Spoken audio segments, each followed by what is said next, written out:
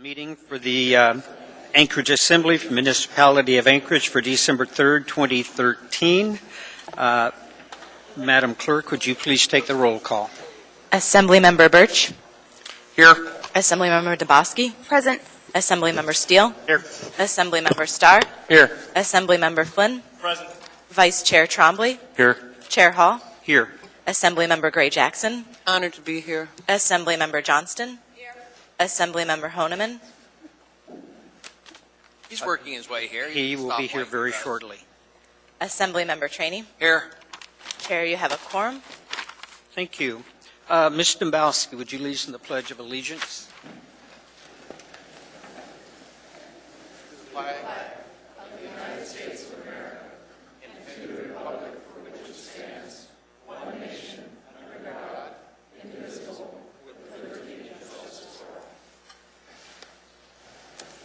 Thank you. Mr. Mayor, report.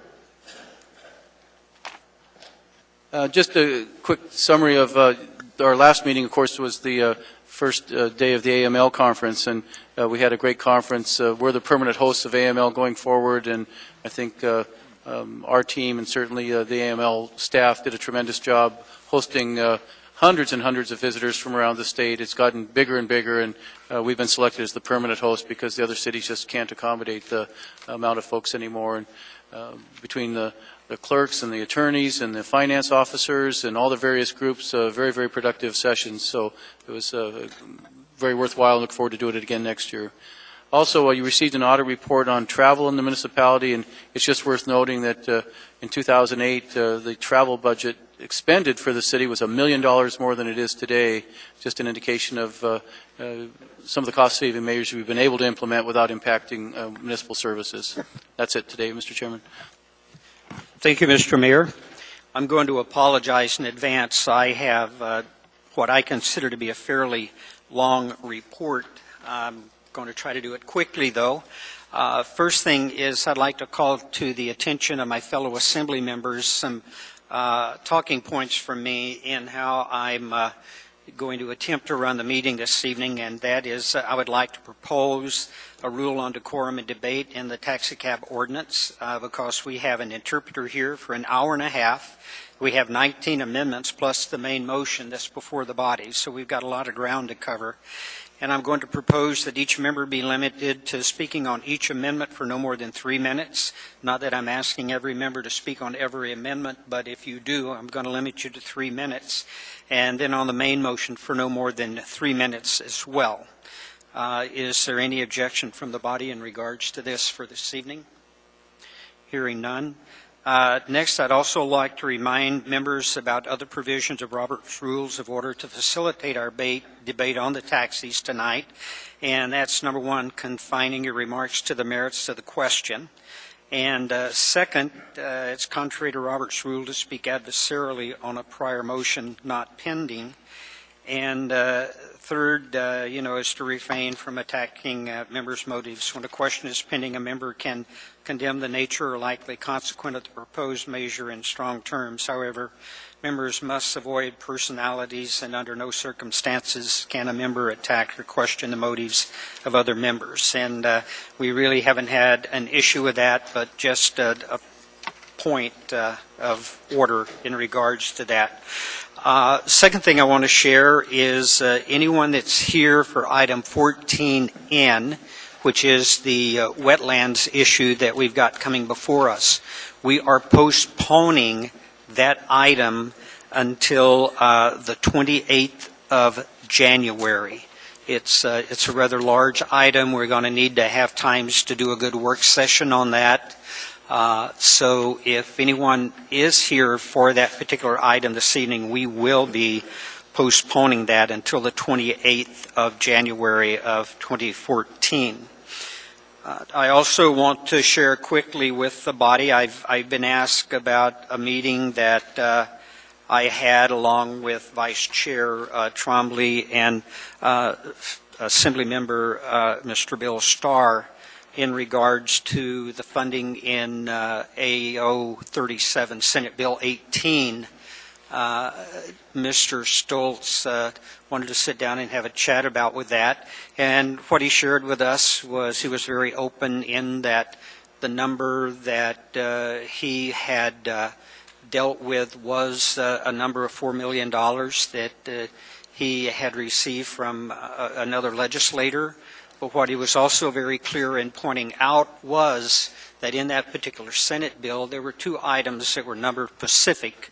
One of those items was the museum for $5 million, and the other was an item for Harry McDonald Center that was $4 million.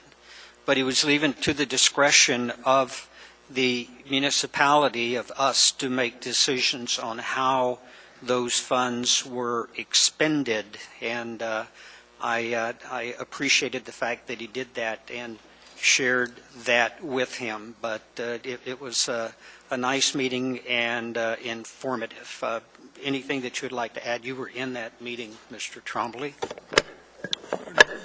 Just a correction, Mr. Chairman. I think you said AO37 in your comments, although that's probably on all of our minds from time to time. But this is in regards to the tennis court. Tennis courts. Tennis courts. Yeah. Senate Bill 18. Senate Bill 18. Million. That's right. And he showed us the documentation that Representative Lindsay Holmes sent to him, and that was a request for $4 million in Project 80s for that specific project. That's all, Mr. Chairman. Thank you. Also, I have a conflict to declare, and as soon as I can find the gavel, I will turn the gavel over to the Vice Chair.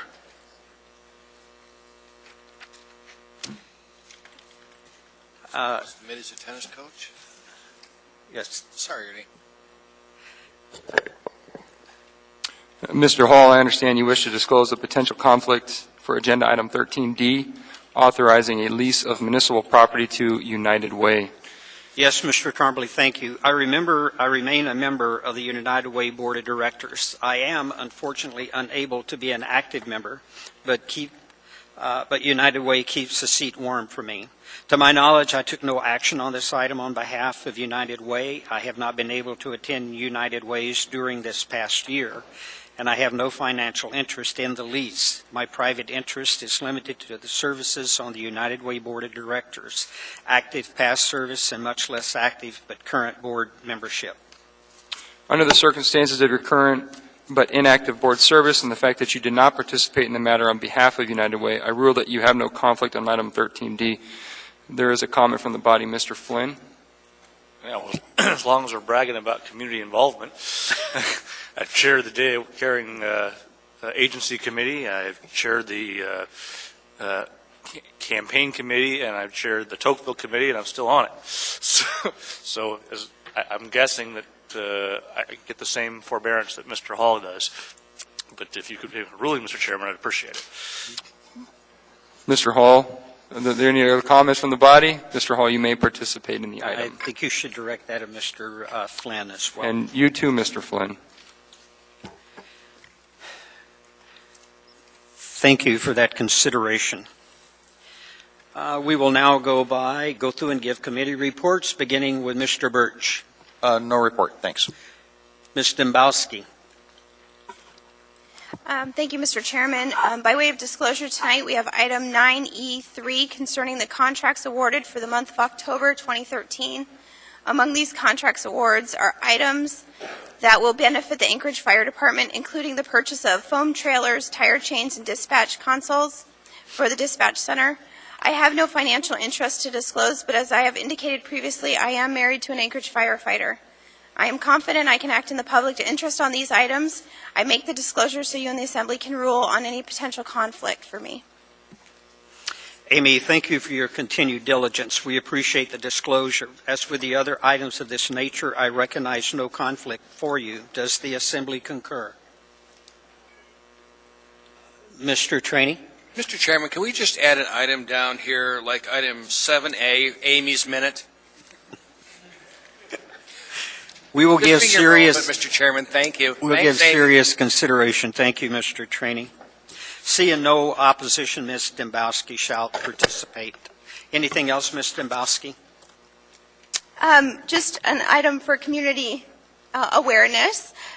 Since our last meeting, I don't know if anybody watches Food TV, but one of our own Eagle River small businesses, Castle Sorensen, Castle's Creations, won Cupcake Wars. Yay, go small business. So I just wanted to point that out. Thank you. Mr. Steele. No report. Mr. Starr. No report. Mr. Flynn. Mr. Trombley. The Ethics and Elections Committee will have a work session on the rewrite of Title 28. Title 28 is our election laws. There's been some extensive changes to Title 28, and I think having a work session would be important. That item is up for the first public testimony, but because of the extent of the changes, we thought it would be prudent to have more than just one public hearing on it. So that item will have a work session December 13th from 1 to 2 p.m. Thank you, Mr. Trombley. Ms. Gray Jackson. Thank you, Mr. Chairman. I don't have an audit committee report, but I will have some comment on an item that's on the agenda to do with an audit committee. Thank you, Mr. Chairman. Mr. Honeman. Thank you, Mr. Chairman. The Public Safety Committee for November didn't meet because we had so many different meetings that were going on the last couple of weeks before Thanksgiving, and including the holiday. We have, as you know, the Chugach Electric Board has a annual meeting, legislative meeting, luncheon on the third Wednesday of December. So I'm moving the Public Safety Committee meeting to Wednesday, the 11th. So if the clerk's office could please notice that to the public, Wednesday, the 11th of November at noon at the conference room here at the Lusac Library. And I'll confirm. Would that be November or December? I'm sorry, December. Thank you, December 11th, and at noon. And we didn't have a meeting in November, so we'll be bringing up a few items concerning, particularly, and I'd like to know from the clerk's office, perhaps the municipal attorney, when the last date is to get an item on before this body to be placed on the ballot if it involves a charter change. There's some language that are concerning about certain classification in the Anchorage Police Department employees when it pertains to writing citations. So if I can get the last date that's possible or that we need to have before this body for to place an item on the ballot for a charter. Yes, you may, Madam Clerk.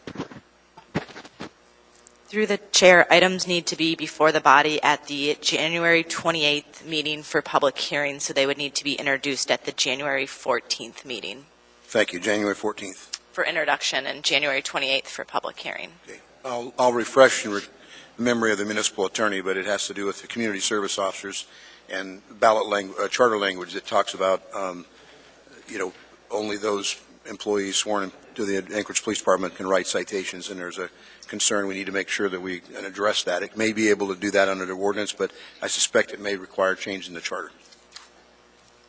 Thank you. Ms. Johnston. Yes, the Title 21 committee met last week, and we discussed the technical changes in AO 117, and you will see an amendment sheet that each of you have gotten, and this is the result of the Title 21 committee. Also, the Enterprise Committee met last week and heard from the contractors doing our marketing report for the port, and I would say there's no surprises there. Thank you. Mr. Chairman. Yes. Not Mr. marketing, Starr. business report, business. Mr. Starr. Through the chair, Ms. Johnston, you and Patrick Flynn co-chair the legislative committee here, and one of the items is the legislative priorities packet. And I've got action in the system now to get that thing changed to January 15th. As we spoke on the phone, it's required by charter to be confirmed by this body by December 15th. And I noticed tonight we don't have it.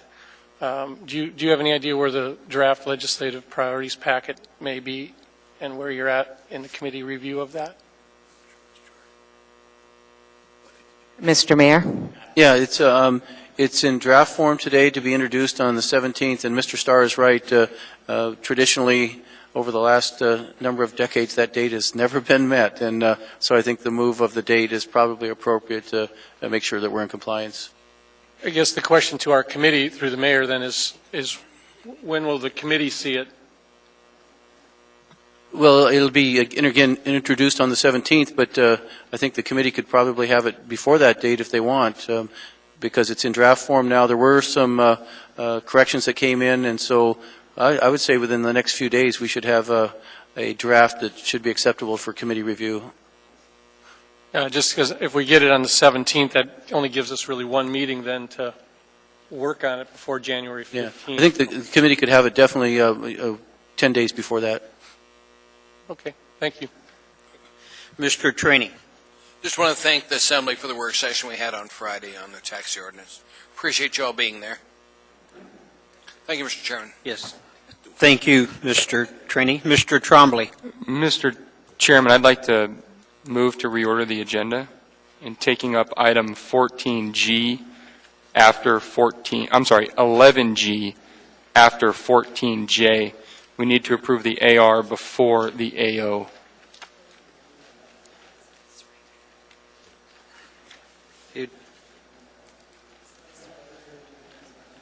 Any objection?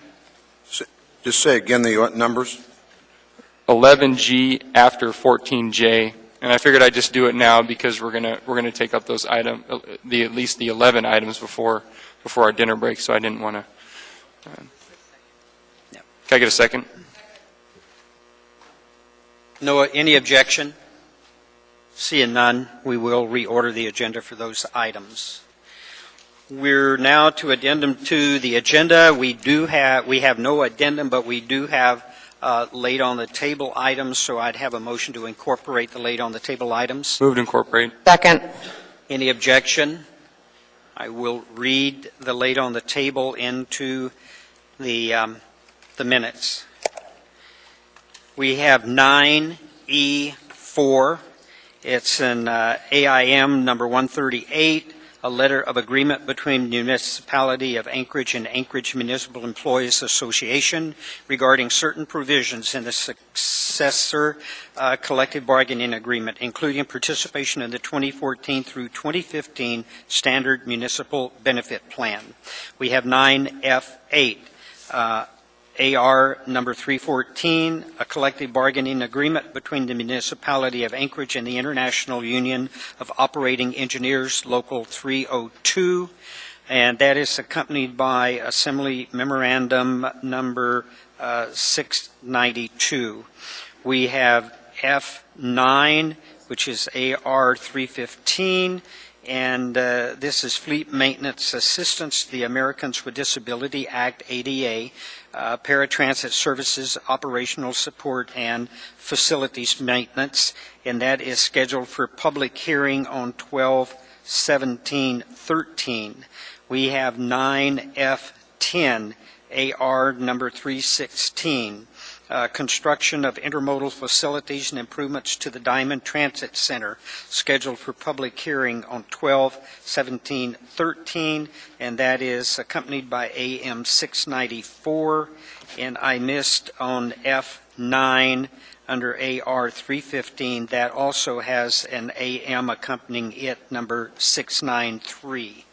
And we have F11, AO 144, adoption and submission of the state legislative program, and that is for public hearing on 12/17/13.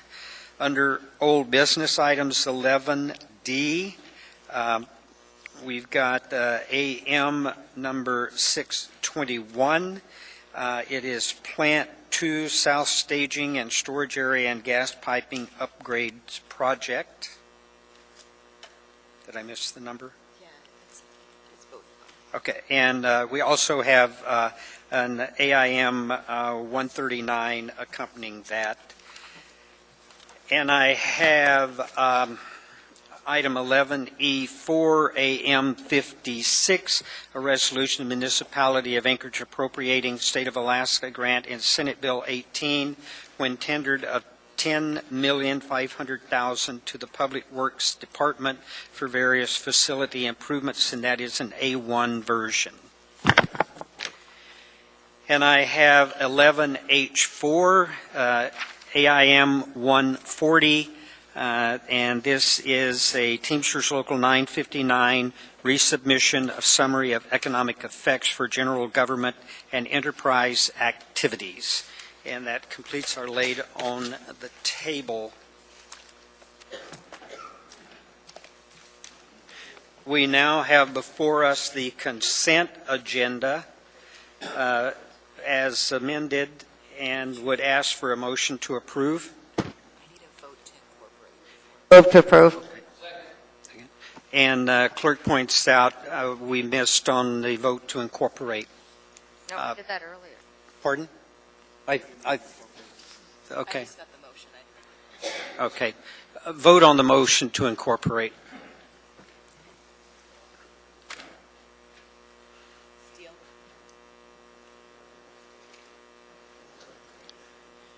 Did you get them all? Okay, and we've got a first and a second. Any items to be pulled? Mr. Birch, No items. Ms. Dembowski, No, sir. Mr. Steele.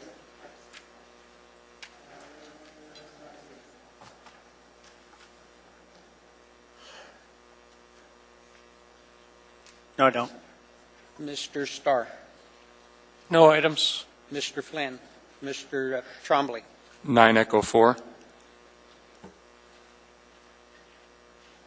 Laid on the table item. Ms. Gray Jackson. Thank you, Mr. Chairman. 9 Echo 1. Thank you, Mr. Chairman. No items, Ms. Mr. Chairman. Okay, thank you. Ms. Johnston 9A1. and Mr. Trainee. Mr. Chairman, nothing to pull. It's just on item D2 and D3. I've asked the clerk when we've got bar violations for serving under 21 to start getting a hold of the ABC board so we can know the resolution. And I asked Anna to send that to all the assignment members. It's just I'm seeing an increase in the amount of under 21s, and I want to know what the result was. Was the person re-educated, let go, or what? So I'll have Anna do that every month as these come forward to see if there's a trend out there. Very good. Thank you, Mr. Chairman. Thank you. Okay, I'm showing that we have pulled items 9A1, 9E4, and 9E1. Any other items? Seeing none, please vote on the consent agenda list the items pulled for action. Motion carries unanimously. We now have before us 9A1. Take a motion. Move to approve. Second. Okay. Any objection? Seeing, hearing none. Barbara, you're going to read, our clerk will read, and Ms. Johnston is presenting. A resolution of the Anchorage Municipal Assembly recognizing, honoring Margaret D. Stock for her excellent work and as a recipient of the 2013 MacArthur Fellowship Genius Grant Award. Whereas Margaret D. Stock has an impressive educational background, including attending Harvard Law School, the John F. Kennedy School of Government, receiving a Juris Doctorate with honors in 1992 and a Master's in Public Administration in 2011, as well as attending the U.S. Army War College, where she was awarded a Master of Strategic Studies in 2006. And whereas Margaret Stock was first commissioned a second lieutenant in the Military Police Corps at the end of her sophomore year in college, after completing the full ROTC program in 2 years, and retired in 2010 as a lieutenant colonel in the military police, U.S. Army Reserve, after 28 years of service, where she served in assignments such as special advisor to the commander, U.S. Special Operations Command, and associate professor in the Department of Social Sciences at the United States Military Academy at West Point, among many others. And whereas Margaret Stock has been licensed to practice law in Alaska since 1993 and has practiced at a number of law firms, currently working as an attorney with the Anchorage office of Cascadia Cross-Border Law, as well as serving as counsel to the firm of Lane Powell, LLC, and working as managing and senior partner of the firm Stock and Moeller, LLC, where she was primarily engaged in matters involving immigration law and litigation.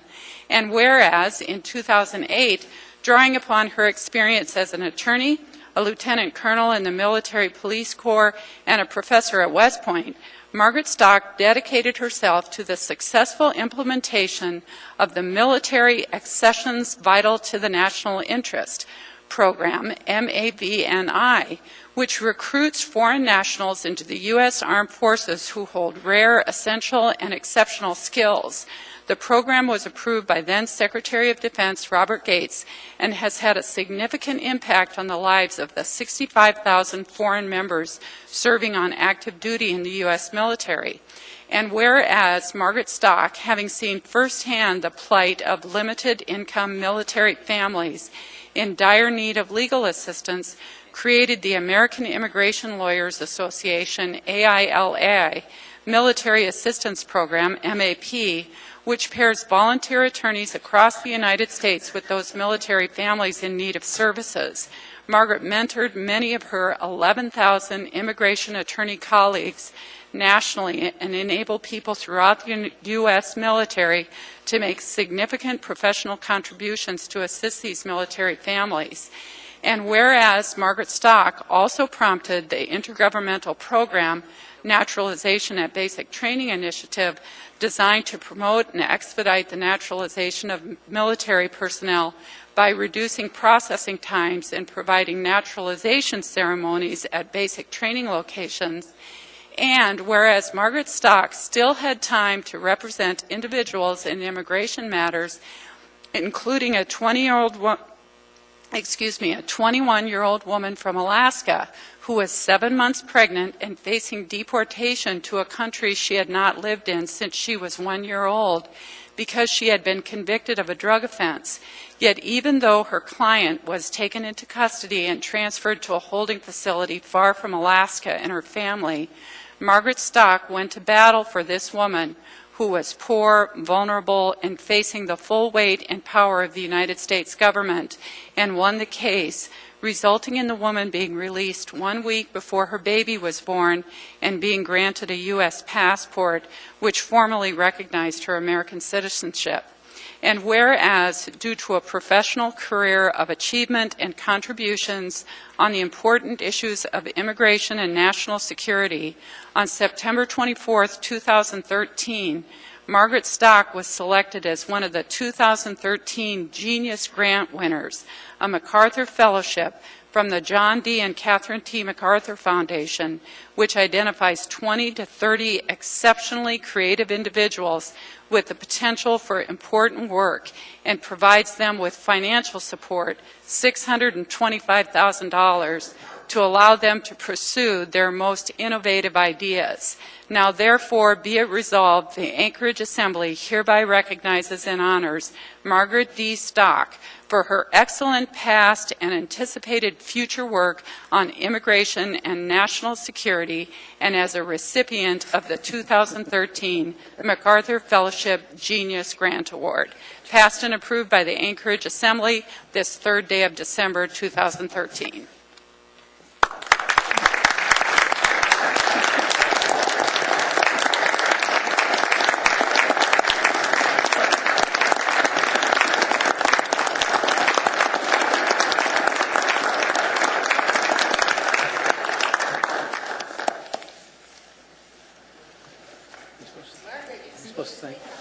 Mr. Honeman.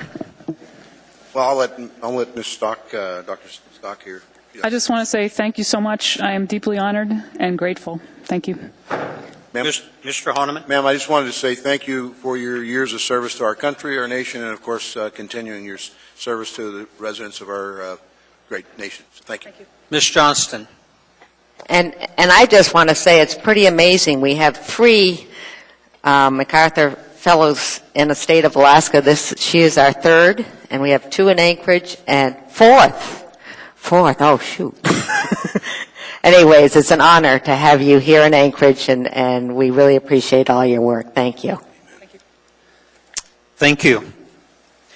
We now have before us item 9E1, AIM 135, Internal Audit Report, 2013-08, Chugach Volunteer Fire Department, Physical Internal Controls, Anchorage Fire Department.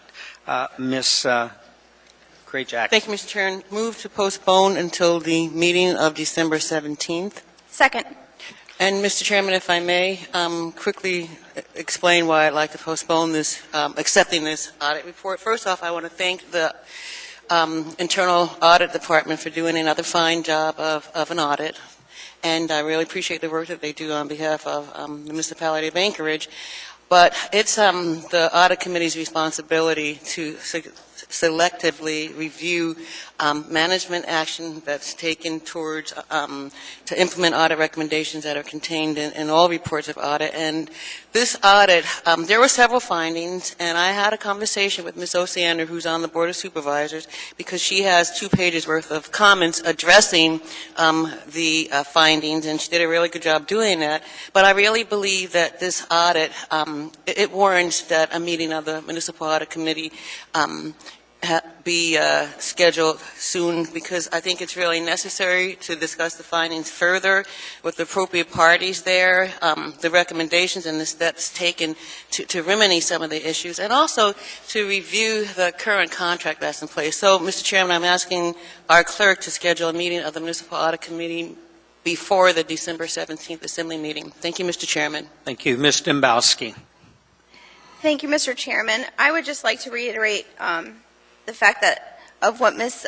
Gray Jackson just indicated. I think this is an important finding from the auditor's department, and I think we have a responsibility to vet it just a little bit more.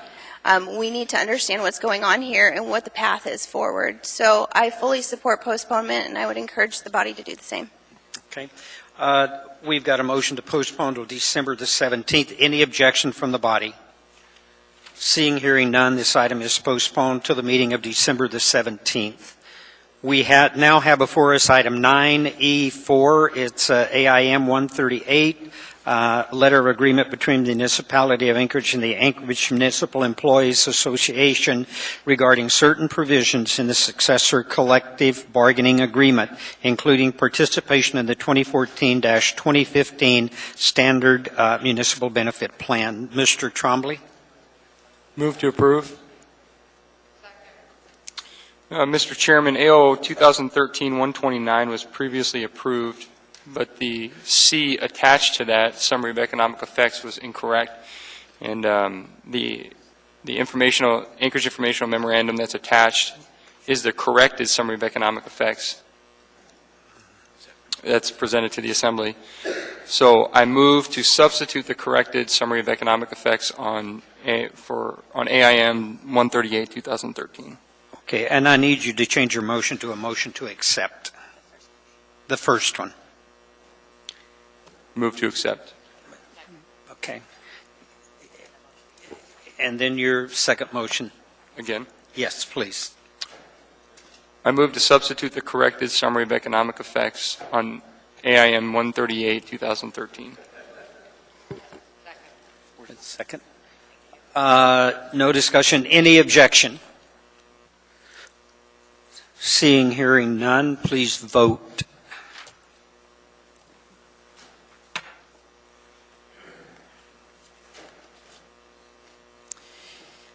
That concludes our consent agenda. And I want to take up one item under old business prior to breaking for our dinner break. That is item 11A, AM number 653, and it's Planning and Zoning Commission appointment of Mitzi C. Barker. It's before the body. Move to approve. Any discussion? Seeing none, please vote. That motion carries unanimously. Mr. Trombley, now it carries unanimously. We're going to take a quick break so we can be back here at time certain at 6 o'clock. Do we have some Boy Scouts here this evening before we break real quick? And some cool school students? This would be an appropriate time.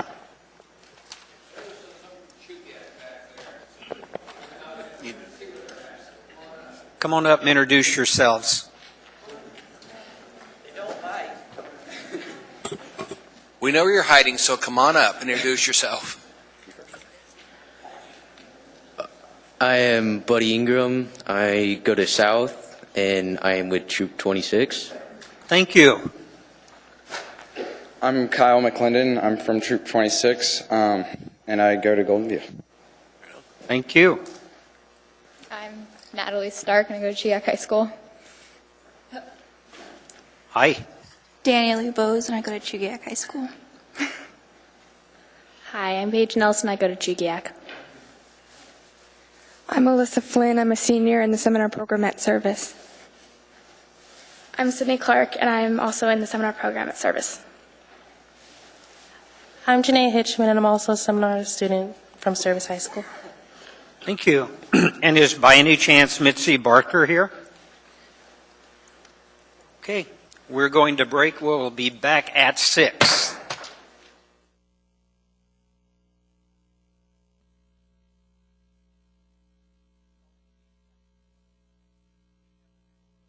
(11B) AO 109 S1 version.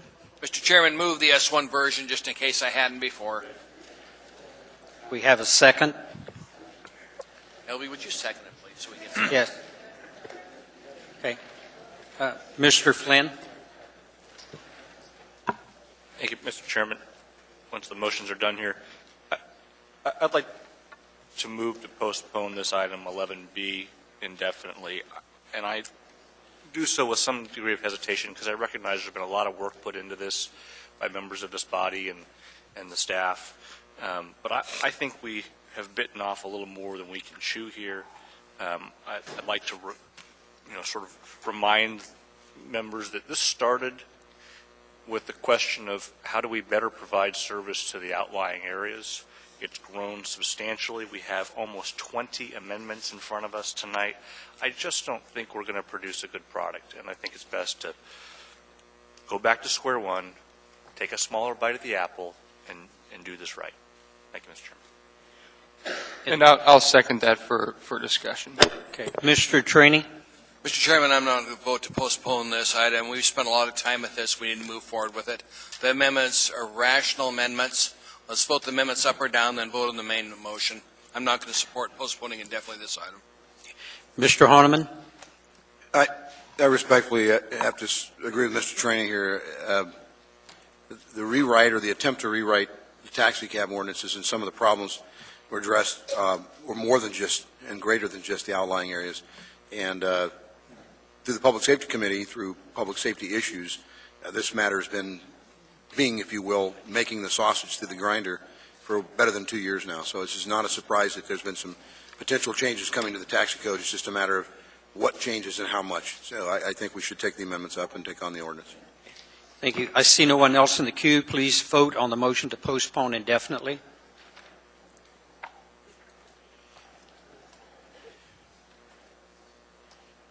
We got everybody. That motion fails 9-2. We've got a motion and a second. We've got amendments. I'm going to go through the amendments one at a time. I will call on the sponsors of each amendment to move their amendments, beginning with amendment number A, that is by Assembly members Johnston and Dembowski. Which Move to approve. Second. No. And this is just adding 2 members to the commission, and at least 1 member with the knowledge of the disabled or senior community, and at least 1 member from either Chugiak or Eagle River and or Girdwood. Ms. Gray-Jackson. Thank you, Mr. Chairman. I'd like to amend this motion by striking ex officio, and it would read, the commission shall... I'm at the wrong one? Oh, my, okay. Okay, well, A1 is the first one in my packet. Yeah, we went. I apologize. We went to A. Mr. Trainee had A1 pulled. I'm sorry, Mr. Chairman, thank you. Yes, no problem. Thank you. Any other comments? Seeing none, please vote.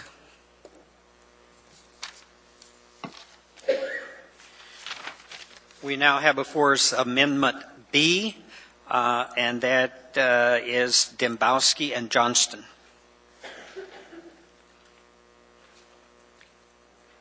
Someone want to speak to that? Mr. Dembowski, I think this is one you just passed out. Yeah, I just forgot to push my button, sorry. So what this one will do Yeah, sorry, I'm moving the substitute. It's substitute amendment B, Mr. Chairman, that I just passed out to everyone. And as I indicated in the work session, my intent was to allow cabs that operate in Chugiak Eagle River or cabs that come in from the valley, give them the opportunity to make it a round trip. So that's what this amendment does. Seeing no one in the queue, please vote.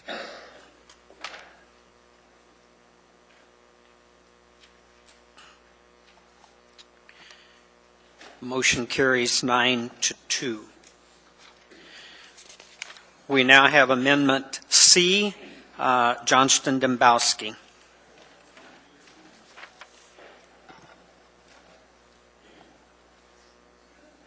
Move to approve Amendment C. Mr. Chairman, Amendment number C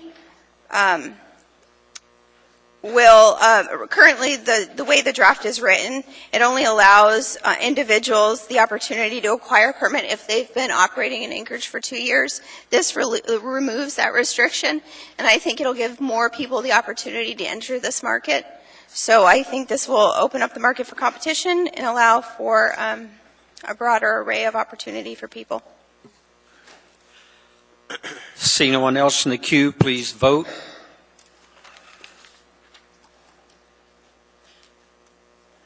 Motion passes 10-1. Amendment D, Assembly Members Johnston and Dembowski. Move to approve. Second. And this basically deletes the language requiring cabs to have front-wheel or four-wheel drive. There's quite a few positive traction vehicles still out on the road, and we feel that they can service the people. So we don't feel that we think this is overkill.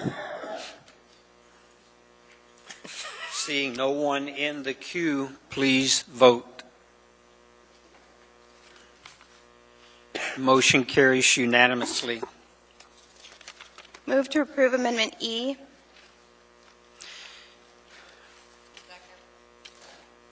Ms. Dembowski. Thank you, Mr. Chairman. This amendment will help identify non-responsive calls for service for the Girdwood and Chugiak Eagle River areas. The intent here is to start gathering data in a systematic fashion, so it will allow this body to make better policy decisions going forward, especially one of the driving forces in us revisiting this, as Mr. Flynn indicated, was to address some of the outlying areas. So yet again, this is just going to help us capture data. Thank you, Mr. Chairman. Thank you. See no one in the queue, please vote.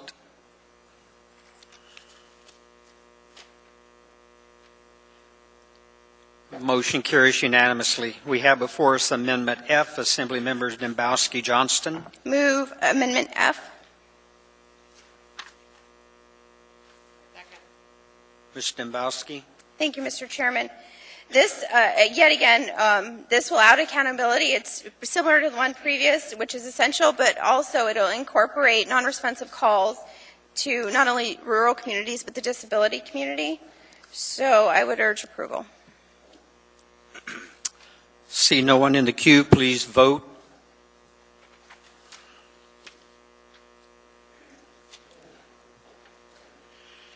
Have before us Amendment G. Move item G.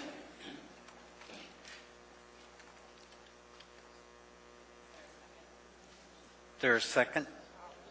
Okay, Ms. Dembowski. Thank you, Mr. Chairman. This was one that we discussed quite a bit at the work session. And essentially what this will do is this will not increase the per mile rate. Instead, it would leave the increased opportunity at the flag drop fee. I think, as I indicated at the work session, that our rural communities would be disproportionately affected by a % per mile increase. And the math, if you look at it, realistically, most of the calls are coming from inside Anchorage. So if the intent is to generate revenue, you would generate more revenue by actually utilizing the tool that's already there and increasing the flag drop fee, which has already been approved by this body. So I would just encourage that we take a rational and logical approach on this one and look at the numbers. And I really believe that the numbers will show that the revenue generated would be more substantial by the flag drop, not the percent per mile increase. Ms. Johnston. While I agreed to the general concept of this, it's been brought to my attention that in changing this, we've also changed the S1 version as far as how fares and rates come to us. In the S1 version, the Public Transportation Commission would do all the public hearings as far as fare increases, and we still retain the power to either vote up or down. And in this amendment, we've taken that away so that it's a double hearing process. And I'm not sure if that's really a good use of our time, and I'd be open to hearing from other Assembly members how you feel about that, if you want to have a public hearing process here along with the Public Transportation Commission. Mr. Honeman. Well, I appreciate where Ms. Domboski is going with the perhaps, accounting for distance travel.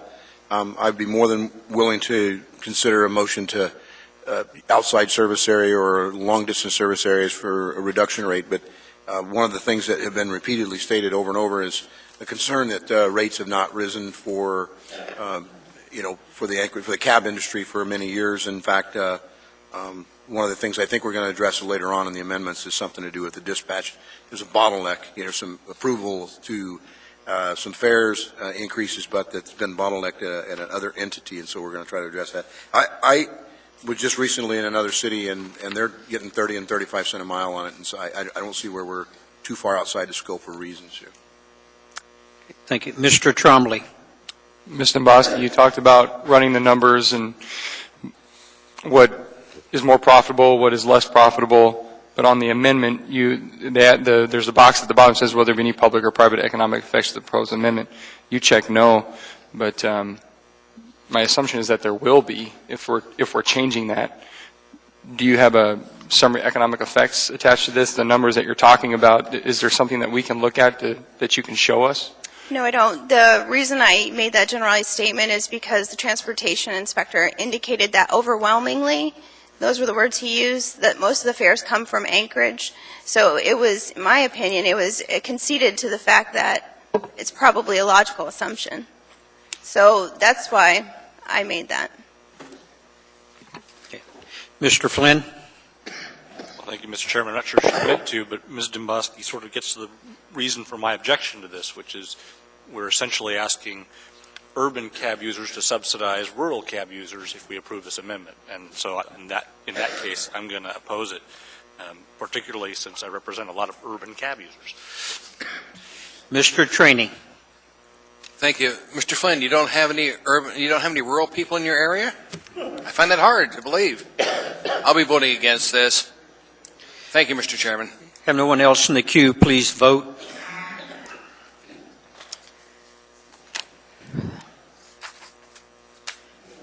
That motion fails 7-4.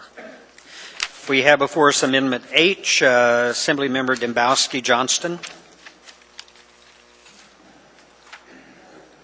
Again, I move to approve Amendment H. Second. Ms. Dembowski. Mr. Chairman, I would like to delete the increased lease rate for hybrid electric fuel efficient vehicles. In this amendment, essentially, it would say that the daily lease rates for taxi cab chauffeurs would be no more than $85 for the day shift and $75 for the night shift. I think it's appropriate, and I urge approval. Ms. Johnston. Again, it was brought to my attention that in doing this, we've deleted the whole concept of having the Public Transportation Commission do the public hearing process, and the Assembly either votes up or down on their recommendation.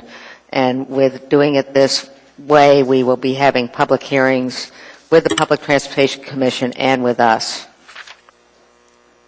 Mr. Trainee. First, I'll be voting against this. When we look at the S1 version, what we envisioned was the Transportation Commission setting the rates, and then we can step in later if we want to have a hearing. But this keeps the hearing down with that commission. Thank you, Mr. Chairman. I'll be a no vote on this item. Ms. Dembowski. Thank you, Mr. Chairman.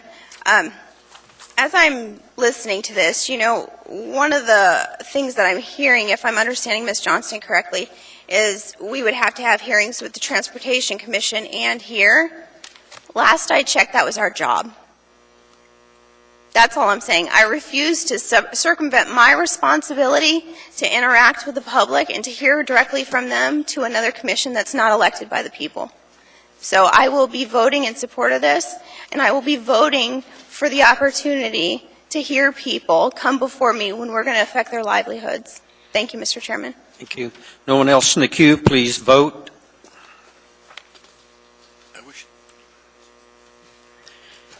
That motion fails 7-4. Amendment I, Mr. Trainee. Thank you, Mr. Chairman. Second. What this will do is set the system where somebody can get a 6-month permit in the summertime, if you will, and price $1,050. Because there's some, I think, that want to have a permit. Mr. Trainee, turn your microphone on. Sorry. Thank you. I don't know how it turned off. Anyway, I think you pulled the button on it. What this will allow us to do is see if there are people in the summertime that want to have a taxi service for a short amount of time. I think with some of the conventions we have, this would be appropriate. Thank you, Mr. Chairman. Seeing no one else in the queue, please vote.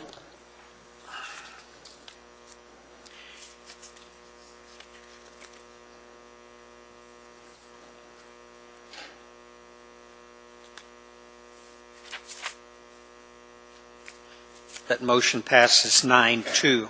We have before us Amendment J, Assembly Members Johnston and Dembowski. Move to approve Amendment J. Second. Ms. Dembowski. Thank you, Mr. Chairman. As the transportation inspector indicated, this isn't anticipated to generate a ton of revenue. It's all dependent, though, on how many permits would be transferred per year. I think he said 7 last year, so, right around $2,000, but considering the costs that we said were associated with some of the decals, I think this is one more opportunity to defer the cost of government operations, and I would encourage approval. Please, Mr. Trombley. Mr. Dembowski, what does this do to the average? We might be throwing some additional regulations on these folks, raising the cost of doing business for them.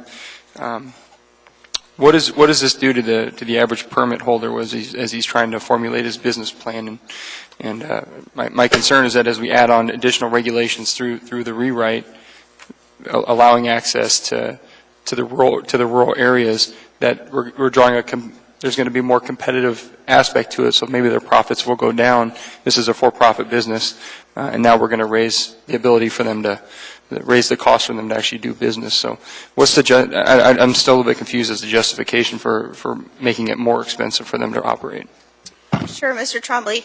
Well, a big part of this rewrite is beefing up enforcement, and we've got to pay for that some way. And to use Mr. Flynn's word earlier, I personally don't want to subsidize that cost and pass it on to somebody who's not using the industry.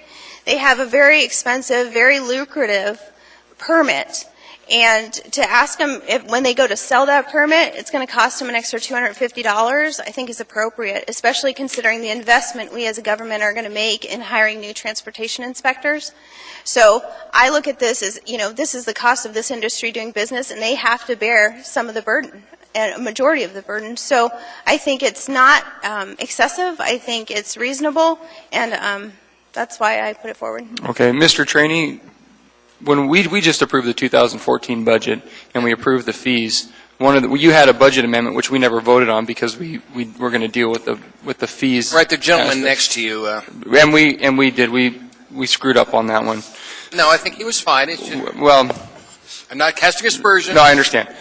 So we raised fees already in that fee packet And the justification for raising those fees was to pay for an additional enforcement mechanism. Are we? 2 full-time inspectors, yes. Correct. We have So- one part-time now, which can't do the job adequately. Right, and that was also to meet the demands of the new rewrite. So with this amendment, do you think that one of the justifications for Ms. Nabowski was that we're going to raise this fee to help meet the demands of the inspections? Are we double dipping here, do you think? I really don't know, sir. I wish I could help you on that. We might ask Eric Musser, the transportation inspector, as to what the cost will be for the 2 full-time inspectors and see if this impacts that. Please, Mr. Musser. Have I exceeded my 3 minutes, Mr. I'll Chairman? cede my 3 minutes to him. Thanks. You try and keep track of it. All right. Thank you. Through the chair, Mr. Trombley, there's 2 classes of permits, and then what there are, going back to the unified municipality, 158 transferable permit. This amendment applies to those. We don't transfer a lot. There's some movement in and out of trusts. The cost to fund 1.5 code enforcement officers, about 153,000 loaded to what we're looking for. Just the permit fee generates about 93% of this. This adds a little bit to that. It's not double dipping. It's a different action associated with the permits. Right, but on this amendment, it says the additional revenue will help generate revenue with the goal of ensuring the Transportation Inspector's Office is at a minimum revenue neutral. So with the fees that we just increased through the 2014 budget that we just passed, did we not raise fees enough to cover that cost that we have to raise this in order to make those inspectors now revenue neutral? Okay, through the chair, Mr. Trump, the fees that are in this ordinance were not passed as part of the budget. It was all deferred to this ordinance. So we haven't passed anything yet. We didn't raise any fees in the... Remember at the time we dealt with the budget? Right. Mr. Flynn sitting next to you wanted to defer this until we passed this. We've got to get this passed to provide the funding mechanism. Okay, I understand. That'll be part of the debate because I want to ask the administration, do we still have your support to get the hiring inspectors? Because I've been told once we get this put in place, they'll be willing to hire them. Okay, thank you. That's all, Mr. Chairman. Thank you, Mr. Musser. Ms. Johnston. I was also going to mention that because we passed the seasonal permit, it was suggested that they might have different color decals, and since this is a very small revenue source, both Ms. Dembowski and myself thought that we could use this revenue source for the decals. Ms. Dembowski. Thank you, Mr. Chairman. Ms. Johnston just struck on a lot of what I was just going to say, but I had one more question for Mr. Musser, if you could come up. You had mentioned when you were just now talking that many of these permits, they don't transfer very often, correct? Through the chair, yes, ma'am. And you said they come in and out of trusts, correct? Through the chair, yes, ma'am. And how many of these, and I'm not going to hold you to a specific 7 or 6, but would you say a fair majority or some or not many of these permit owners live out of state? Through the chair, we ran that a year ago, and it was not very many. The majority of them are in-state, although as associated with the transferable permits, and they reach retirement age. The number shifts 1 or 2, but insignificantly. And then would you say that they're like transferring them to family members, or are they just outright selling them? Or? Of the applications that we have processed and the commission has approved this year, and I'm sorry, through the chair, 3 have gone into either a business entity, LLC, out of the individual's name, and 2 have gone into a trust, an educational trust for the family-type trust for the children. I appreciate that information. Thank you. No problem. Mr. Trainee. I'd urge approval on this item, sir. Seeing no one else in the queue, please vote.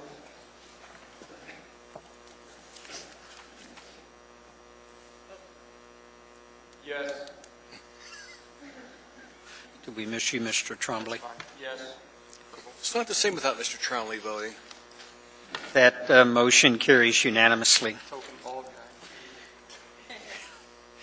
We now have before us Amendment K, Assemblymember Birch.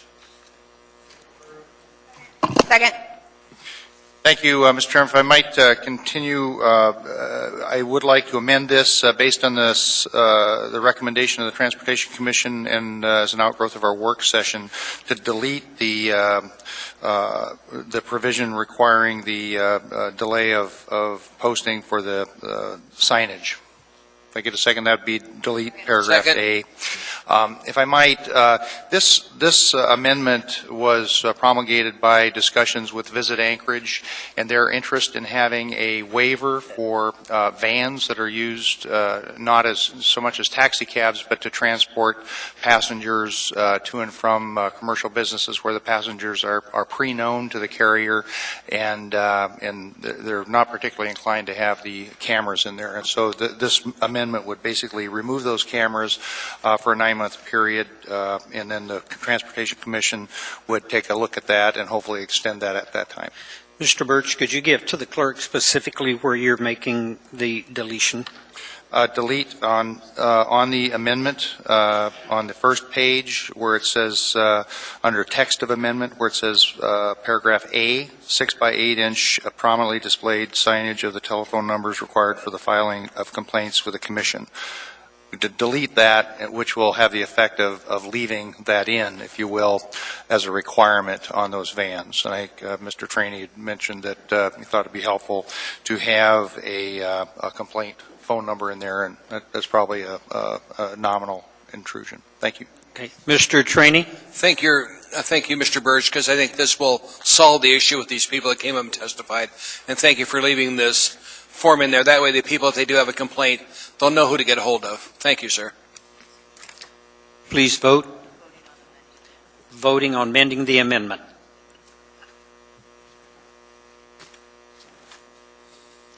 That carries unanimously. Now voting on the motion as amended.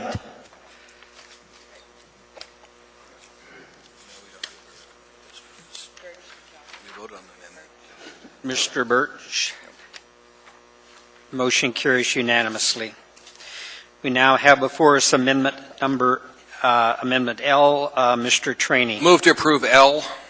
Second. And what this is going to do is just set up a process. If people feel they're being discriminated against, it will fall underneath the jurisdiction of Title V.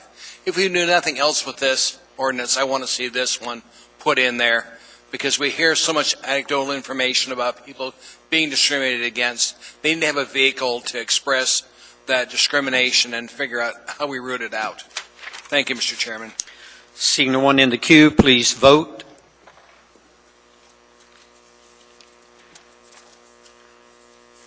Thank you, sir. Motion carries unanimously. We now have before us Amendment M, submitted by Member Ms. Gray Jackson. Thank you, Mr. Chairman. I'd like to move amendment number N. Second. And basically, what this amendment is going to do, it's going to require the Transportation Commission to provide a review and report to the Assembly, number one, to determine if there is an issue in terms of taxi service during bar closing hours.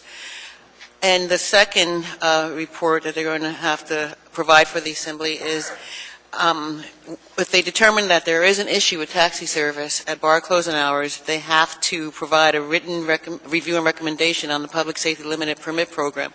The Transportation Commission, I heard through the grapevine, they already reviewed this Public Safety Limited Permit Program, but they didn't give us anything in writing as far as their review and their recommendation. So I want them to review that again and provide something in writing. In addition to that, any other recommendations that they may find on how to alleviate the problem. Thank you, Mr. Chairman. Thank you. See no one in the queue, please vote.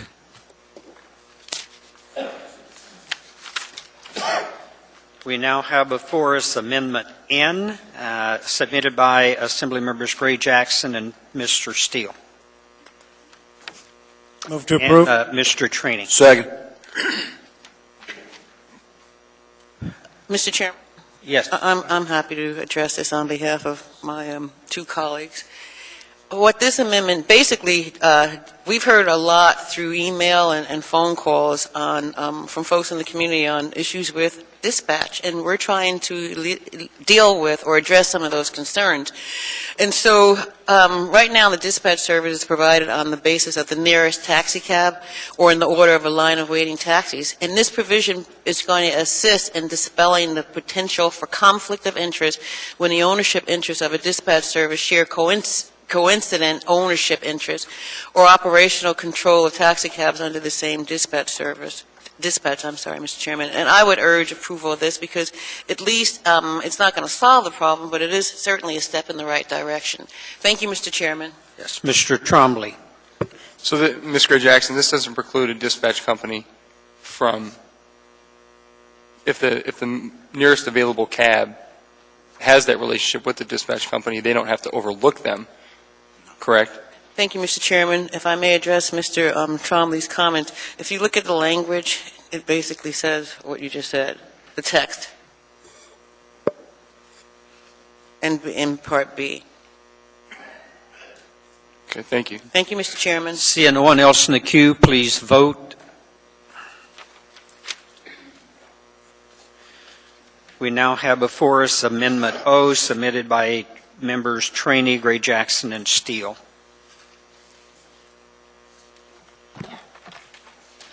Second. Ms. Gray-Jackson. Thank you, Mr. Chairman. This amendment is simply to clarify that rate setting is a municipal function, period. The Anchorage Transportation Commission is empowered to establish maximum rates by regulation, not dispatch companies. There's no delegation to the dispatch service provider to reset or reestablish rates, fares, and fees under Title 11, or to otherwise restrict pricing by imposing limits not set out in regulations. And this amendment is taking care of what currently exists. Thank you, Mr. Chairman. Thank you. Seeing no one in the queue, please vote. Motion carries unanimously. We have before us Amendment P. That is Assembly members Trainee, Gray-Jackson, and Steele. Second. Ms. Gray-Jackson, you appear to be carrying the water for all your Assembly members. I appreciate that, Mr. Chairman, and Mr. Steele and Mr. Trainee for letting me carry the water. I am thirsty. The following, basically, what this amendment is going to do, it's going to update the fuel surcharge to the current fuel price environment. When the fuel surcharge was put into place, fuel was extremely high and escalating, but fuel costs seem to be dropping right now. And so I'm just going to read the language so it'll be clearer for everybody. A fuel charge shall be added to each fare trip. The fuel surcharge shall be adjusted twice per year on March and October 1st based upon the prior 180 days average price of regulated unleaded fuel in Anchorage. The average price shall be based on the AAA fuel gauge report for Anchorage published by the Oil Price Information Service. No other comments, Mr. Chairman. Thank you, Mr. Chairman. Mr. Honeman. Just a quick question. This chart, I guess you could say, is actually implemented somewhere else in the municipality, correct? We're using this as a basis for... I don't know. I don't know. Does the administration know?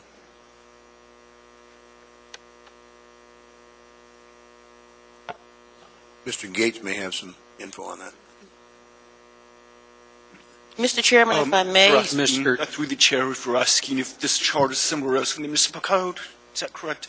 Not that I'm aware of. Okay, thank you. Okay. Seeing no one else in the queue, please vote.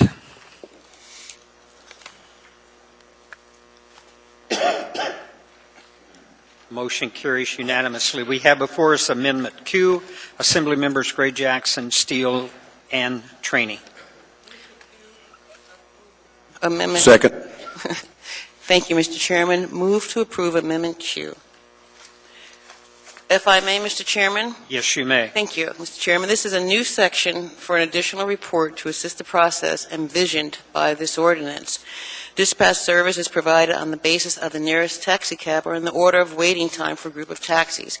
This required report will assist in dispelling the potential for favoritism and conflict of interest in dispatch of taxi cabs.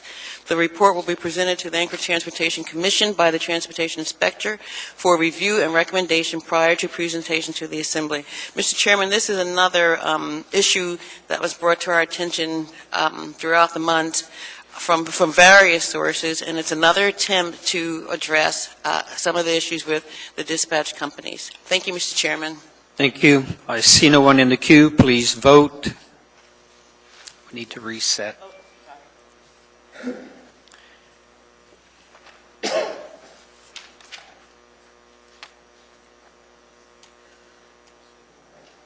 Motion carries. We have our last and final amendment. I'll move to approve this one, Mr. Chairman. Second. Mr. Chairman, Mr. Gates gave us this one. This is to address some of the language used in this ordinance relative to passengers with disability and people with a disability. It's to bring the language in context with the language normally used to describe people that have physical disabilities, mental disabilities. Thank you. Do we have a second on that, Madam Clerk? Second. Thank you. Have a motion and a second. No one in the queue. Please vote. That's it. That motion carries unanimously. I have no more amendments submitted, so we are back to the original ordinance as amended, the S1. Ms. Dembowski? Thank you, Mr. Chairman. You know, as I look at the taxi cab rewrite, I've been studying this and looking at it and talking to a lot of people since April on this issue, since I got on this body.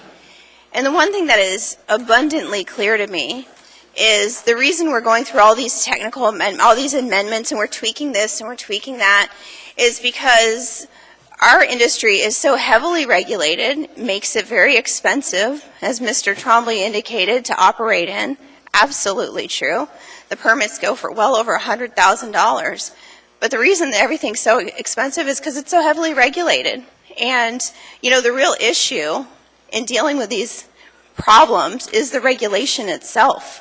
You know, if we opened up the market, created competition, it would drive the cost of the average person, it would drive it down. It would give more service in areas. If I had a part-time mom who lived in Chugiak Eagle River who had to pay $1,500 for a permit, and yeah, she had to have her car insured or whatever, it's far more affordable than a $160,000 permit. And the reason they're so expensive is because it's such a locked market. I think that's the fundamental issue. So, you know, I will be voting to support this because I think it's a system we have, and I don't think there's the will to change it at this point. But if this doesn't work, and if we don't get service in Chugiak, Eagle River, and Birchwood, you can bet we'll bring this issue back, and we're not going to be talking about little minor tweaks because we will be talking about really competition. So I appreciate that. Thank you, Mr. Chairman. Thank you. Mr. Trini? Thank you, Mr. Chairman. I want to thank Mr. Gates for all of his work on this. It has been great working with you, sir, and thanks to the administration for letting us use his full-time attention on this. Thank you, Mr. Reeder, because I know you assigned him to work on this, and I really appreciate it. I hadn't worked with him before. He's great at doing this. Thank you, sir. And Eric, thank you so much for working on this ordinance. We've met a lot of times, a lot of different settings, and thank you very much for coming to the plate. And to the administration, I want to keep you guys to your promise to us to increase the staff, because this is a complex ordinance, and without getting the additional transportation inspectors, this isn't going to work. So thank you for the commitment we have to get these transportation inspectors. And I want to thank all my colleagues. You guys have all put different pieces into this thing. Let's get this thing approved tonight and get it done. Thank you very much, Mr. Chairman. Thank you. Mr. Honeman? I just want to say thank you, Mr. Chairman, to yourself for appointing Mr. Trini to carry the torch, if you will, after Ms. Elsander stepped down from the body after her term, I guess, limit. As you well know, this matter, as well as towing, has come before the Public Safety Committee a number of times over the past couple of years, in my recollection. And again, this is not an issue that has been kept quiet or behind closed doors. We've had public meetings, very well attended by members of the industry from all levels. And I know that it's not going to be a perfect ordinance. I don't know that there ever is one, and it probably begs for amendments or changes as we go along, as all ordinances generally need to be reviewed and refreshed for recurrency from time to time. So I thank Mr. Trainey for taking on this task. No, it wasn't an easy one, and Mr. Flynn, I know, thank you for bearing with us here as we work through all the making of the sausage. But it's not something we take lightly. The community is in need of quality transportation services, and Mr. Domboski, the only way I can think of that make sure that we have checks and balances is to have some regulation, and then of course the follow-up piece is the enforcement to make sure that the rules are followed. So, and I want to thank the Transportation Commission. I know I recognize at least two members here tonight, and it's a big task we're loading you up with. So, I hope that you're up to it. So, thank you. Mr. Gray Jackson. Thank you, Mr. Chairman. I just want to echo a lot of the comments that were made in terms of thanking everybody, Dean and the administration, and also Ms. Osiander, who isn't here anymore, but for bringing this forward anyway. And it took us a long time to deal with it, but I'm really glad that you selected Mr. Trainey to carry the water and not me. He did a really fine job, and I was glad to be able to participate and listen to the community and bring forward amendments that I think will make a difference. And I want folks to keep in mind that just because we pass this ordinance doesn't mean that it's perfect. And that's what the Assembly does, revise ordinance. That's like a really big part of our job. And so I'm sure we'll have to revisit this ordinance, and we will, and probably in the near future. And thank you to all the public who participated in all the meetings that we had, and your comments were listened to. Thank you, Mr. Chairman. Thank you. I have no one else in the queue, but I too want to thank Mr. Trainey for doing such a yeoman's job on bringing this to fruition. I know it was a lot of hours and a lot of herding of cats, but job well done, Mr. Trainey. Please vote. Thank you, Mr. Chairman. And no, I'm not going to move to reconsider it. That motion passes 10-1. We now have before us item 11C, AO number 117, and I'm basically going to read an ordinance amending Anchorage Municipal Code Title 21. This item is before the body for action. Don't we have a motion on the floor already? We did, because we were in the process of Right. amending it when we paused. Right. Yes. We do. So, Ms. Johnston? Yes, each of you have 3 amendments. And they were passed out. The legal helped me write as far as, and as you might have remembered in our last attempt at amending this ordinance, which is technical corrections to Title 21, we got a little wrapped around the axle as far as what was technical and what was major.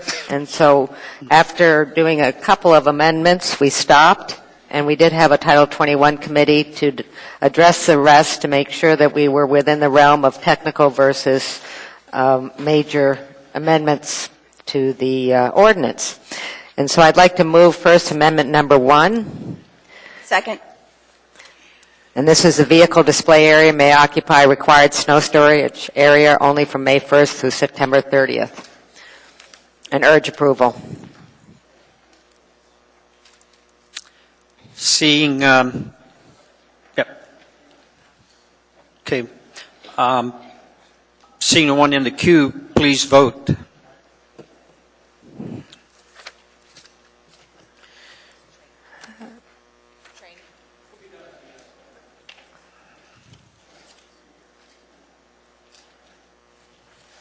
Motion carries unanimously. Okay, I'd Ms. like Johnston. to move amendment number 2, which deletes no more than 1-story height, and this as far as the bay windows and the offset or allowed into the setbacks, and we felt that we shouldn't have a height limitation on this. It wasn't something that was approached in Title 21.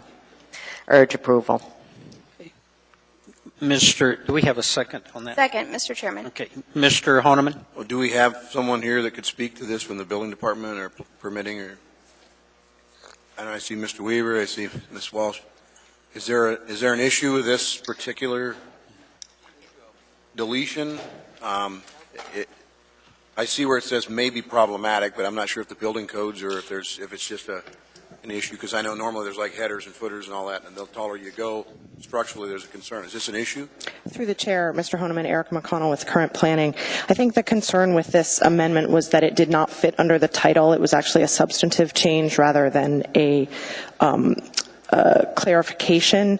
So the planning department intends to bring this forward as a separate amendment, but the intent is that if a bay window is allowed to encroach into a setback, it should be a one-story window and not go up a full height of a multi-story building. Okay. I think I'm seeing the concept here. Thank you. Okay. I see no one else in the queue. Please vote.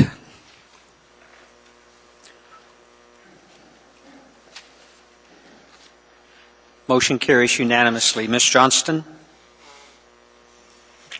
Move to approve Amendment 3. Second. And this is basically both Chapter 9 and Chapter 10 dealing with Girdwood and Chugiak Eagle River have variances in their chapters. But because we haven't addressed how those variances are handled and tried to do this in the technical rewrite, but it was decided by council that we need to do it by ordinance, we'll come back to you with an ordinance on this. So this is just striking where it was put on the table with the similar variances on the bowl. Urge a yes vote. See no one in the queue. Please vote.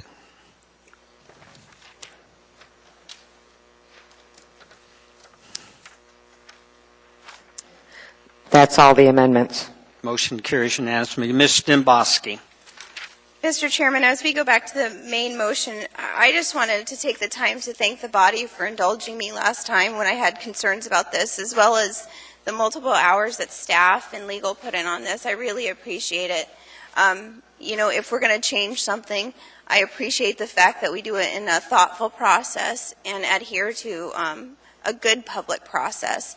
And so by tailoring back some of the initially requested changes, it's put me in a more comfortable position where I do believe these are technical changes, and I just very much appreciate all the help everybody and all the time everybody's put into this. Thank you, Mr. Chairman. Thank you. Mr. Starr? No, I'd take my comments out. I just had a question for Erica, but I'll take it offline if you don't mind. Thank you, Mr. Starr. Seeing no one else in the queue, please vote on the ordinance as amended. Please vote. Motion carries unanimously. Move for immediate reconsideration and urge a no vote. Okay, we've got a motion to move for immediate reconsideration, urging a no vote, and a second. Please vote.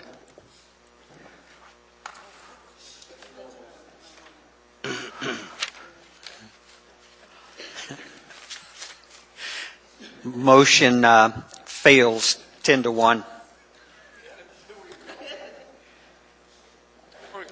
Absolutely no comment. We have before us a Excuse me, Chair, could I take a moment of Yes, you may. privilege and wish Ms. McConnell a happy and healthy honeymoon? Yes, all of us. Thank you, Erica. We now have before us item 11D, AM number 621. It's change order number 2 to Roger Hickle Contracting, Inc. for Plant 2A South Staging and Storage Area and Gas Piping Upgrades Project, contract number C-201-34106, Municipal Light and Power, ML&P, and this is in the amount of $4,950, $111.67, although we bifurcated this. So what is the number we're actually taking action on? The remaining balance. Yes.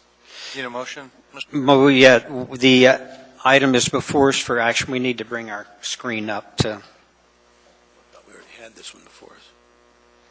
I have Paul and Tim as approving. Right. We're still on 11s on the board. Oh, sorry.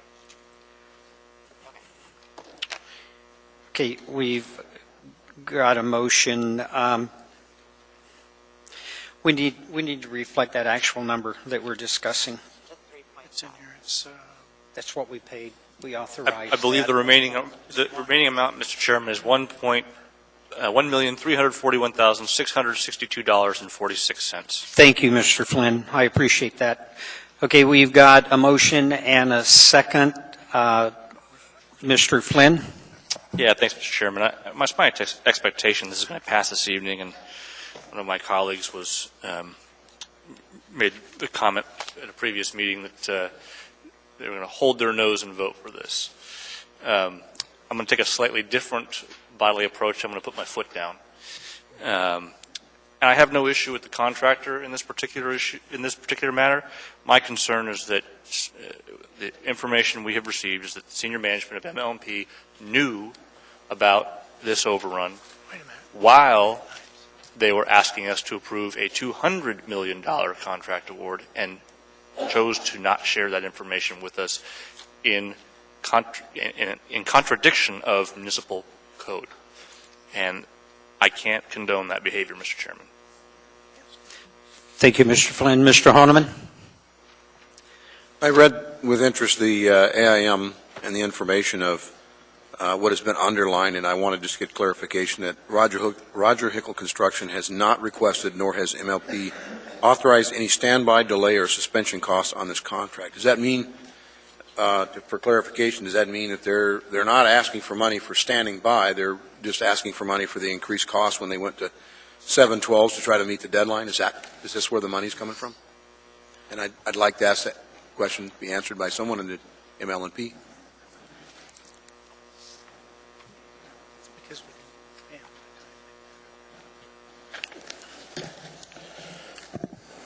Through the chair, Mr. Honeman, that is correct. Your statement that the delays were increased costs due to overtime, doubling up of men and equipment to maintain the original schedule. Okay, because that wasn't made clear in the previous. I think I would have had a different approach to it. So I get the concept. I am concerned, as Mr. Flynn is, from where the failure was. I don't know where that's.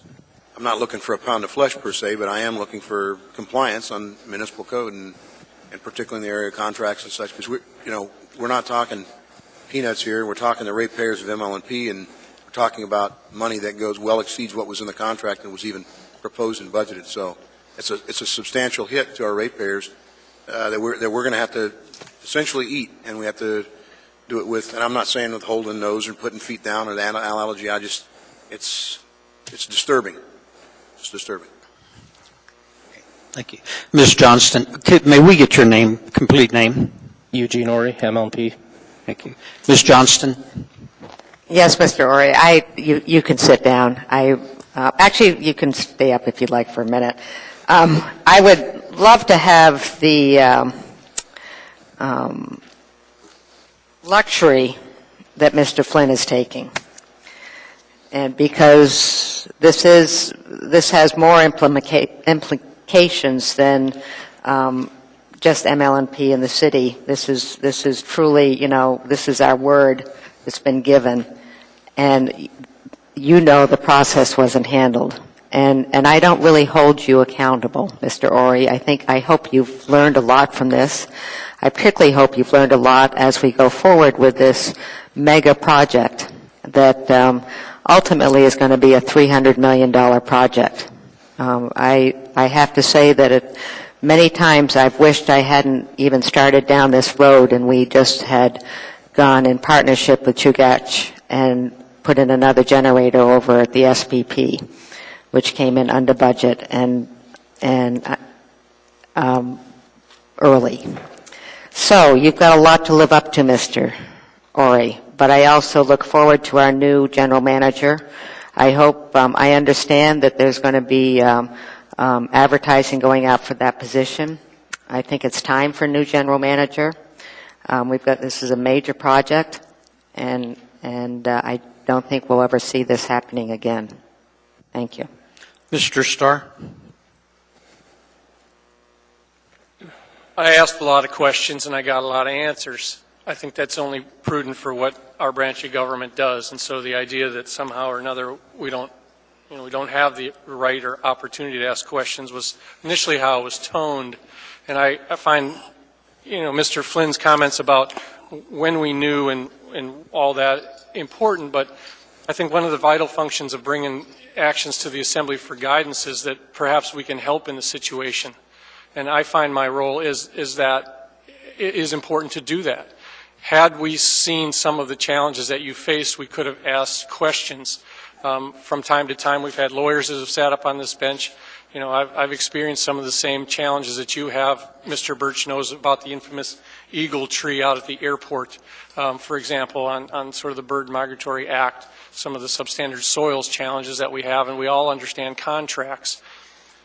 And so I think the idea that the charter says, change orders to come to us prior to the occurrence is for a couple purposes. It protects the fiduciary responsibility so we don't get in over our head and have a $5 million change order on a $5 million contract. That's not embarrassing. That's just expensive beyond that. It isn't intended to be a lecture. It's supposed to be reaching out. And I think the idea that it's a relationship also extends to the contractor. So I want to ask you a couple more pointed questions in how that relationship with the contractor worked. Notice to proceed was given on May 8th, the day after you turned in your permit application. So it was no way we were going to get a permit in one day, although sometimes that happens on various types of permits. And yet the contractor, Roger Hickel, who I spoke to earlier this week, I didn't ask him this question, is why weren't they jumping up and down between May 8th and June 17th to get started? I mean, it would make sense that there's alternatives there. So why wasn't somebody screaming to you and you ultimately coming to us saying, it's not going right. We gave you notice to proceed, but you can't start. And here we wait 6 or 7 weeks. The sun's great. Everything's going by. Why did you wait till June 17th or 18th to realize you had a problem? Through the chair, Mr. Starr, very shortly, almost immediately after notice to proceed, during our pre-construction meeting, Robert Hickel Contracting brought that issue up, and we were late in dropping off our permit application as we are trying to address pending engineering issues in a pre-basis, and that was not going so well. It was delaying and not being addressed as we went into notice to proceed. Robert Hickel initially said, let's see what we can do to at least get the partial or clear and grub permit after we had dropped off our application. And we went down that path, albeit late. You didn't actually get the clear and grub first, though. You got the entire permit in June 17th, right? That's correct, Mr. Starr. Was Roger Hickel being tolerant of the delay in the permitting? I mean, they knew that they didn't have authorization to start work in all capacities, but I mean, was there sort of a consensual, okay, we'll wait and see, and how's it going and all of that? Because that's the relationship that I'm talking about. It also could be interpreted that they gave away their right to sort of charge us in back because they knew what was happening too. That's my logic here. In the negotiated settlement that you put to us, did they bear any responsibility on the fact that they didn't scream up and down? Through the chair, Mr. Starr, they were very concerned from day two that they were not being allowed to move forward with activities. However, there's a lot of moving pieces. They were submitting submittals, had other activities of equipment ordering and fabbing that they worked on, and that did not show, they did not express that there would be too much problem until things got behind, in the sense of as late as the permit was issued. Okay. The contract specified a length of time. I'm trying to read it. I didn't actually read the entire contract because blurbs were given to me only, but was there a specific starting day mentioned, or is everybody pulling the gun on the day you gave them notice to proceed? Is that when they think that they should have started? Was when you said, okay, May 8th, get going?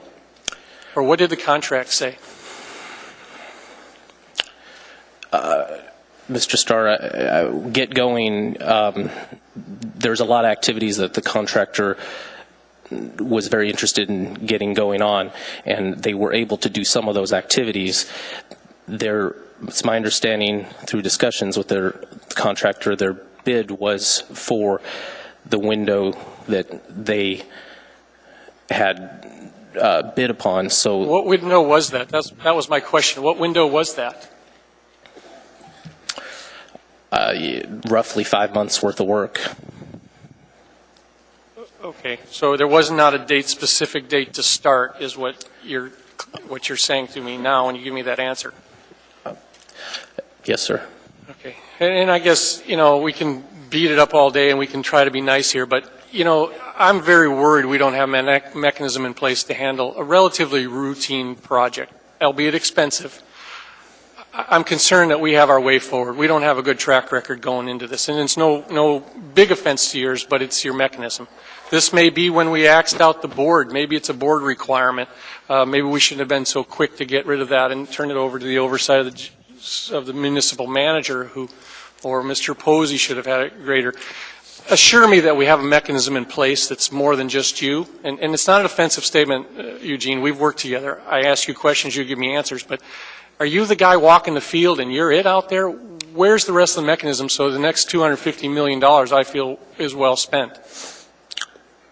Yes, sir. Through the chair, Mr. Starr, that's a very good question, and I would like to respond and give the opportunity to explain that this project is the most important thing on our plate, my plate.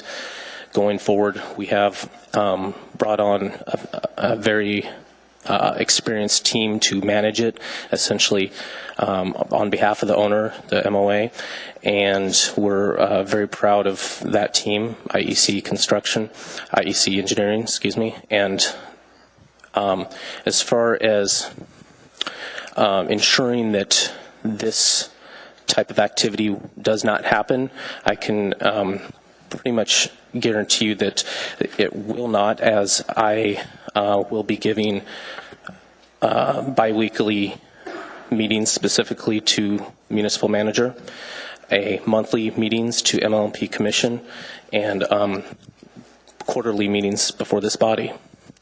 It should be noted that the activities that resulted in the EPC contract award last month were the result of 2 years of effort and a year of RFP process through purchasing, and they were done separately and from the SSA pre-project, which was handled by staff under other duties as assigned. So, Mr. Starr, I can assure you that to yourself and the rest of the body that this will not be the case in the future.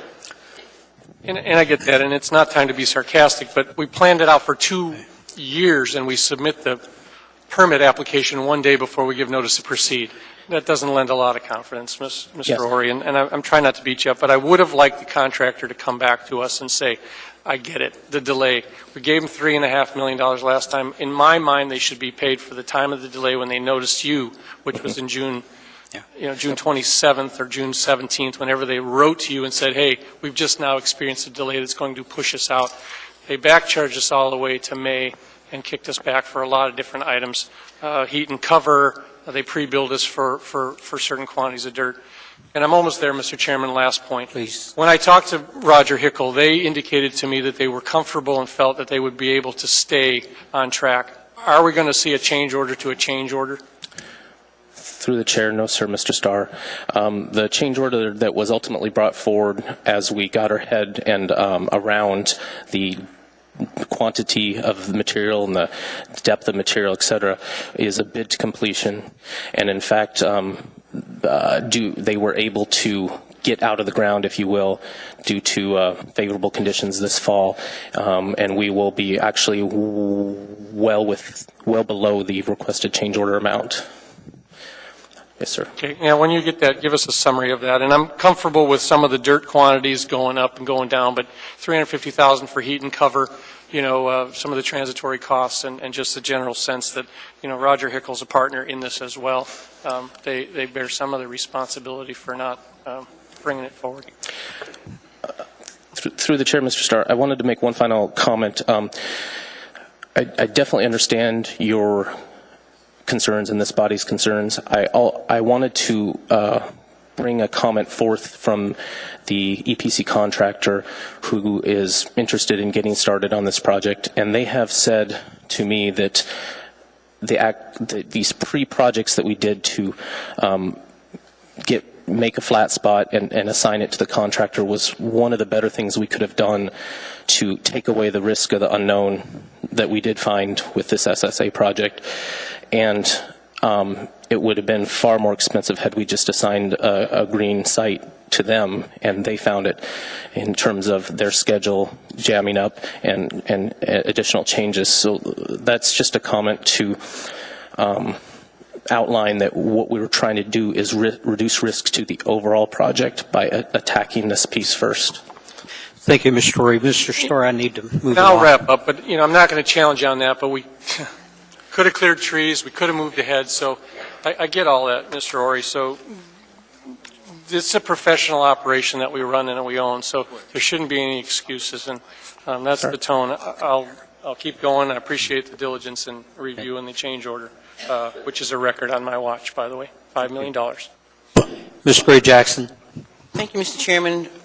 We've been dealing with this issue for some time now, and we should. It's really important. I don't have any questions for you, Eugene, but I was concerned that I hadn't heard from the contractor, and we have lots of folks in the public who have been watching this, and the contractors are here. I'd like for them to come up to the podium and tell the rest of the folks in this community how they feel about the situation. If I may, Mr. Chairman. Thank you, Mr. Chairman. As long as we do it very quickly.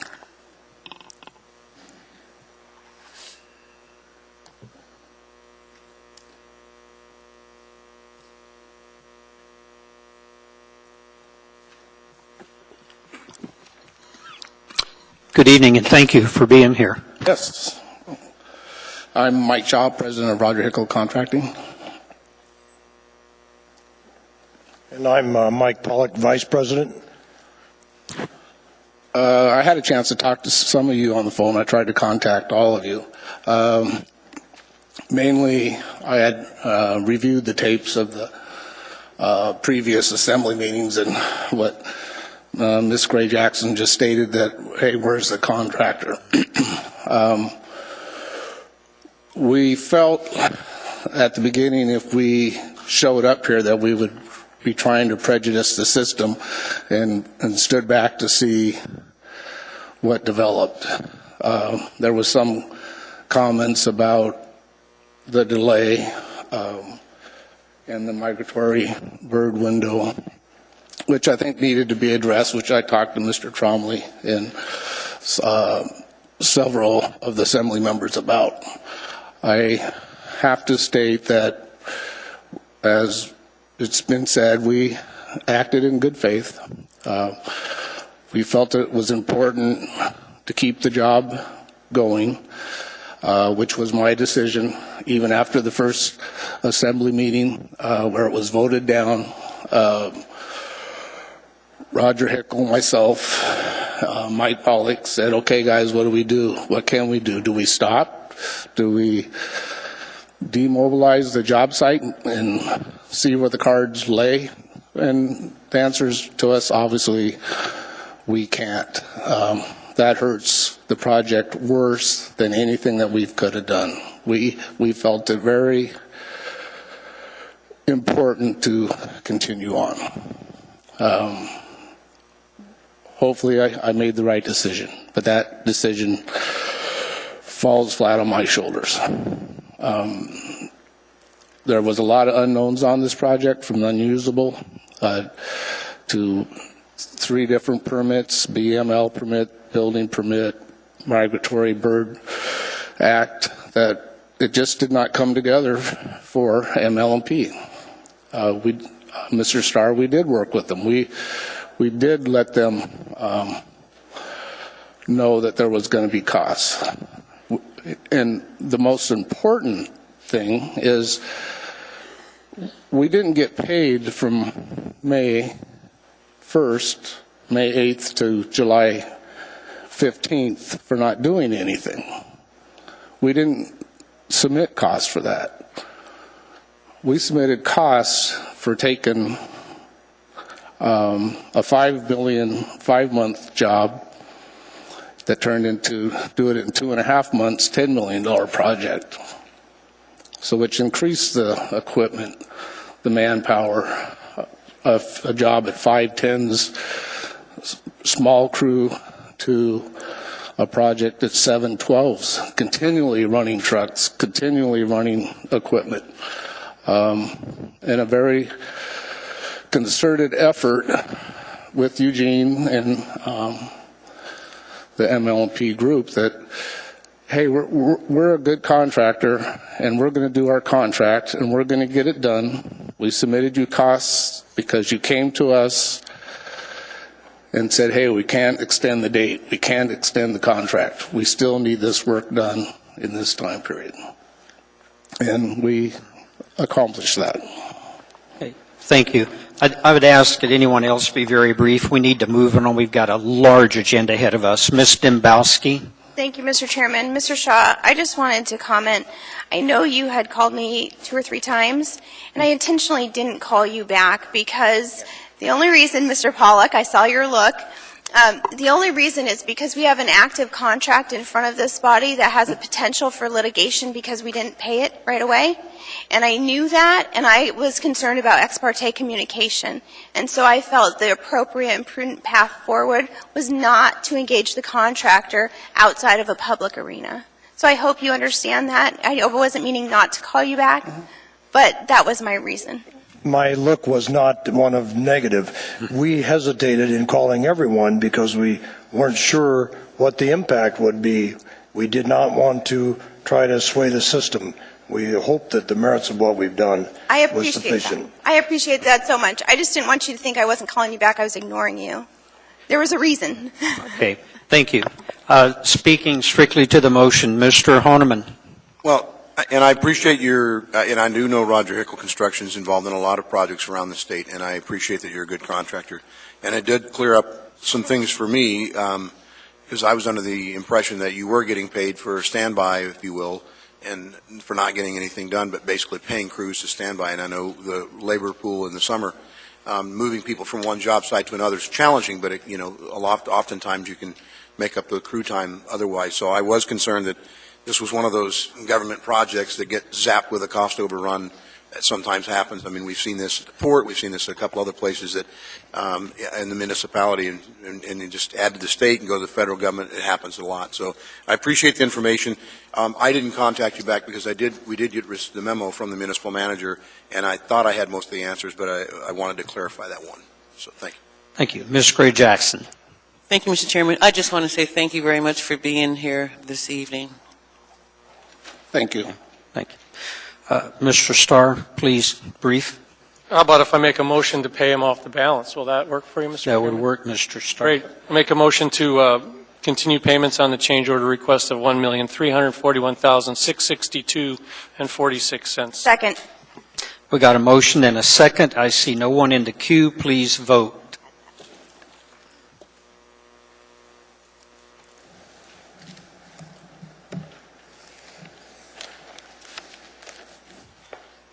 That motion passes 10-1. Mr. Chair? Yes. Before we get into the next item, can we have just a brief recess? There's, I see folks in the audience who haven't seen some of the latest versions of 11E and want to make sure they get copies. Yes, we'll take a very brief recess. Chairman? Yes. Want a moment of personal privilege, please, sir? Yes. I want to bring up the veto override on the mayor's veto. It's a right veto. I want to move to override it, sir. Second. Third.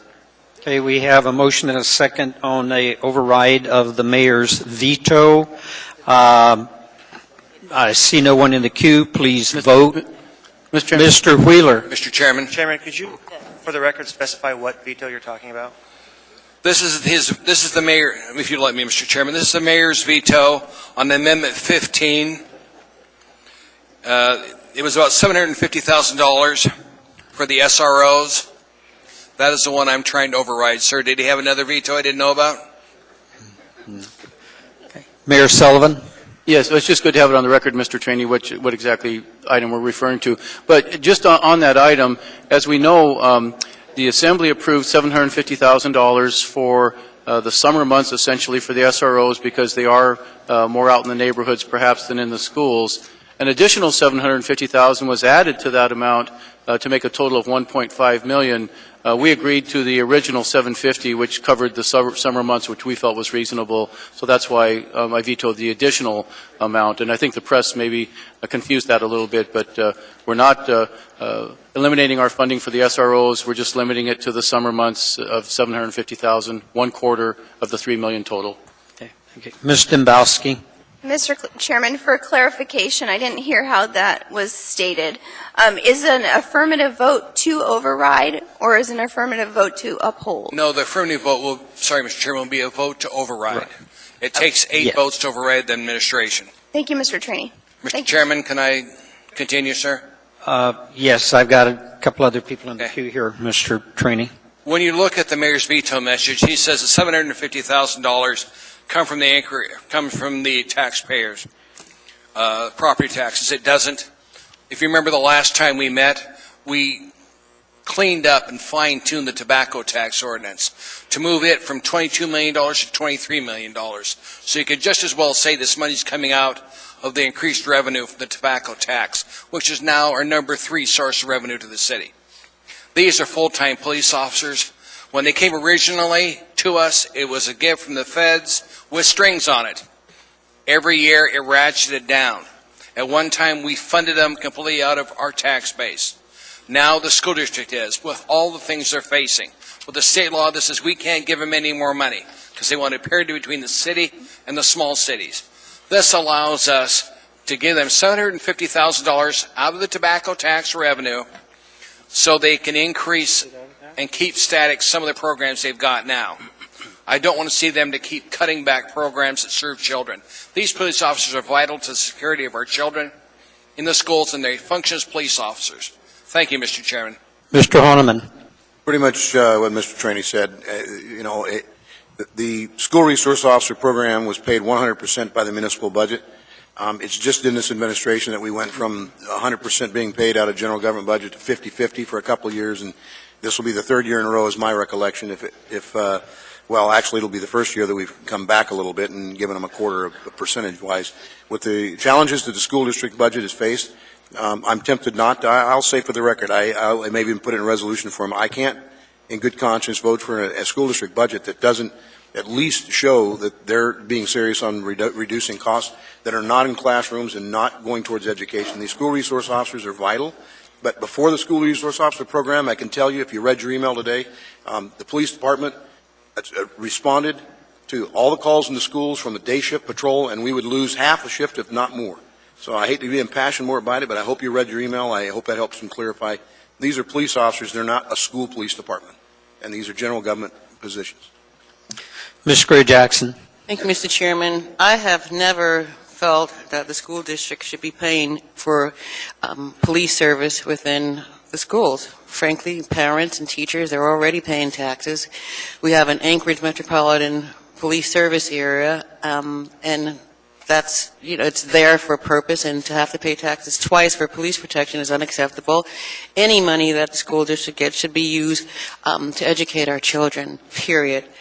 We have tried for a few years now to change this method of paying for SROs. And this time around, folks, we were really successful in at least getting half of that funding back to the school district so they can use it to educate our children. And the vote on the veto, that the mayor's veto, it was 7-4. And that's pretty close. 7 of our colleagues felt that this is what we needed to do, and I'm really hopeful that this evening that 8 of our colleagues will recognize that we need to override this veto and do the right thing. It's 50% of the cost. That's not a lot to ask for to continue to use the money to educate our children. Thank you, Mr. Chairman. Mr. Steele. Yes, Mr. Chairman, thank you. And I want to thank my colleagues for bringing this up. I agree with Mr. Trainee and Ms. J. Jackson and Mr. Honeman that this is not the way to pay our police force. Yes, they are in the schools, but there are security guards in the schools too that the school district pays for. These folks are just responding from the school district, from their school buildings. The other point that I think is notable is that they aren't just for the high schools; they're for all the schools. They work for an attendance area and operate out of the high school in that attendance area. This amendment will cut up to, and now that we have 25%, this will now pay for 50% of the resource officers. The school district should not be using educational money to pay for the police officers. It's a community policing activity and a very successful one. I urge a yes vote on this. Mr. Birch. I would urge a no vote. I think we've already responsibly come up with a quarter of the cost of this program for the summer months when these officers are working outside the schools. By the very definition of an SRO, it's a school resource officer. It's education and security is an integral part of education. I think that there needs to be more focus and energy put into looking for cost-competitive alternatives for the delivery of non-core services within the school district. But that's the school district's prerogative, the school board's prerogative. I think we've gone the step here this time around with picking up part of the cost, and I'd urge a no vote on this override. Thank you. Mr. Trombley. Ms. Mahoney, Mr. Trainee referenced the additional $1 million that we'll probably get from the tobacco tax because of the changes that we made. When will that additional $1 million be recognized? Will it be recognized this year? Will it be recognized in 2014? Is it over a period of time? Through the chair, we would recognize it in 2014, we hope. I mean, as you know, this is an estimate. Sure. So there'll be no benefit this coming year that we would apply to 2014 first quarter budget revisions? You don't expect anything this year? In the month that we did it, I guess probably not. Yeah, not yet. I mean, as we evaluate the trends, we will look at it in first quarter budget. Okay. Thank you, Ms. Mahoney. But I would also like to point out that the tobacco revenues are Fund 101, and this amendment that you are addressing right now is revenues associated with Fund 151. Okay, thank you. Ms. Dembowski. Thank you, Mr. Chairman. I had a question for the administration, whether it's the mayor or Ms. Mahoney.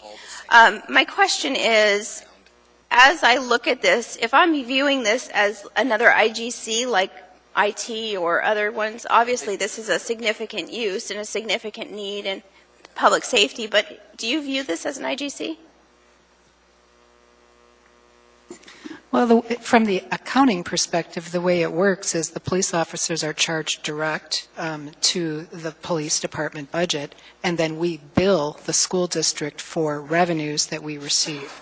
And so, to the extent it's an IGC, you could call it what you wish, but it's really, sharing resources between two different entities.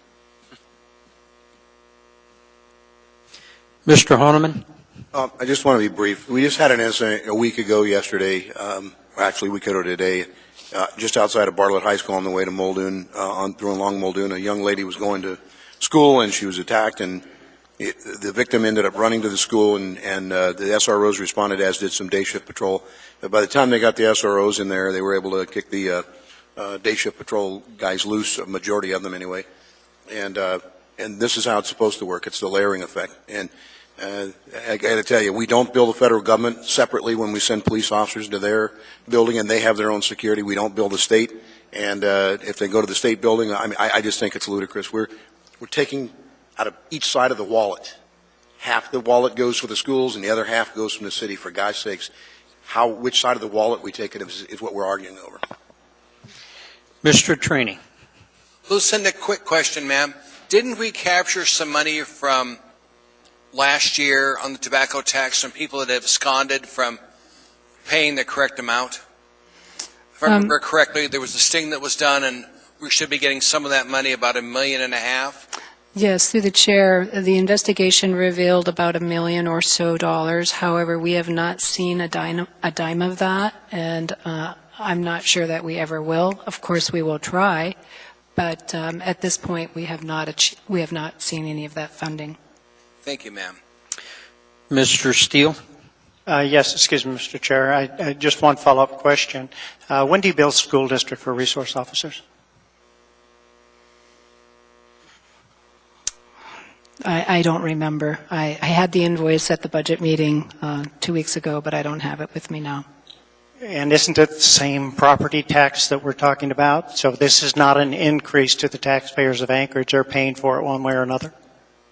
That is incorrect. This is, if the decision is made to fund this out of the MOA side, meaning the MOA does not receive the revenues, it would be an increase to property taxes. And the reason is because the property tax is limited for what the school district's property tax can be. If you recall, the Alaska the state statute limits ASD property taxes, and it's based on the enrollment of students. So they're going to get the same amount. But the taxpayers of Anchorage are paying for it one way or another. If it's shifted to the taxpayers, they're still paying for it, right?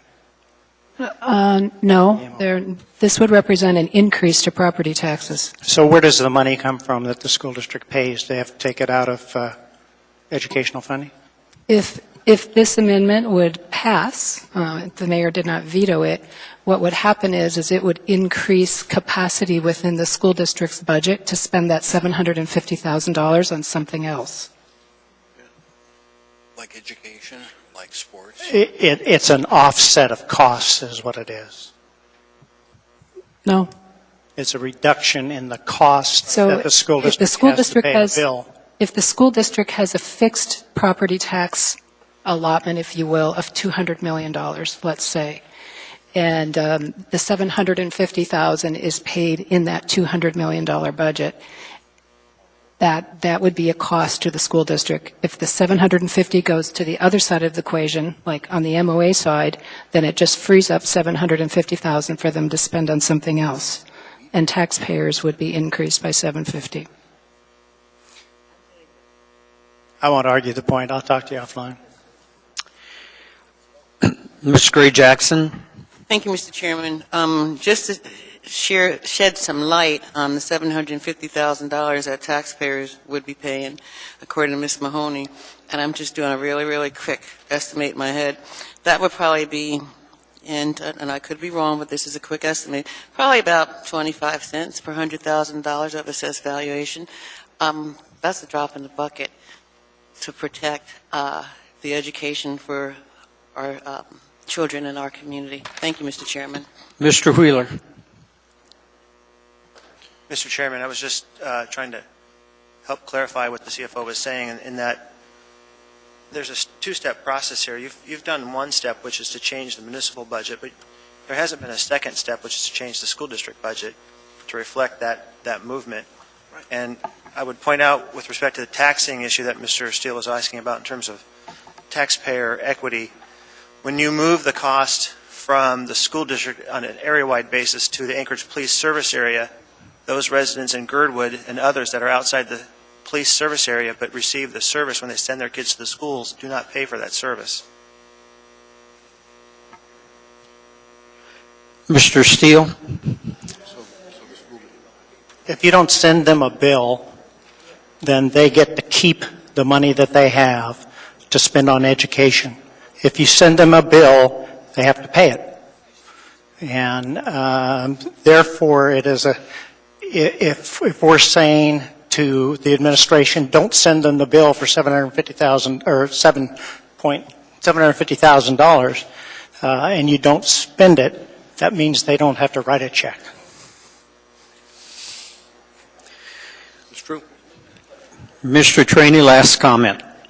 Mr. Chairman, we're not going to reach any resolution with the administration. This is our bailiwick now to vote on this, to vote to override. And I would urge my colleagues just to vote to override, and let's move on. Okay, we're going to vote on the the motion to override the mayor's veto on amendment number 15 of the budget. Please vote.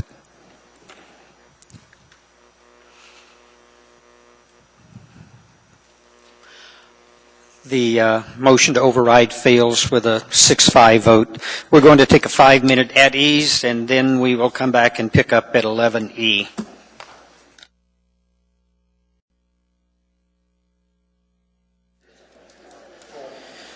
I'm going to call the meeting back to order, and once again, I do want to give a heads up. If there happens to be anyone here this evening for item 14N, which is wetlands, we are postponing that item until the 28th of January.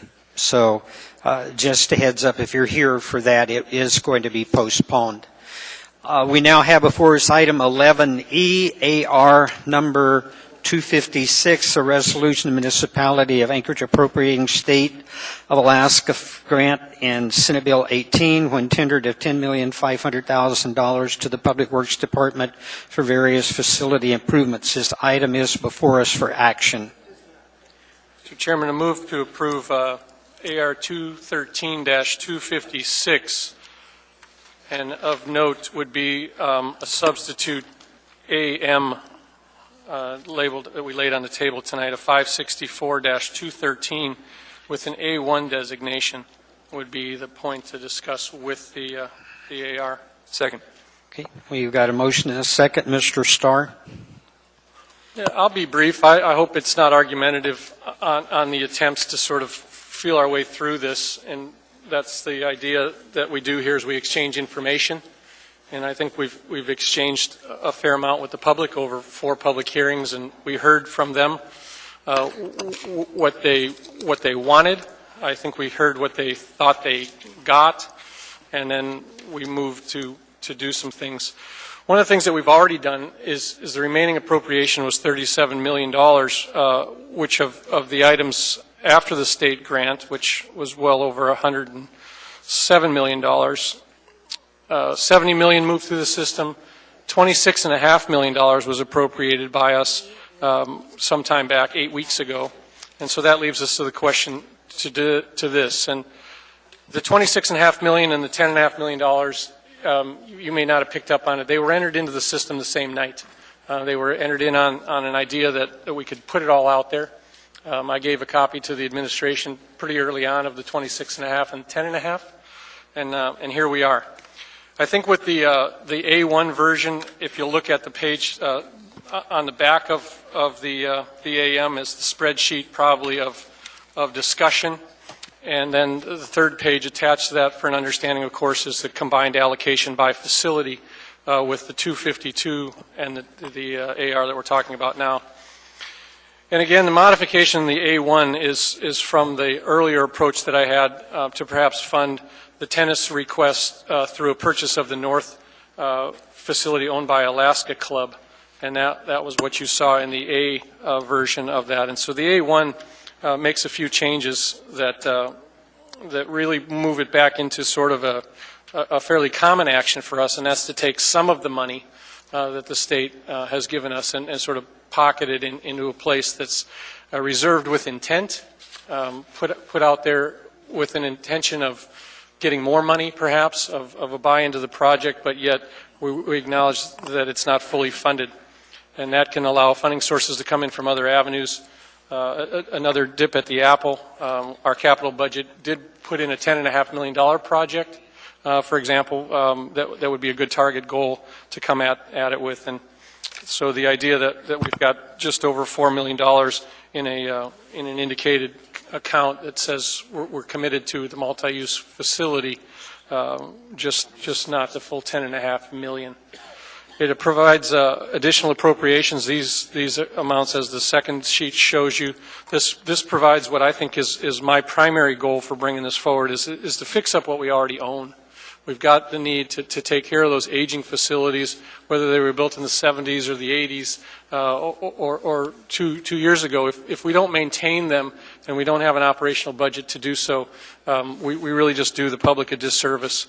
And those places are a mess, and I'm embarrassed, and I hate to have that embarrassment. And as I sit up here with the action item before us, I'm thankful that Juneau recognized our plea for those Project 80s type things, and I hesitate to even use that, but for the stewardship that we have of our buildings, I'm suggesting that we move them through in the appropriated allocations like this.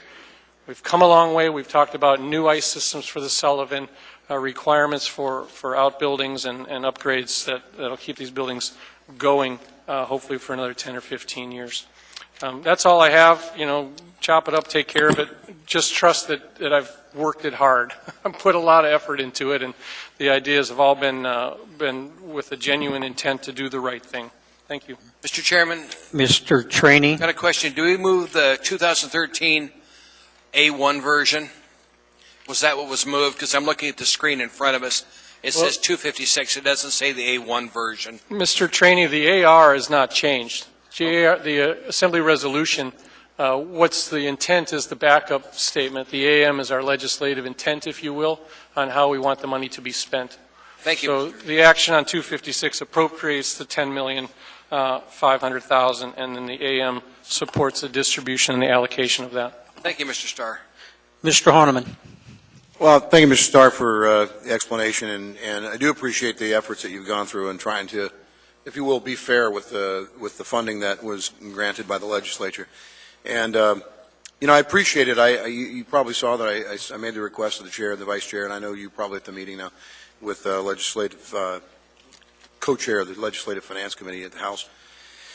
And so the only thing that I really was with you on the area of perhaps trying to buy a facility that's being used currently by the tennis programs for indoor tennis for their tournaments and such.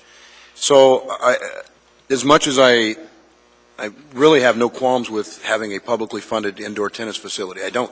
I'm a little concerned if we can't use this funding. I would hope that we could maybe, if we can set this money aside and still go back and maybe reapproach for reauthorization, if that's what it takes to look towards negotiating for that building. And the reason is my understanding, one of the tennis association's concern is that they're trying to sell that building, and that takes 5 courts out of play, in essence. And that's assuming, of course, that building goes away and is not used as a tennis facility or workout facility. So my concern is for the immediate here and now. I know they have 3 courts over at East, and I know they were talking about building 3 more, but then they started talking about percentage of usage and all that, and that's a private decision, private business decision. I still believe that tennis court north that's being used currently, and one of the reasons that the tennis association, came and have been really working hard at trying to get funding to find a building is because they were concerned of that loss of that facility. So I hope that we can continue down that path, at least have a discussion with the legislature. I hope that this AM doesn't preclude us from talking about that. Ms. Johnston. Could I have Public Works up here, please? Somebody from, or maybe Mr. Vacalis could answer this question. When we get appropriations from the legislature like this, how is the money allocated to the municipality? Do we have to in other words, do we have to contract for the money? Do we have to have a plan in place in order to get the money, or can we do something like this and put it in escrow? Do we ever physically have the money without a project? Generally speaking, in just about all the cases, it's a reimbursable. So we have to have the project and the contract in hand before we go to the state and say, even though we've appropriated it at this level. Unless it's specified differently. And have we ever had a project like this where we've... So it's through an invoice basis. So in other words, we do the work, we provide them the invoice, they reimburse. And that's just about all of our projects. To my knowledge, I don't know of anywhere it's been a direct appropriation of the actual cash. All that I can recollect is basically we do some work, we get invoiced for it, we make that through the agreements that we have with them. And as you know, we do the same thing with those folks that we receive a grant for, example, museum. we do the same thing. They do the work, they invoice us, we invoice the state gives us the money, and it goes right to the museum. So that would be no different in this case. So we couldn't invoice saying we have an escrow account. Well, that's a question that probably the CFO or somebody would have to answer, but I don't believe so. And maybe legal might want to weigh in on this. Through the chair, Ms. Johnson, the grant agreement that we signed for this, this boilerplate typically provides a very modest upfront payment to get the project going. It's usually roughly maybe 20%. But from there, it's all on an invoice basis. It's all reimbursable. You have to file your reports and show progress and submit the invoices, and then they pay us. So there's no cash up front. And the cash up front on this appropriation, the $37 million, would we get 10 to 20% of that $37 million for the upfront costs for each of the projects, or just per project? I'm not sure. My assumption it's probably a per project, but it depends on what kind of a grant agreement the state proposes to us. I'm just basing on what I've seen in the boilerplate to date. Whether they're making any changes to that, I don't know at this point, but typically it would be a per project. Okay. Thank you. And then I have one question for Mr. Starr. As I look at your concrete floor at the Sullivan Arena for the NHL standard, and I then look at the letter from the ACES and from the university, and where did this NHL standard come? I mean, and you know you're talking to a skier. And actually I do play tennis, but I actually am really crappy at skating. I mean, why are we changing the length of the arena, and has there been a request for it? Well, I talked to both the operators and our program manager, and there is some discussion whether or not that it's necessary. We're one of the few ice arenas left in the U.S. that plays at this level with Olympic-size ice. And so the idea that you know, right now we're not doing large, they used to be real popular, Disney on Ice or large events that require a bigger sheet of ice. Most of the teams play, in our teams dispatch out to places that only have the NHL ice. So the inference inside the ACES letter does specify sort of a preference to the NHL ice. The other requirement that I was trying to accomplish was more seating down low at the Sullivan Arena. And when you condense the ice to an NHL size, you gain 15 feet on either side of that ice, and you gain a bigger arena feel with the opportunity for larger seats. So that was the idea. And Mr. Rada, if you're interested in having that conversation, can fill you in. He's a pro-Olympic ice guy, I'll tell you. But the point is he speaks well to the pros and the cons. I wasn't something I just took casually. I researched it out, and when we're one of the few teams playing on Olympic-size ice, it seems kind of the anomaly versus the norm, and the repair costs will be slightly less as well. Okay, thank you. Ms. Dembowski. Thank you, Mr. Chairman. I want to start, we'll see if we can do some stuff here. First thing I'd like to do is I would like to amend Mr. Starr's table. I move to delete the first line for the Sullivan Arena, new concrete floor NHL standard. And if I can get a second. Second. Thank you. The reason I do this, you know, we've had a lot of discussion about Anchorage as one of the best cities in the country, all these things. We're talking about bidding the Olympics. We have one Olympic-sized ice in Anchorage. I don't think it's wise to take ourselves out of the running if this is a route we want to go. So I would just urge the conversation and hopefully the support in order to make that change. And then just for clarification, Mr. Chair, I'll have a few more amendments. Yes, this is the amendment that you've passed out. You just moved a verbal one. You don't have a written form, ma'am? Pardon? Mr. Chairman, through the chairman, you don't have that in written form? Amy? No, I just want to delete the first line.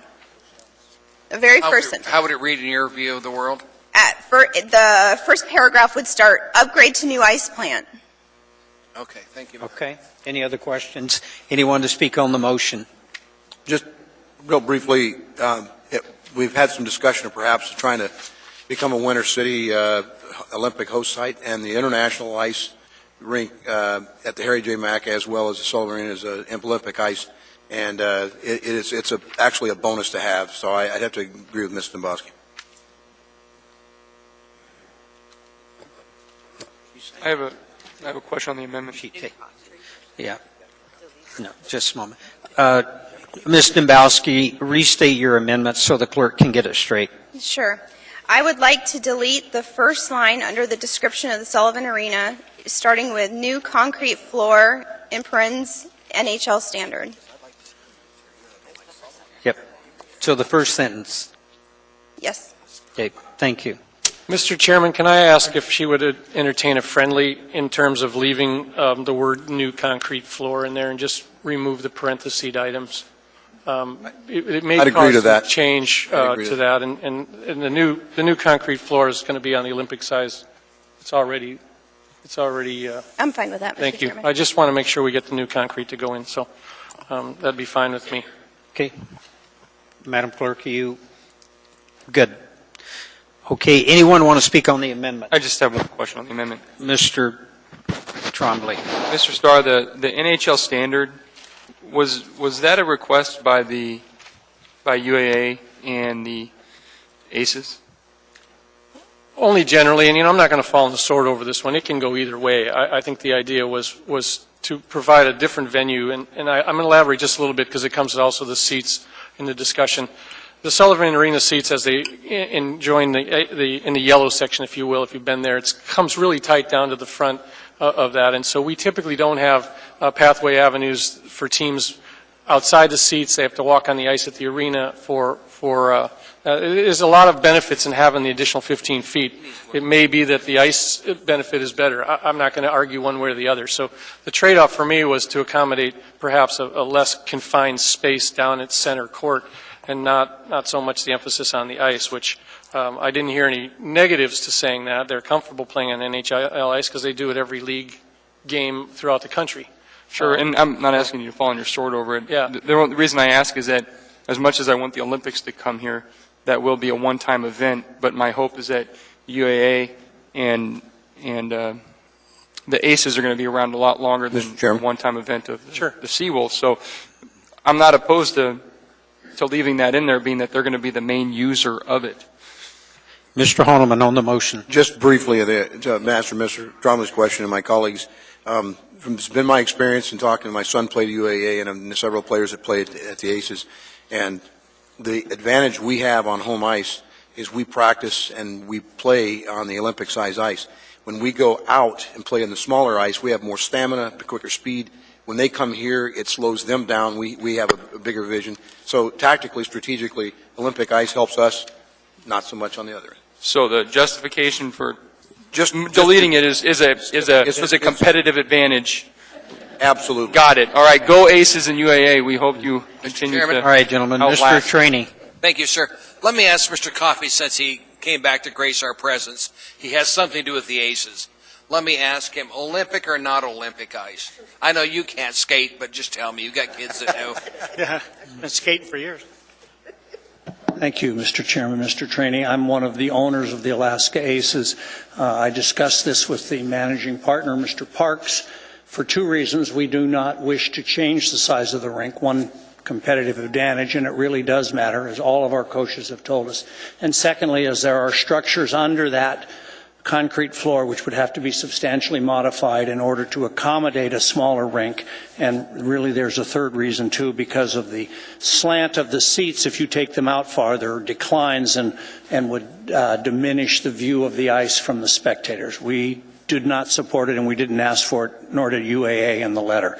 It's been discussed and we would prefer that you not reduce the size of the rink. Thank you. Thank you. Anyone else on the amendment? Seeing none, please vote on the amendment.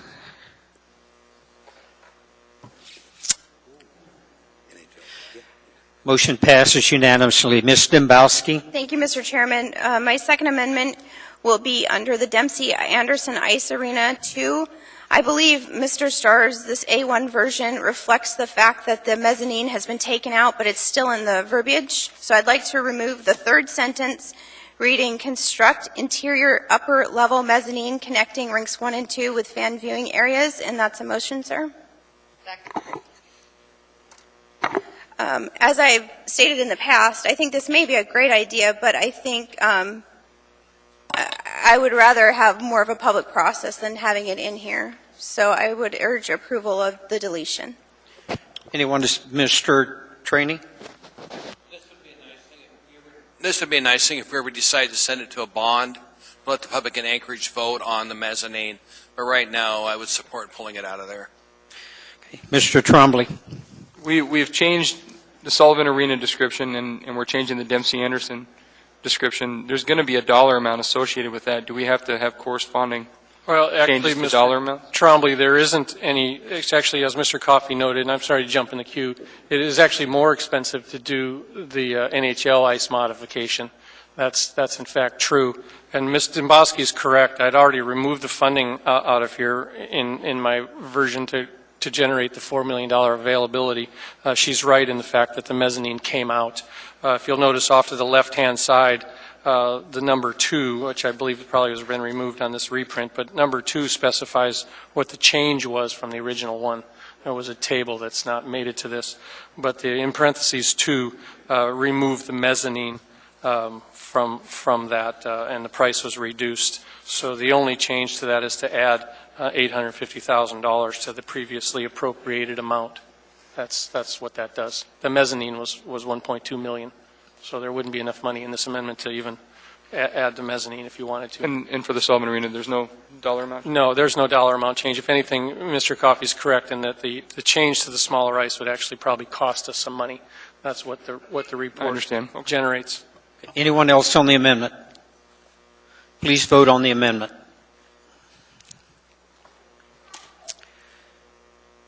Motion carries. Ms. Dembowski?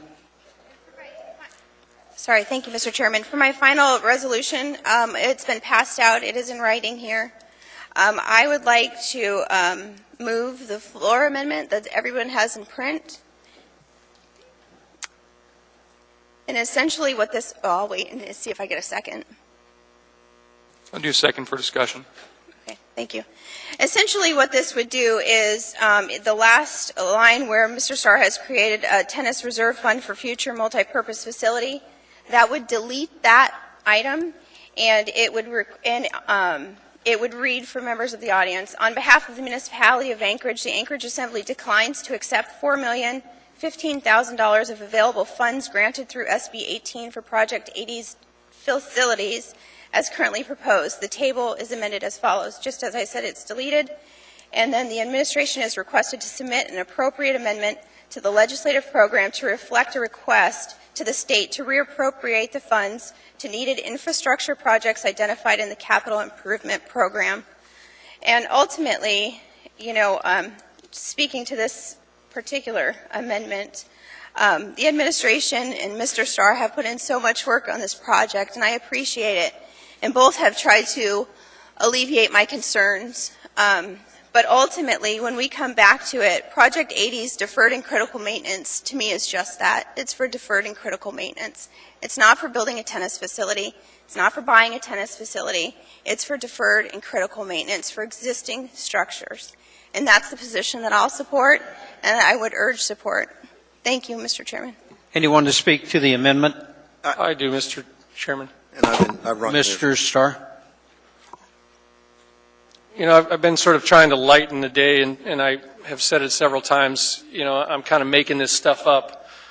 And I don't mean to say it in a flippant way, and it's not trying to be facetious in that attempt. And I am trying to make up solutions that work. And maybe that's the wrong connotation, but the spirit is there. And I heard from our tennis community that they wanted some money reserved. I heard from Mr. Stoltz specifically that $4 million was set aside within the TPS from a request from Ms. Holmes.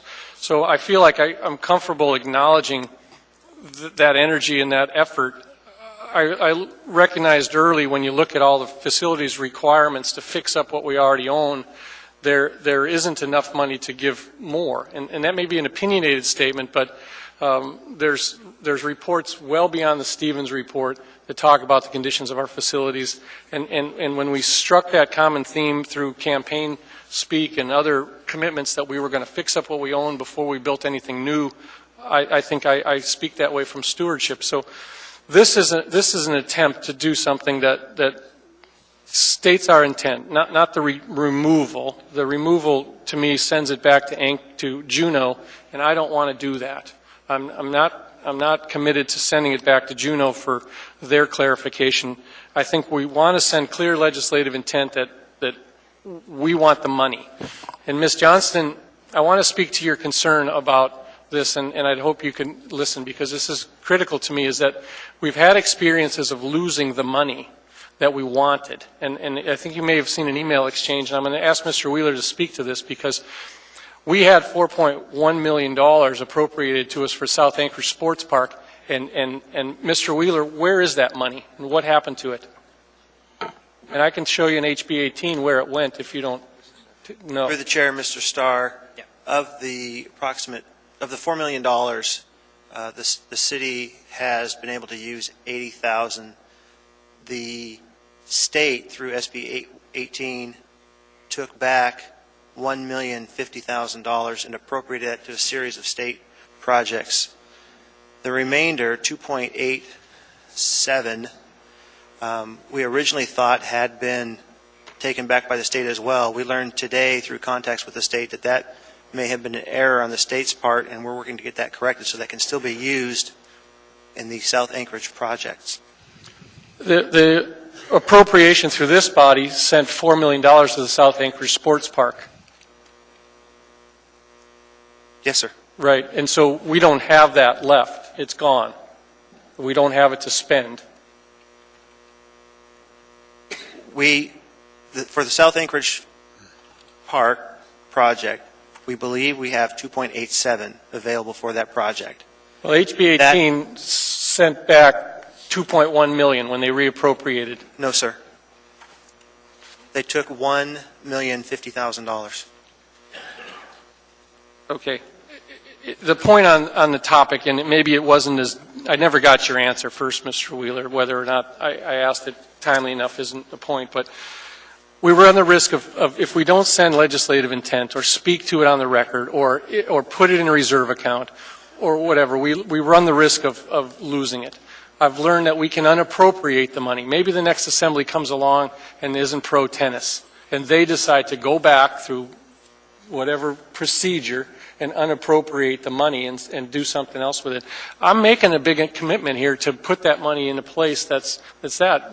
Pick up new verbiage. Pick up that. I think I would speak strongly against sending it back. That isn't particularly, I don't want to quote Mr. Stoltz in that meeting, but I don't think he wants it back. I think they appropriated it to our district, and there was some TPS language that spoke to it. I've done the best I can to ferret out the facts and bring it forward, and the TPS was unclear.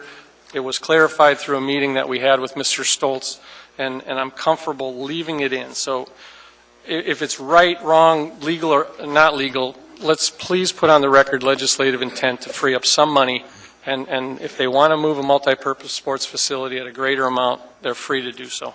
Okay. Ms. Mahoney?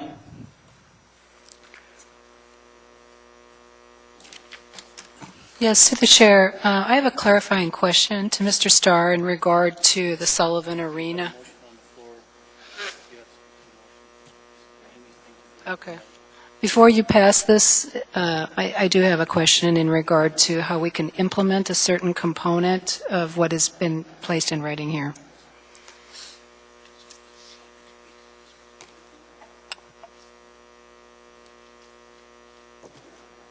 I'm responding to Ms. Dembowski's motion to amend, so I think if you could keep the meeting on track, I think she might talk procedurally, maybe the reference to the 215 language that I have in here, forward funding. I don't know, Mr. Chairman, but I think I spoke my response to Ms. Dembowski's motion to change my table. That's what's in front of us. I'll not saying I won't come back to Ms. Mahoney's question, but she doesn't have a question about this one. I think she has a question about the overall. All right. Mr. Honeman? I'm with Mr. Starr on this. Mr. Bosky, I understand where you're coming from here. I think that I feel very confident that the money was appropriated by the legislature in a certain amount. And that amount, I don't know if it's $4,015,000 or $4 million even, I don't know.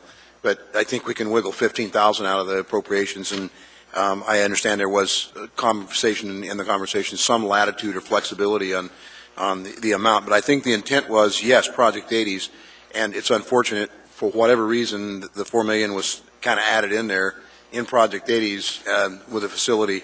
I'm a little troubled by, I see some of the, resurfacing tennis courts over, particularly in our area, that are needed to resurface. But be that as it may, I'm in the amount and agree that we need to move forward on a tennis facility. I'm still convinced that perhaps getting what we have and we know that's available is the better way to go. But I just don't see putting the money back to the legislature and then turning around asking for another $10 million doesn't seem to be the message that we want to go back at. Here's $4 million, but now can we have 10? So add 6 more to it and give it back to us. I think it's a little confusing. Okay, I have no one else on the amendment. Yes, you do. Yes, Mr. Steele. Yes, thank you. Thank you, Mr. Chairman. I have to agree with Mr. Starr on this particular issue. I don't think it was a mistake that the legislature put money in and sent it down to us. I think it was a lobbying effort by the Tennis Association. It happens all the time that entities other than the governmental entity goes down and lobbies for issues and gets money on every level of government. So I agree with Ms. Dombowski, or I agree with Mr. Starr that we should not approve Ms. Dombowski's amendment on this, and I hope that I hope folks are really moving towards a compromise measure, because the compromise measure is the one that I introduced some time ago. Thank you. Mr. Gray-Jackson. Thank you, Mr. Chairman. We've sat through a lot of testimony, and when it first started, I would have agreed with Ms. Dombowski to some extent as far as using the money for Project 80 maintenance projects, but I would never agree with her to send the money back to the state because the message is the wrong message. I think Mr. Starr is correct in trying to set aside some money for a tennis facility. I agree with that 100%. I think what needs to happen is we can't put money in reserve that we don't have, and so we need to change the language. But I think it's a really good start after listening to all the testimony from the citizens in our community about a tennis court. We will have an indoor tennis court, but this is the right way to do it. This is the money that Bill Stotz agreed to give to the municipality because of Representative Holmes' lobbying on our own. This is how this whole thing started, frankly. But anyway, I want to see Mr. Starr's amendment passed, but we definitely need to change the language, and I'm not sure what that language would be, but put it in a reserve fund is not the correct way to do this, because we don't have any money to put in any fund. So if we can figure out some language, Mr. Starr, then I'm more than happy to support this amendment, because it is a step in the right direction. Thank you, Mr. Chairman. Anyone else to speak on Mr. Birch? Yeah, you can't give back Yes. what you don't have. I mean, we heard from the administration and the manager that you basically receive funds by invoicing them for a specific project. A reserve fund doesn't cut it, and if we haven't received it, we don't have anything to give back. So I guess to me the best bet would be, we have approved a capital budget request for facility upgrades that we're going to be approaching the legislature for this next session for $10.5 million for a multi-use sports facility, and I think that's the way this thing started, and I think that's where we ought to end up. And I'll be a no vote on this. Thank you. Anyone else on the amendment? Ms. Dembowski. Thank you, Mr. Chairman. Just to clarify, this is asking for a reappropriation. This is not saying, here, Juno, take the money and never give us anything back. What it is saying is there are capital improvement needs inside the municipality of Anchorage, and that's where the focus should be. So we're asking for a reappropriation. So that's what that is, just to clarify. And I just want to clarify, everybody talks about their conversations with Mr. Stoltz, and I had an opportunity, actually I've had 3 opportunities in the last week, to communicate with Representative Stoltz. And it was clearly indicated to me by Representative Stoltz, as well as multiple other members of the legislature, that they would absolutely be willing to do a reappropriation of this money to the city of Anchorage. And actually, it went one step further, saying it was relayed to me that if this money was sent back, it would probably stay within the same district that this money is currently allocated for. So those capital needs inside that district would still be met, whether it's water, whether it's roads, whether it's potholes, whatever it is, those critical needs inside that district would be met. So this is not saying, here, take the money, don't give us anything. What it is saying is we have other needs that are higher priority than a tennis facility. That's it. It's that simple. Thank you, Mr. Chairman. I have no one else in the queue on the, I'm sorry, Mr. Starr. And Mr. Wheeler, I also asked you, what does a reappropriation request to the state look like? Meaning a project needs to change in scope, or we've come up short. You didn't send me an example of when this body or the administration has asked for a reappropriation, such as Ms. Dembowski's suggesting. And it's critical for me to know the mechanism. I'm softening to the concept for sure, but how do you secure that? I've tried to give you the worst case scenario is we lose the money. So, Mr. Birch, you can lose money you don't have, but you can also direct a reappropriation. So for this to be successful, that we don't lose the money in that, how do you do it? I've never done one. Through the chair, Mr. Starr, the most common mechanism that's used when the project scope changes, it involves an administrative process wherein if we realize there is insufficient funds to complete a project, we do an amendment to change the scope, those sorts of things. All that's done administratively because we're not asking for more money. We're actually reducing the scope to match what we have available to us. In this case, the mechanism is as I've proposed in the amendment for Ms. Dembowski, which is to notify the state that we are seeking a reappropriation, and we would do that through the legislative program. Even though we haven't technically, this body hasn't technically appropriated $10.5 million, this change can secure that action within this one? All it is a request communicated through this body to the state legislature that rather than keep the $4 million allocated to this particular project scope, that you're requesting a change to that, and the state legislature can do with that request as it will. And you could do that? This body does it when it approves the legislative program. We're asking for the reappropriation language to be created by the administration. Can you do that? Yes, we can do that. If this amendment passes and there's no other change, we would Call the vote, propose Mr. an Chairman. amendment. Okay, I urge yes then. Call the vote, Mr. Chairman. Please vote on Ms. Dembowski's third amendment.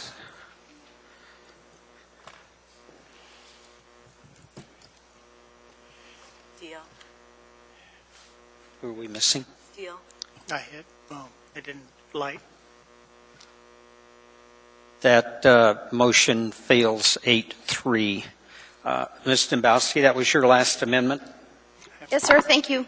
Okay, so we're back to the original motion as amended, and I've got people in the queue. If you've already spoken, just say so, and I'll pass you by. Mr. Birch?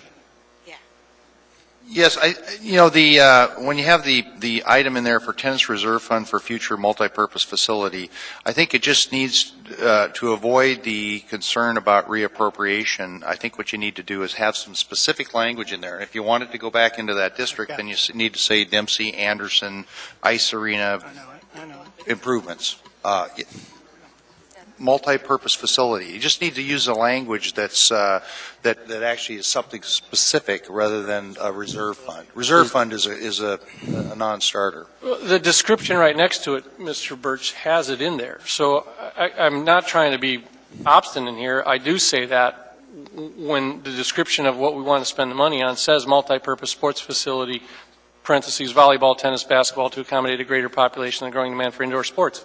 It's what I say I want to do with the reserve fund. So I don't know what else to call the reserve fund. I've tried all afternoon with Ms. Tucker to come up with the wording that satisfies that. The intent is there. So if you have a suggestion, by all means. Mr. Chairman?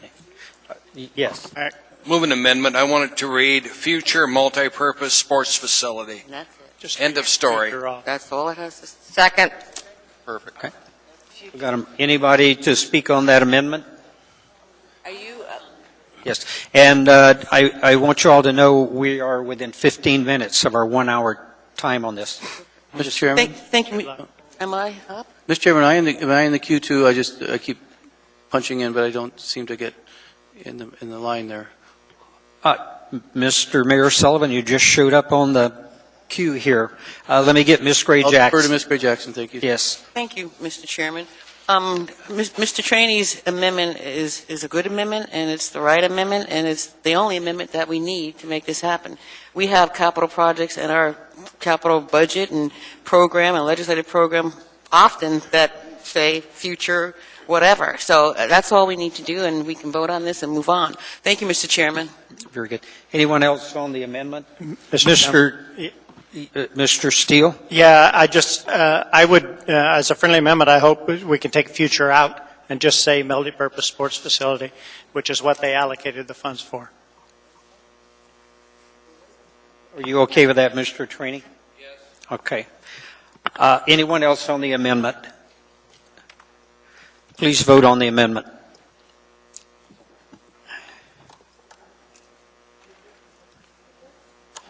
Passes unanimously. Mayor Sullivan. No, it's on the amendment. Thank you, sir. Ms. Dembowski, on the motion as amended, no comment. Mr. Trainey? Mr. Honeman? I just vote on it, sir. Mr. Steele? Yeah, I just wanted to say, I think this is a good fallback measure, but I think the one that we're going to vote on later is more appropriate, and but because I think there's excess items in here. There's items in here that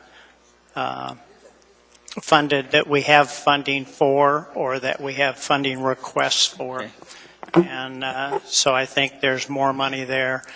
For the, Mr. Steele, I'm going to have you speak on the item before us only. The item before us, I would like a yes vote. No, he wants a no vote. I'm going to vote for my own. He wants a no vote. Mr. Trainey, the clerk would like you to clarify your motion. Sorry, the motion was on the bottom line to read multipurpose sports facility. Leave out the word future just to be multipurpose sports facility. Yes, I'm deleting all of that. Thank you, Madam Clerk. Ms. Mahoney. Through the chair, my comments are on the main motion. Is it an appropriate time? I believe we are on the main motion. Okay, so as one who would implement this if passed, in regard to the Sullivan Arena facility comments, the very last section, the very last sentence reads, provide for interim maintenance fund until ice plant replacement in 2015.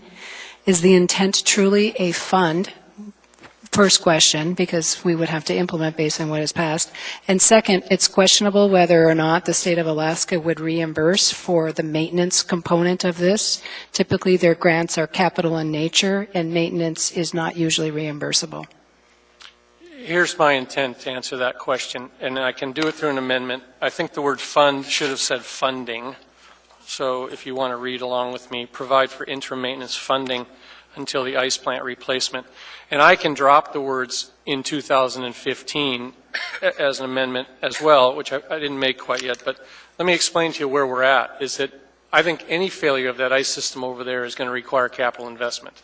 If there's Band-Aid requirements that can potentially be spent on that, it may be a fine line between what's considered maintenance of the item and what's truly a capital request. Additional Freon at such and such per pound is hugely expensive.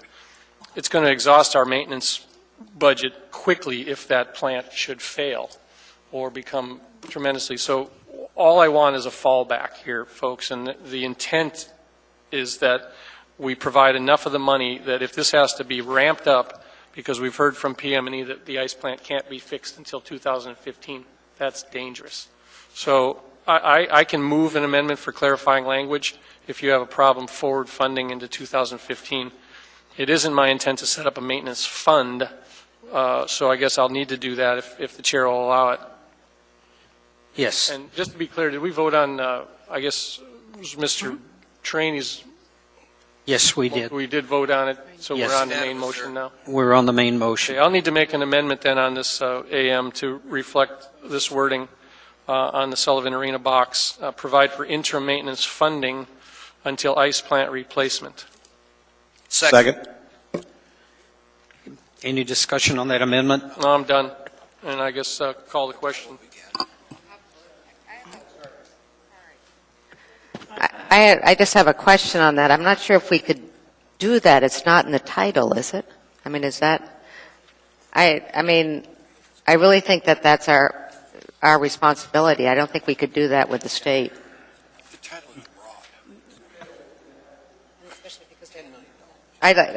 Maybe legal could help me on that one.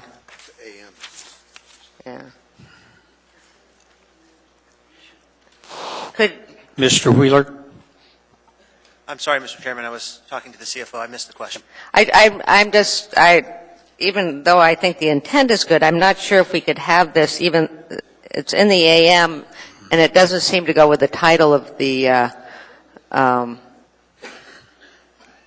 capital appropriation, so I don't know if we can, I mean, really, that's a municipal responsibility, I would think. Through the chair, Ms. Johnson, the title of the AR is to accept and appropriate the $10 million for various facility improvements. Do you think that maintenance is something other than improvements? It would seem to me, yes. That's a possibility. I suspect what we would do here is what we would normally do, and that is if we think it's eligible, we'll ask the state for reimbursement. If we think it's not eligible, we won't bother to ask. Okay, so it's just... I suspect that in most cases, the notion of interim maintenance would be that we would not even bother to ask so we don't violate the term of the grant. Okay, thank you. Mr. Chairman? Yes. Quick question to Mr. Starr. You've got the word maintenance on here, and talking to Mr. Coffey, you may want to have the word capital on there. And talking to him, he says capital would be a better terminology to use in this case. Mr. Coffey, you agree to that? Yes. Mr. Starr? I want to make sure we get the correct word because time is of an essence. That system is faltering, and it takes so long to get the equipment in to rebuild that system if it goes down. That's what the money's there for God's sakes, to maintain. I don't have any problem with it. I think that if we've spoken to it, Ms. Johnson kind of speaks to it from the perspective of use. Mr. Wheeler answered the question technically right. So if I need to make a further amendment to change the word interim capital fund until ice plant replacement, I can. If you would, Mr. Starr, please. Okay, so moved. Second. In speaking to that, I think what we are, by the overall appropriation of $9 million, is we are setting up a capital fund through the PM&E department to address the needs of the Sullivan. And so when I found out that we weren't going to be able to fix the ice plant in 2014, or currently it's not scheduled for such, I became alarmed. because we don't have a backup for that facility, what are we going to do? So the idea that we may have to spend more money than we ever figured, I want it as a fallback and not to fight that out. So, you know. Okay, I want to be clear. We've got two amendments that you've made. Are you incorporating those into one amendment? I am, Mr. Chairman, correct. Provide for interim capital fund until ICE plant replacement. Second. You need to do those separately, so let's vote on the first amendment.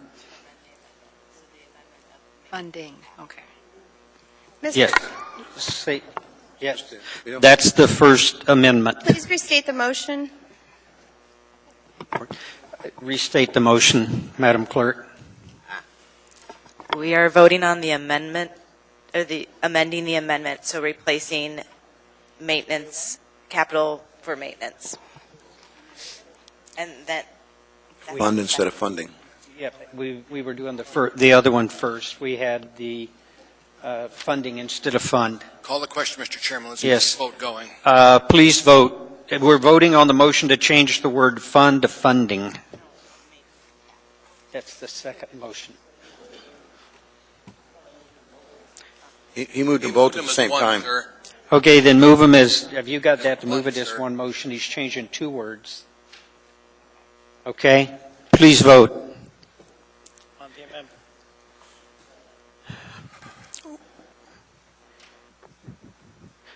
Motion carries. We're going to be voting on this in 2 minutes. Mayor Sullivan, you're last in the queue here.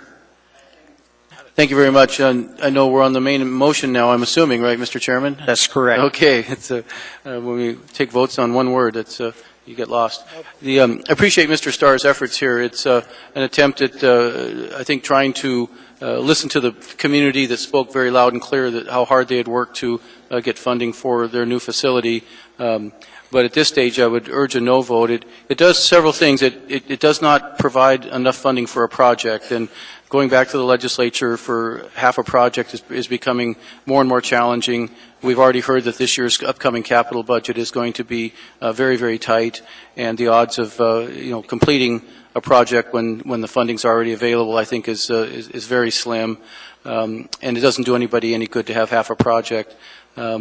And then some of the allocations, for example, we worked really hard with the ACES and with UAA to come up with a number that met the capital needs.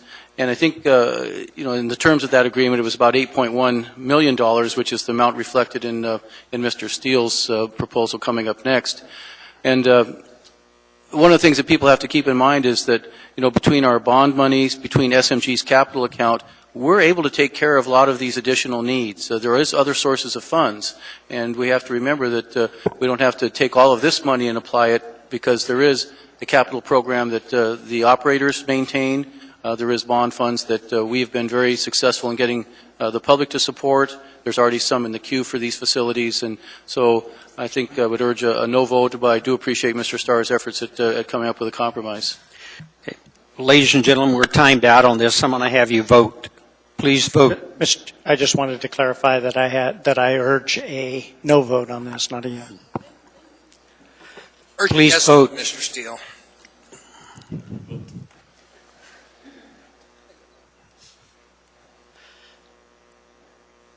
That motion fails 6-5.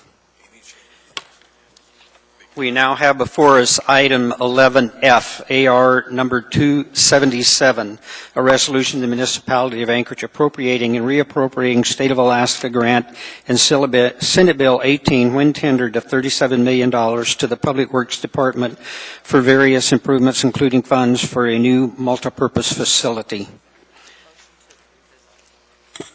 And a motion to approve and a second is already on the floor. So this is before us for discussion. Mr. Horniman. Well, I don't know how this is going to roll, and I'm thinking there's been some lobbying or some conversations going on. I'm going to speak against this particular area, and it's really boils right down to the area. Folks, I'm on record. I have no problems with trying to do a publicly funded indoor tennis facility. Not at all. Don't have a qualm about it. Some of my colleagues may. I don't. I have a terrible, strong opinion about where that Dempsey Anderson location is already at. They've had problems with parking. It's one way in and one way out. Frankly, it's a terrible location. So I cannot support funding for the Dempsey Anderson location. Let's come up with a project, let's come up with a site selection committee, let's make it a very public process. I don't have a problem with it. And use the $4 million and whatever else money we can come up with. We can float a community bond for Parks and Rec for all I care. But the Dempsey Anderson location is terrible for anything other than parking. They've had problems with parking with existing 2 rinks, and that's it. Mr. Flynn. Thanks, Mr. Chairman. I'll try and be relatively brief. This has been an interesting journey for me. For all of us. Even though I didn't get a single phone call from a tennis star, not even one of the cute ones. I started with this thinking, sharing some of the concerns of my colleagues about how this money came to be, and I'm a little disappointed when what I perceived to be some confusion about what the mayor's role is as the mayor and the mayor's role is as a tennis player when he goes to Juneau. But what it gets down to is we need a tennis facility, private, public, whatever. We need one. And the big one that we have is going away. I don't know how or when, but the Alaska Club is selling it with a non-compete clause. And so it made sense to me that if we could get around that non-compete clause, we should buy it. And unfortunately, the Alaska Club convinced me that was a bad idea because they marketed this thing at $4.37 million, $4.75, about $4.75 million. Then they marketed it at 3.4, and I'm given to understand there was a private sector offer of 3.1. And of course, the municipal assessment is 2.9, and they offered to put a $600,000 improvement package and the charge is 6.1. That's bad math. So that takes me back, much to my surprise, to the originally proposed project at Dempsey Anderson. I would rather have it on closer to the east side, closer to some of the less affluent neighborhoods that I represent. But I think sometimes in the legislative life, you got to take half a loaf. Thank you, Mr. Chairman. Mr. Steele. Mr. Chairman, I'll try and be brief on this. This is a compromise measure. I have basically what I was trying to do when I floated this particular distribution was to bring parties together. And it's surprising we don't have a tennis facility, but we don't, an indoor one. I don't think that the Alaska North is a viable alternative for a number of reasons that I won't go into, but and I think there are some problems at Dempsey Anderson. However, the administration and the school district have come to an agreement with regards to the gate between Romig and Dempsey, and that gives us alternative ways. It gives access not only out onto Northern Lights for both tennis and ice players, but it also gives access to the traffic light on 27th and to Minnesota. There are some problems. I did not want money to go to write a check to a private organization. I wanted it to be a municipal facility, and so the wording has been changed in the original proposal made by the mayor that it would be a municipal facility.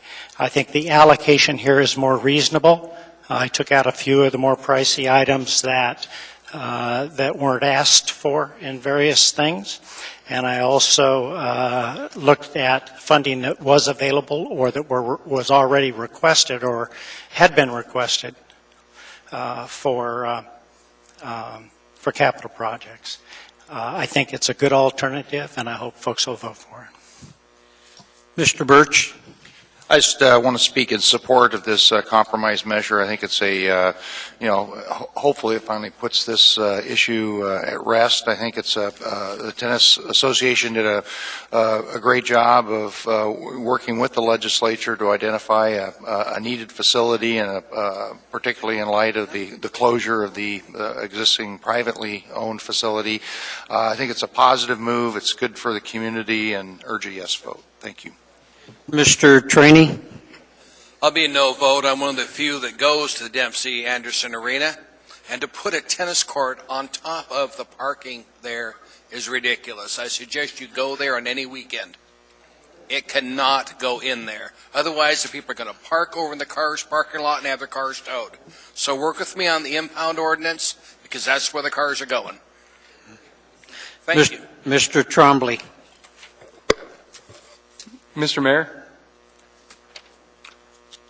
this is the Alaska Tennis Association's proposal that they went down to Juneau and they lobbied for. In it are proposed drawings of the multi-use tennis basketball edition. Who paid for these drawings? What we did was when the Tennis Association approached us about a possible project, the Parks Director said, a possible location is over here at Dempsey Anderson. And before we were going to enter into any sort of a partnership, we wanted to do due diligence to make sure that it would fit, it would satisfy code, it would satisfy minimum parking requirements. So we had the staff essentially do that work so that we could answer those questions before entering into any sort of a partnership with the association. So we used tax dollars to pay for a private organization's drawings? Well, what we did was we used municipal monies to pay for a possible new recreational facility that would be an asset to the municipality. So I'm curious, and I don't doubt your integrity when you tell me that no municipal tax dollars were spent to lobby Juneau legislators for this project. Am I correct on that? I think you're correct on that. Okay. Although when asked about the facility, which I was occasionally down there, I have a letter of support in there supporting. Oh, I understand that. And so, I don't have a problem with you supporting. I don't have a problem with that. What I am challenged by is it typical that we spend municipal tax dollars to help promote a private organization's project outside of the Assembly's approval to do so? Because that's my challenge, is that we never knew about this. Sure. We were never told about it, and now I find out that money that the Assembly appropriates, or the money that we put on a bond package that we approve and the voters approve of, are now going to pay for a private organization's drawings to go down to Juneau to lobby for, that we never really gave authority to. So that's sure. Could you speak to that? Yeah, it's probably there's several analogies that I think are very similar to that. For example, the Nordic Ski Club was successful in getting an almost $1 million grant this last year from the legislature to improve municipal facilities. And when they come to us and say we'd like to add a trail loop over here in Kincaid Park, our Parks and Rec people, we have planning staff in Park and Rec, and they go to work to find out, is that a logical place to have a loop? Does it cross any right-of-ways, or are there any variances that might be needed? So we do internal work on potential projects on numerous occasions. Okay. Thank you, Mr. Mayor. Mr. Trainee? Mr. Mayor, did we do the same thing for the YMCA when they went down and got $7 million to build their new swimming pool on Lake Otis? They did not ask for support, sir. So the answer is no. Thank you, Mr. Mayor. Yeah, they did not ask us for help. Had they asked us, we probably would have supported it, just like we've done with other private organizations that are outside the municipality, or wouldn't be a municipal facility like the Blood Bank or Covenant House. We've written letters of support for those groups. So how much money did we spend on this, Mr. Mayor? I don't have an exact number. Ballpark, sir? I don't have a ballpark. Thank you. I have no one else in the queue, so I am going to pass the gavel to the Vice Chair, because I would like to speak to this. It is in my district. And Mr. Steele and I, actually, my name should have been on this resolution that we've got here, because I would tell you, I've heard more about tennis than I ever want to hear in my life. I'm not a tennis player, and I don't watch tennis. But what I do know is that the community that this is going in supports it, and they support it very strongly. And I feel I'm elected to represent them. I appreciate the fact that Representative Stoltz was very open with me in that the number that he heard, or that was given to him, that was requested, was $4 million. But I also respect the fact that Mr. Stoltz said we give the discretion to the community on how funds are going to be spent, because we think they have the knowledge to be able to do the best possibility with that. What Mr. Steele and I believe, and I would address this particularly to Turnagain Community Council, who has addressed concerns in regards to traffic patterns, parking, lighting, landscaping. when this building is built, it's going to have to meet every municipal code. We will get no exemptions in any form or fashion. And if it turns out that this building will not fit on that lot, then Mr. Steele and I are prepared to look at putting that money possibly into other projects. Not possibly, it would be Project 80's projects, whether that's the Dempsey Anderson, the Ben Vokey, or the Sullivan. God knows if we had $50 million, it wouldn't be too much to put into any of those facilities. They definitely need it. But we do believe that if the amount of funding there isn't necessary, that we don't have the money that's needed to do it, then it's going to be up to somebody to go out and raise some dollars, or it's going to be up to somebody looking at the possibility of putting something on a bond package for the hope that they would be able to pass it. I have no idea. But what we are very well prepared to do is, if we find it's an inadequate amount, or if it doesn't fit on that piece of property and will not work, then we would be first in line to look at either a new location within that district, because we are fighting for money that came from Juneau to our district, and we feel that's where it should be spent. So I would ask my fellow assembly members to please give consideration to that fact. We both feel that this is the right thing to do.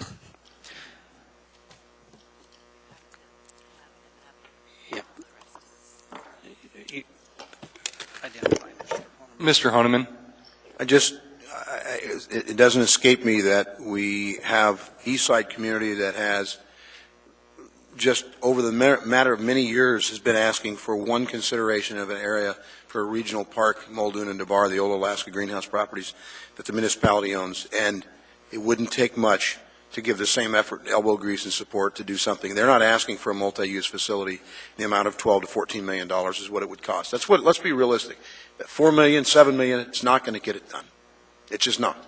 And so we're going to have to be lobbying and begging for more bucks somewhere, whether it be a bond or community involvement or Rasmussen Foundation or whatever. And then lastly, I go back to this, whatever we do, and I heard it termed, their building. It's not their building, it's our building. It's the municipality's building. It's in Parks and Rec's inventory. That's my vision. That's my dream for a public indoor tennis facility in our Anchorage community. And maybe someday we see multiples around the town. I hope they're very successful. And I really do mean that from the heart. My concern and my challenge is we can't even scrape together $750,000 to pay for police officers that are municipal employees. I vote no on this. Thank you. Mr. Starr. And I don't particularly want the last word, but I put a lot of effort into compromise, into negotiations. I talked to as many folks as would listen to me and responded to all my emails. I didn't particularly like the division in the community, and I respect the hockey players for not getting too frustrated, but that's going to be the next group. They're going to talk to us about their facilities and how come there's a brand new facility next to them, and how come Dempsey Anderson's in the state of disrepair that it is. I just think we need to be prepared for that. I think our time spent as mayor acknowledged going down to Juneau is limited. I don't think we're done yet with this. I'm challenged by several trends that this sets in terms of unappropriating money that the Assembly asked to be spent almost 9 weeks ago now, the $26.5 million. I think even passed unanimous on this body that said move those projects along. So now, it's just an odd place to be. It's not a question of sour grapes, but this isn't going to do it. It's going to shortcut a lot of those facilities. And Mr. Honeman said this doesn't give us enough to build the facility. And so we're faced with new funding sources anyhow. And so if you think you can build this for 7.2 or 7.7, it's going to be at the compromise of other facilities. There's no question. If the administration wants to proceed, they don't have the money by their own account. So I want to be careful that we don't get ourselves into a place where we can't do it right either. And I appreciate Mr. Hall's passion about his community, but a lot of things didn't happen that should have happened. We should have talked about it globally as a community. and that's where site selection and site-specific code language speaks to that. There is still a site plan review process and a site selection discussion that's going to happen on all of this. And, you know, we have a better process when we do it well ahead of the game, outward and openly, as opposed to bringing it through the system sort of below the current. So I think let's bring it back. I'll vest in more time spent on the topic, and I think a no vote on this one is the right answer. There's no one else in the queue, please vote.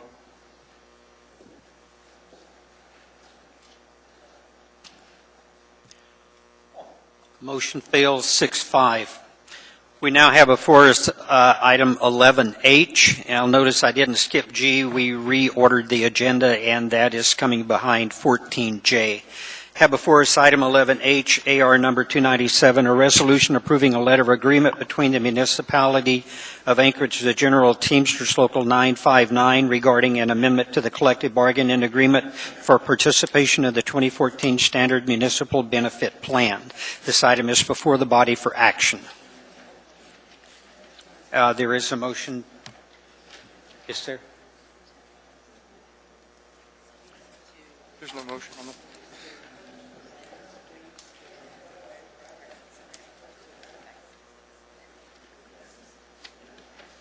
This was just a The summary of that. So where are we at? What have we got pending? Okay. Yeah, Mr. Trombley, you have the corrected summary.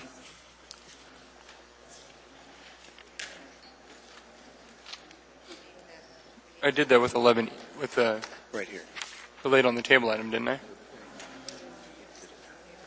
Yeah, we approved the laid on the table item, which amended this, That's correct. which already amended this document. So that it's before us. It should be before us as amended. Okay. Are we good? That was approved in the consent agenda. That was approved in the consent agenda. No, but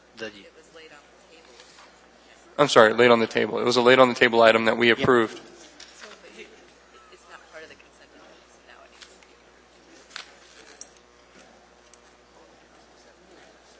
be. Oh, that's right. We accepted it. We moved to accept. Okay, here. Let me see the number. Let me see the cheat sheet. It's buried under here somewhere. So you're going to move to substitute. Okay. Correct C in this All right. document.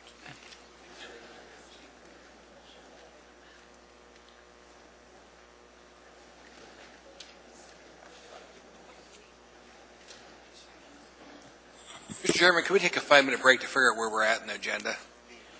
Beg your pardon? Can we take about a 4-minute break and figure out where we are in the agenda? He's got it. Okay. Yep.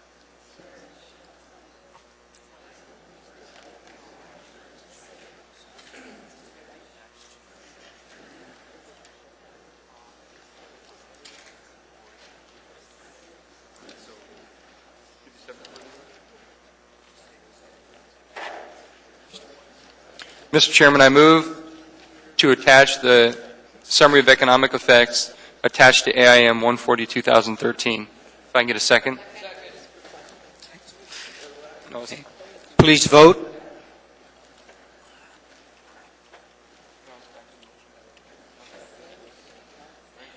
Now okay.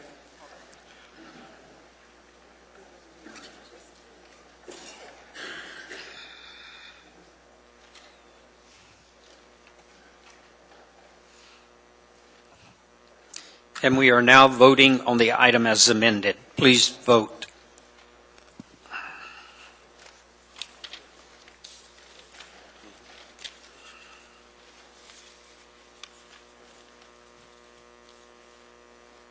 Motion carries unanimously.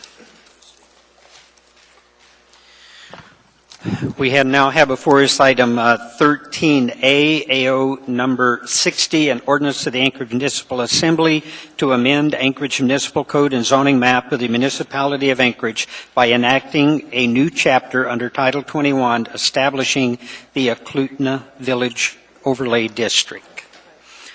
This is before us for public testimony. Anyone to testify? Anyone at all? Mr. Chairman, I'd rather you keep the public hearing open. I'd like to make a motion to continue the public hearing and action on this with a referral to the Chugiak Eagle River Advisory Board in the interim. Second. I don't have my January 14 schedule, though, so I'll need it. The January 28th would be adequate time for Dowell Engineers to meet with the Chugiak Advisory Board. And if we can move that with the public hearing still open, that'd be helpful. Very good. Any objection from the body? Hearing none, we will postpone this to the meeting of January the 28th. Thank you, Mr. Starr. The 28th. And it will have continued public testimony. We have before us item 13B, AO number 121, an ordinance to the Anchorage Municipal Assembly amending Anchorage Municipal Code, Title 4.60.105, Chugiak Eagle River Advisory Board. Move to approve.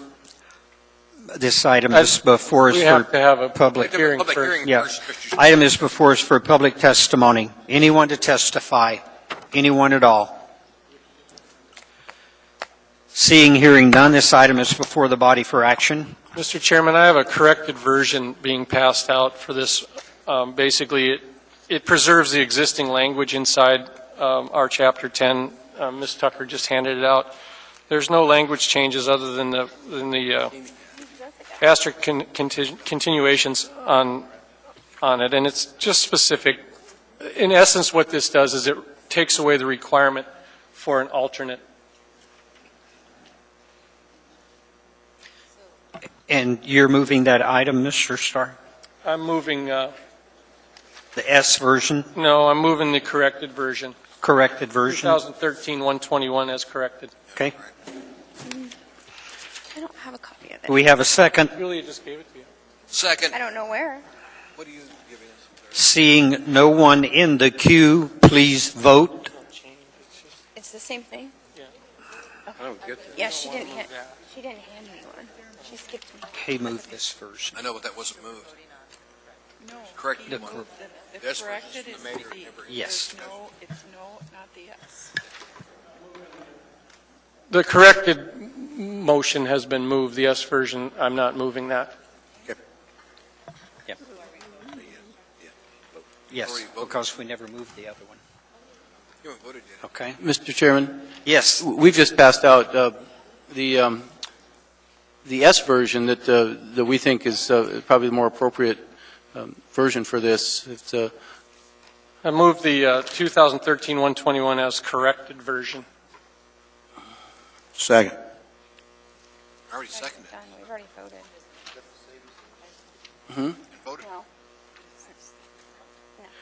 That's the administration's version. This is. We need to reset. Yeah, I've got to reset. I seconded it except for a vote, and I've already voted. I don't know if anybody else. Yeah, can you can probably explain it better than I can. You got a technical problem?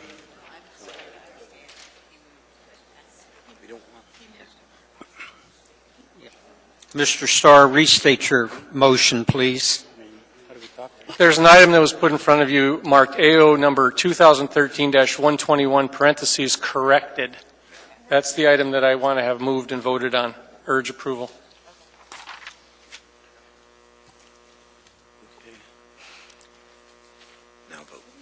And we've got a second. Second. Please vote. Mr. Chairman? Yes. My screen still won't come back to being able to check in. It's just on basically stop voting, reset vote. Voting in progress is what it's frozen on. It's our meeting, Mr. Chairman. I've got a question. So if I could speak to the motion. Yes, Mayor Sullivan, please do. Yeah, the reason that we oppose the corrected version and are proposing the S version, Mr. Wheeler, I think, can probably explain better than I can, but if we can allow him to speak to that, why we oppose the corrected version? Mr. Wheeler? Through the chair, thank you. Assembly members, the S version takes up the issue that we mentioned earlier, and that is that the planning staff have to support this board under the current code. And doing that is problematic because they're paying for someone to go out and attend those meetings and track those meetings and so on at great expense to the department. So the mayor's proposal incorporates the changes that Mr. Starr had proposed, but it deletes subsection B, which requires planning to provide staff support to the advisory board, because that's an expense that the planning department does not want to incur.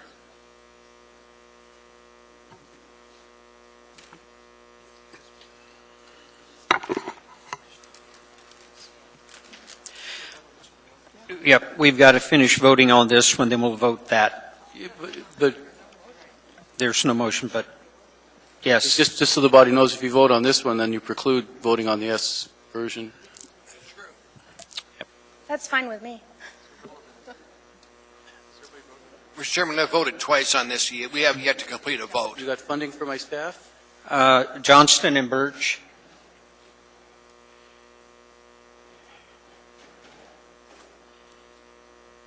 That motion carries 9-2. Move for immediate reconsideration and urge a no vote. Second. Second. Okay, we've got a motion for reconsideration, urging a no vote, and a second. Please vote.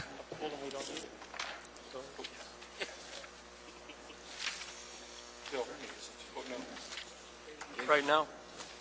No. Mr. Steele?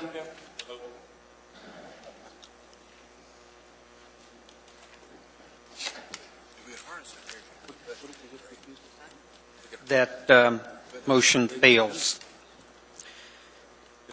Okay, what are we at, 13C? We now have before us item 13C, AO number 122, an ordinance to the municipality of Anchorage, Alaska, approving submission by the Anchorage Water and Wastewater Utility, AWWU, on behalf of the Anchorage Water Utility, AWU, and the Anchorage Wastewater Utility of proposed tariff revisions to Rule 10 of the AWU and ASU tariffs regarding line extension agreements to the Regulatory Commission of Alaska. This item is before us for public testimony. Anyone to testify? Anyone at all? Seeing, hearing none, this item is before the body for action. Seeing no one in the queue, please vote.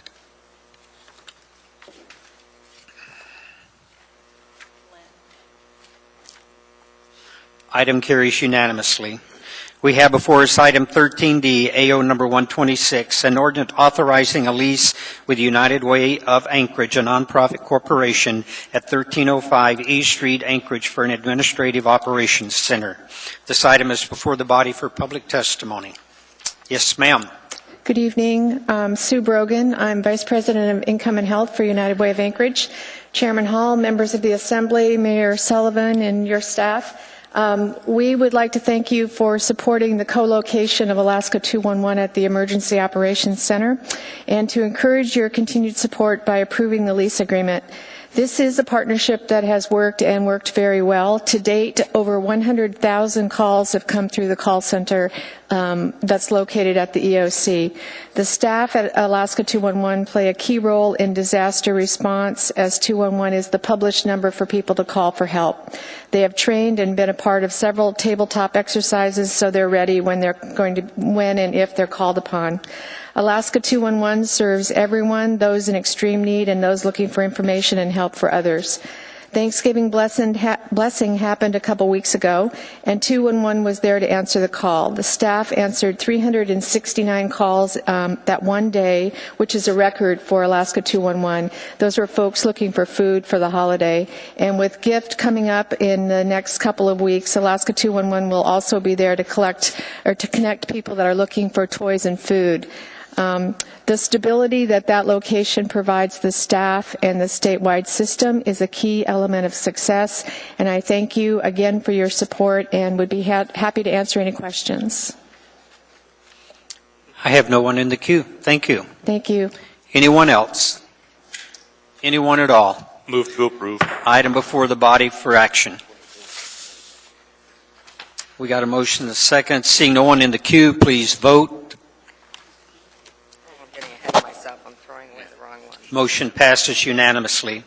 We have before us item 13E, AR 298, a resolution of the Anchorage Municipal Assembly approving an alcoholic beverage conditional use for a beverage dispensary use and license number 321 in the B3 General Business District for Peppers North LLC, doing business as Chili's Bar and Grill at 800 East Diamond Boulevard within Diamond Industrial Subdivision, Block 2, Lot 5A, Fragment Lot 6A-1, generally located south of East Diamond Boulevard and west of Old Seward Highway in Anchorage.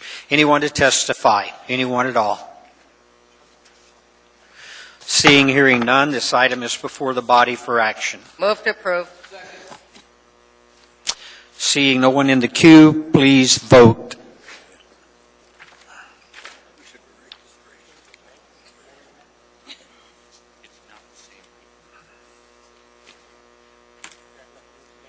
Motion carries unanimously.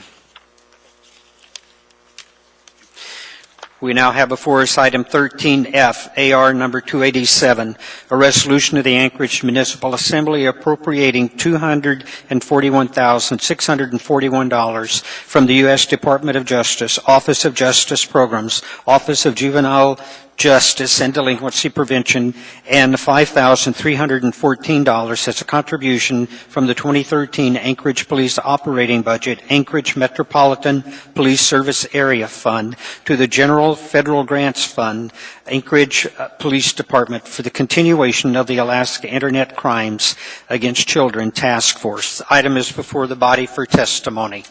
Anyone to testify? Anyone at all? Seeing, hearing none, the item is before the body for action. Move to approve. Second. No one in the queue, please vote.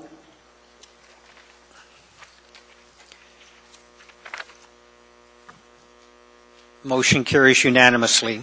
We have before us item 13G, AR number 288, a resolution of the Municipality of Anchorage appropriating $743,722 grant award from the U.S. Department of Health and Human Services to the Federal Grants Fund 241 for family housing services in the Department of Health and Human Services. Item is before the body for testimony. Anyone to testify? Seeing, hearing none, this item is before the body for action. Move to approve. Mr. Trombley. I just have one question. Is Janet available?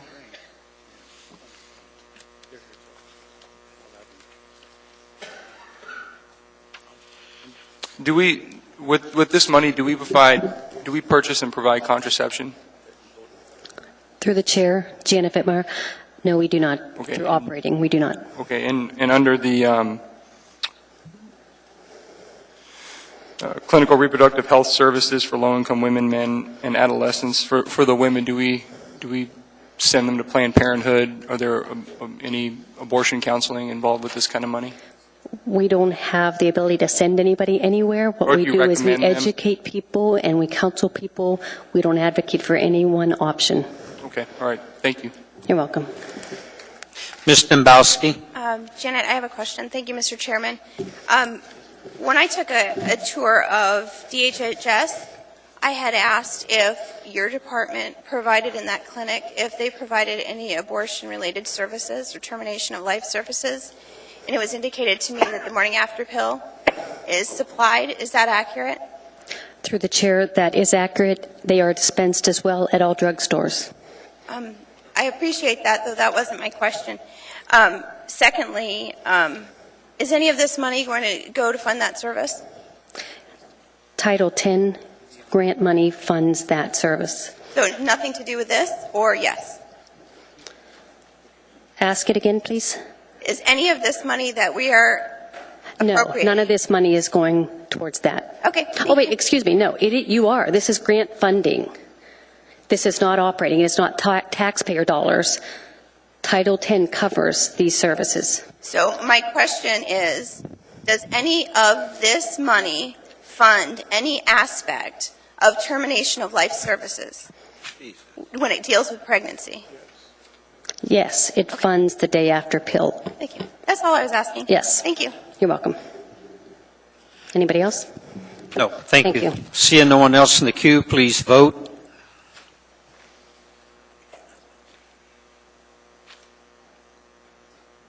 Motion carries 8-3.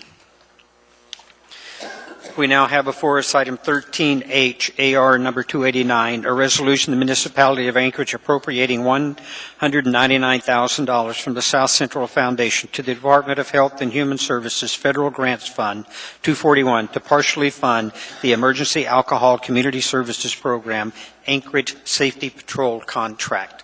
Anyone to testify? Anyone at all?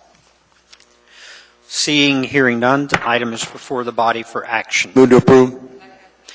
No one in the queue, please vote. Motion carries unanimously.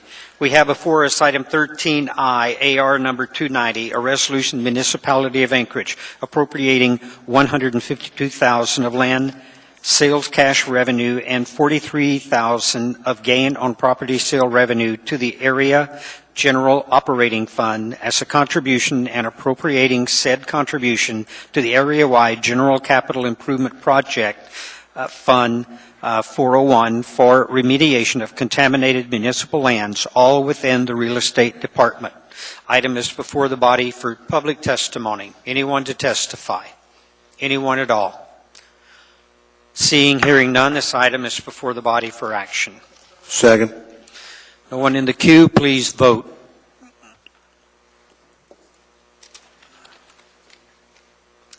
Carries unanimously. We have before us item 13J, AR number 291, a resolution of the Municipality of Anchorage appropriating an amount not to exceed $130,000 of land sale cash revenue to the Heritage Land Bank Operating Fund 221 as a contribution and appropriating said contribution to the HLB Capital Improvement Project Fund 421, all within the Real Estate Department for completion of payment to the State of Alaska for the purchase of real property. Item is before the body for public testimony. Anyone to testify? Anyone at all? Seeing, hearing none, this item is before the body for action. Move to approve. Seeing no one in the queue, please vote. Motion carries unanimously. We have before us item 13K, AR number 292, a resolution of the Municipality of Anchorage appropriating $250,000 of land sale revenue to the Heritage Land Bank Operating Fund 221 as a contribution and appropriating said contribution to the HLB Capital Fund 421 and reappropriating a capital project balance of $50,000 within the Heritage Land Bank Capital Fund 421, all within the Real Estate Department. Anyone to testify? Anyone at all? Seeing, hearing none, this item is before the body for action. Move to approve. Seeing no one in the queue, please vote.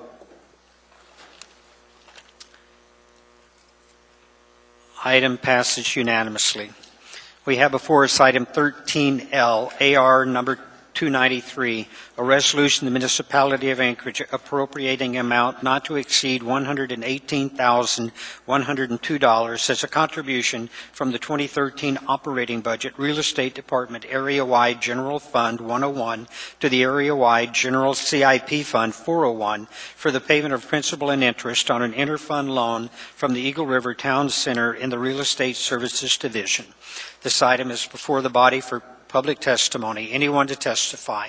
Anyone at all? Seeing, hearing none, this item is before the body. Mr. Starr.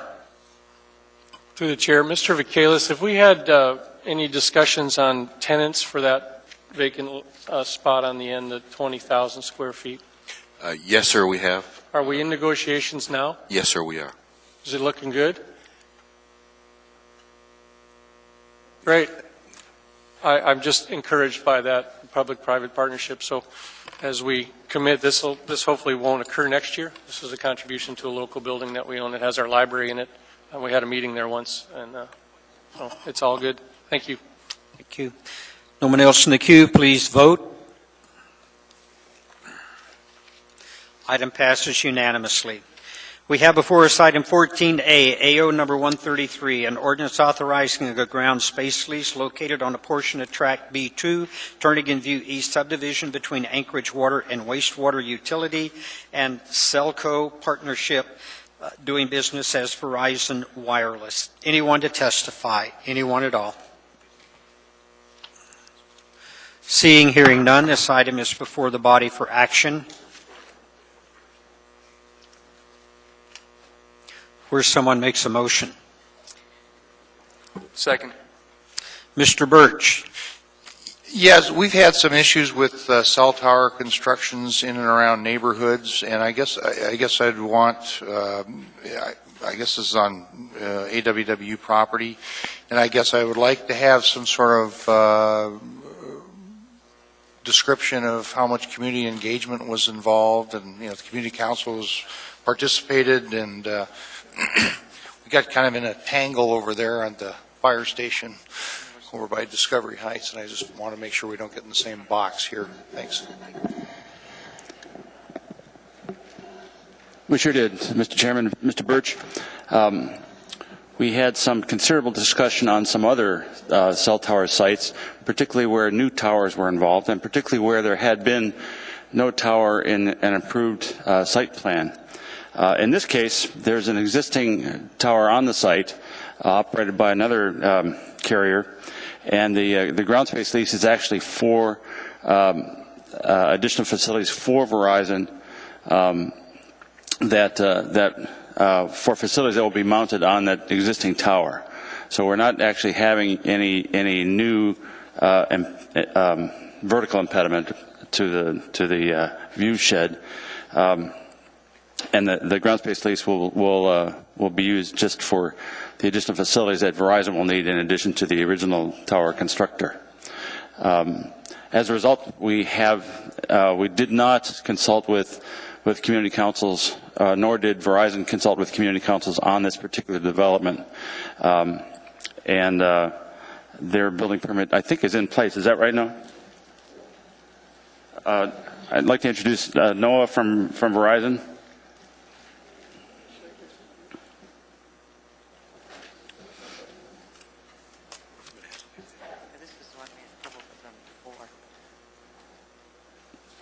I think you told me that you have a existing building permit ready to go.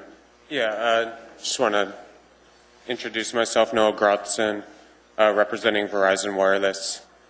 Do I need to give my address or anything like that? No. Okay. So this is an existing cell tower. Verizon's proposing to co-locate or attach antennas onto this existing tower with no increase to the overall height of the tower or the equipment compound. Originally, Verizon was actually proposing for a new tower in this community, and after meeting with the community about a year ago and some other issues, Verizon decided to move forward and just locate on this existing tower. So there was interaction with the community some time ago. That was in regards towards a proposal for a new tower, which we're no longer going forward with. Great.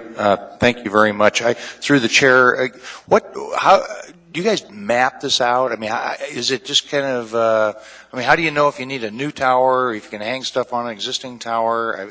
I'm not familiar enough with it, but, everybody loves their cell phone, myself included, and I like to see you have enough towers, but I guess I'm always curious about why there isn't more sharing, if you will.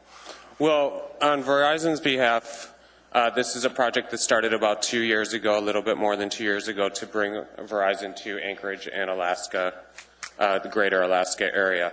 So Verizon had no facilities in Anchorage at all. So to build their network up in the Anchorage area did require them to build some new towers, but there has also been locations where they did share. And as far as proposing the network, it's not just willy-nilly. It's an engineered network by the Verizon engineers. If it's AT&T, they have engineers and so forth who put together these networks, and the spacing between the towers are calculated and so forth. So There is sharing when possible, when it works with the network, and then sometimes it's not a possibility, and at those times they do propose a new location. Great. Thank you very much. Could we get your name, sir? Brett Jokela. Thank you. Mr. Honeman? Well, I just wanted to, good question, good dialogue, and good explanation. I don't know whether there's a requirement, and perhaps Public Works or zoning can tell us if there is. Mr. Jokela, I'm going to say it to you, I'll say it to the other utilities. Someone wants to come in with another cell tower on our property, and we have to approve it through ordinance or resolution either way. I won't do it unless we have community council input. Whether it's required or not, it's not, to me, a litmus test. You know, we get a lot of complaints from the community when they start getting excited, when they get notices that there's some building going on, or when they start laying concrete and these big towers go up. And I'm like Mr. Birch. I love my cell phones, and cell towers have to be a part of our life now. But we need to make sure we have community dialogue. So regardless of whether it's required, I won't vote for one that's not got that input. Through the chair, Mr. Horneman, the original tower that's on the site that's being contemplated tonight did go through a full public involvement process when GCI actually proposed and built the tower originally. Okay. So in the area of trying to add on, doing a piggyback or whatever, if you just run it past the community council and that's what you're doing so they won't get all excited. There's a couple of community council presidents in attendance tonight, and I can guarantee you they'd like to know so they can have the input within the community. So thank you for your input. Fair enough. Mr. Trainee? Sir, it's a gentleman that works for Horizon. Do you work for Horizon, or you're a private contractor that builds a tower for Horizon? Sir, I work for a consulting company called Cascadia PM, and we're contracted by Verizon. But you don't work for Horizon itself. You're a contractor. That's correct. You build the tower, then you've got nothing to do with it once it goes up. Is that correct? Well, I wouldn't say we have nothing to do with it. I mean, we once it goes up, if there's any issues, I mean, we follow up. We represent Verizon. We are their eyes, ears, and somewhat in the field. Don't like it. How long do they have after it's approved to go in to complain to the FCC? I'm sorry, who? How long do they have to complain to the FCC on their tower? Because I understand the cell towers are handled differently if you're complaining about it. Like the neighbor doesn't like it there and doesn't feel they had the time to adequately be addressed. They've got to appeal it to the FCC. Do you guys tell them how long by the FCC regulations they have? Sir, I'm not aware of any FCC regulations that limit or restrict or have a opportunity for citizens' complaints. My understanding is that citizens' complaints usually come through a municipal interest that handles the permitting. And we don't go through a permitting process with the FCC. Verizon has a frequency that they own, that they've purchased from the FCC. But there's no, as far as towers, and I just want to go back, this is not a proposal for a new tower. Again, this is a proposal to locate antennas on an existing tower. Is this a bigger tower than was there before? Excuse me? It's a taller tower. No, this is not. It's the exact same tower. We're just adding antennas to an existing tower. Okay. There's already existing carriers on this tower. Thank you, sir. Yes. Thank you. There's no one else in the queue. Please vote.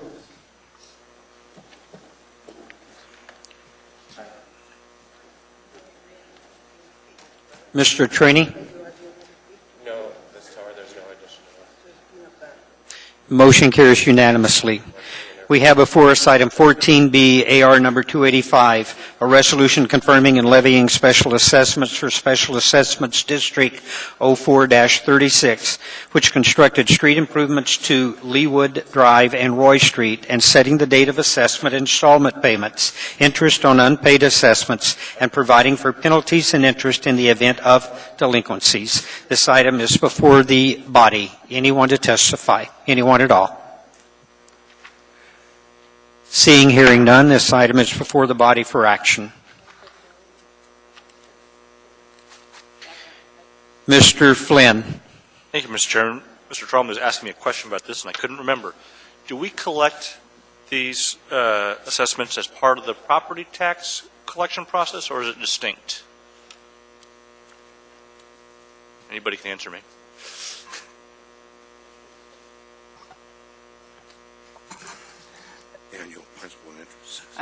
Through the chair, I would like to check on that for you, Mr. Flynn. I'll send you an email. Okay. I could guess, but I would rather be accurate. I think I know, but I wasn't sure either. Thank you. Seeing no one else in the queue, please vote.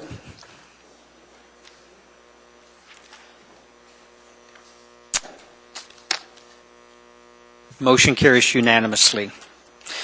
We now have before us item 14C, AR number 306, a resolution dissolving Special Assessment District 10-10, which constructed street improvements to Alexander Avenue between Columbine Street and Noreen Street, Public Works Department. This item is before the body for public testimony. Anyone to testify? Anyone at all? Seeing, hearing none, this item is before the body for action. Ms. Gray Jackson. Thank you, Mr. Chairman. Just a really quick comment. This is, or was, a absolutely wonderful community effort project. It's a Mr. Trainee in my district, and the community took the bull by the horns, frankly, and I'm grateful to this body and also the administration for allowing the majority of the money to be a bond, and then we went down to Juneau and we got a $250,000 grant, which saved the folks in that community who are older folks and retired folks, saved them a lot of money, and this resolution is saying it's all over with, they don't have to pay anything, and the project's done. And it's such a wonderful project that UAA received the grant, and they're going to produce a documentary about the Alexander Avenue project, and they're going to use it in their social science class. So I'm really proud and excited about that. Thank you, Mr. Chairman. Mr. Honeman. And this is the, to the last project in this one as well. This is the one where I think, Ms. Gray Jackson, I appreciate you. I've often wondered, after the project is complete, is the neighborhood satisfied with the process and obviously the completion of the work. I watched in interest how deep they went into that subgrade where all the water, I guess, was flowing and how much it took. And I'm just concerned, of course, over on the east area, we've got some flooding at, some surface level streets over there. And I just wondered, is the community fairly satisfied with what they ended up with? If I may, Mr. Chairman, Mr. Honeman, they are satisfied, and you're just going to have to work as hard as Mr. Trainee and I did to get it done. Thank you, Mr. Chairman. Thank you. Seeing no one else in the queue, please vote.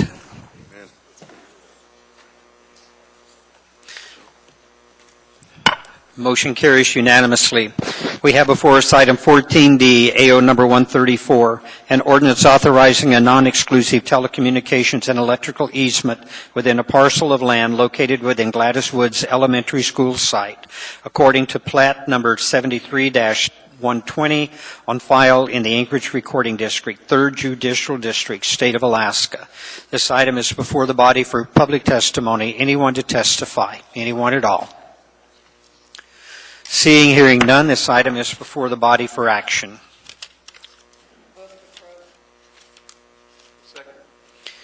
Seeing no one in the queue, please vote.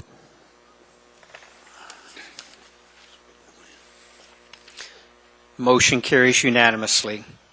We have before us item 14E, AO number 127, an ordinance approving acquisition of real property at 4551 and 4571 Fairbanks Street for a purchase price not to exceed $2,300,000 plus closing costs, waiving the public facility site selection requirements of Title 21, authorizing and appropriating an interfund loan from the Heritage Land Bank Fund 221 in an amount not to exceed $1,700,000 to the Equipment Maintenance Operating Fund 601 and appropriating said funds and $600,000 from the Equipment Maintenance Operating Fund 601, unrestricted net assets account to the Equipment Maintenance Capital Fund 606, all within the Public Works Department. The item is before the body for public testimony. Anyone to testify? Anyone at all? Seeing, hearing none, this item is before the body. Move to approve. We got a first and a second. Mr. Starr. Ms. Mahoney, the return on investment or your pay down schedule on this, you had some slide or a work session packet. I tried to find it today. Do you know what I'm talking about? Through the chair, I have the presentation, if you would like to see it. I brought it too, but I didn't know what slide reference that topic was. And is it the own versus lease savings of the shop and storage yard? Do you know it offhand? Yes, that's correct. We did a net present value on the cash flows. Can you explain that to me, what your determination was? What we did in the finance area was to look at this transaction and determine, not considering anything operational, just from a straight business perspective, does this make sense? And so we looked at the cash flows, we looked at what would it be if we leased the property today, and versus what would our cash flows be if we purchased the property. And we had to do some tweaks to that analysis to make it comparable. But in doing that analysis, what this tells you is that there is a positive cash flow from a net present value perspective of $1.4 million. And so what that means is over a period of time, it is more beneficial from a business perspective to purchase it than it is to lease it. The 20-year payment savings you have on your slide here says $900,000, and then underneath that you talk about the lost tax revenue. So what I did in the math was 900,000 minus the 500,000 gives you a $400,000 savings. Am I looking at the wrong slide? 400,000 over 20 years? Yeah. There were some adjustments that were made to the slide after the fact. Tammy, could you remind me, did the 900,000 include the 500,000? Because my slide was 1.4. It does? I don't think it did. I think that the lost tax revenue was removed from the 900,000. And the total should be 1.4. Over 20? Yes, that's correct. What's the life of the building? Did you do an analysis on that? We assumed that the life of the building would be at 20 years. However, we also incorporated some repairs to the roof in year 5, as well as in year, another 10 or 15 years out, a complete replacement. And so that cash outflow was incorporated in the analysis. And the summary of the investments that I thought they were proposed, we heard at the work session, an initial capital outlay to upgrade the facility after we bought it. Is that what I understood of an initial improvement? I thought it was $600,000. I was not aware of any $600,000 number, and it is not incorporated in the finances. So, and I guess just because you're talking, the building's ready to go when we buy it, just because we don't have any upgrade plans to it, Mr. Vacalis? Somebody else needs to. Yeah, Mr. Vacalis. Do we have upgrade plans as soon as we buy it? Alan, would you go ahead and address it?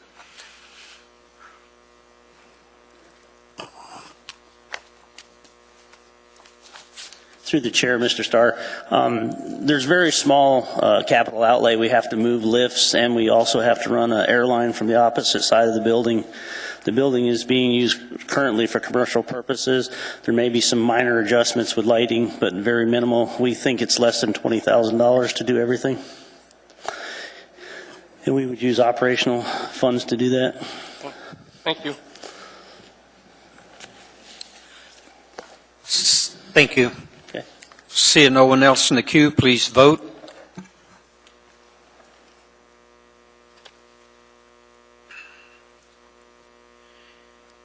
That motion passes 8-3. Move for immediate reconsideration and virgin no vote. Second.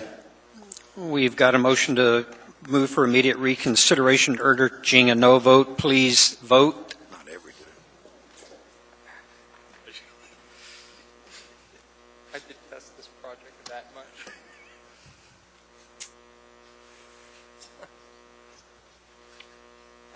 Motion fails 10-1.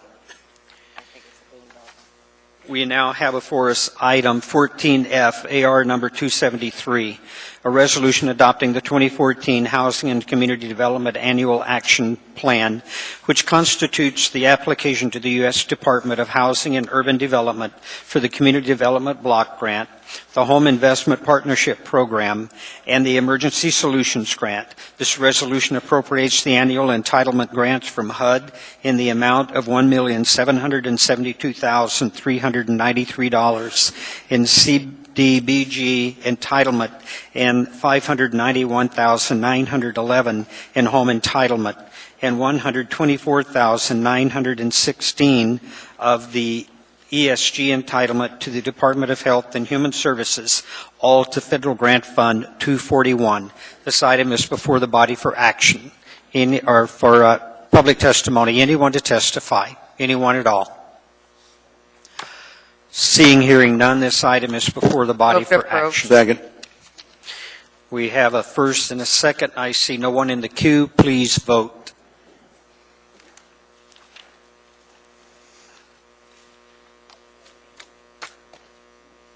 Mr. Trainee? He's out of the room. That motion passes 10 with one absent. We now have before us item 14G, AR number 309, a resolution of the Municipality of Anchorage appropriating $500,000 from the Alaska Department of Health and Social Services to the Direct Federal Pass-Through Grant Funds 231 for the Anchorage... Reading, Mr. Chairman, let's try it. Thank you. This item is before us for public testimony. Anyone to testify? Anyone at all? Seeing, hearing none, this item is before the body for action. Second. No one in the queue, please vote.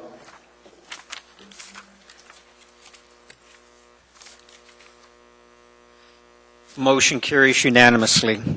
We now have before us item 14H, AO number 136, an ordinance to the Anchorage Assembly reducing the 30-day period for public review and comment on AR 2013-307, approving a collective bargaining agreement between the Municipality of Anchorage and the Public Employees, Local 71.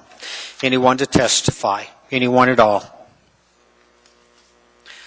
Seeing, hearing none, this item is before the body for action.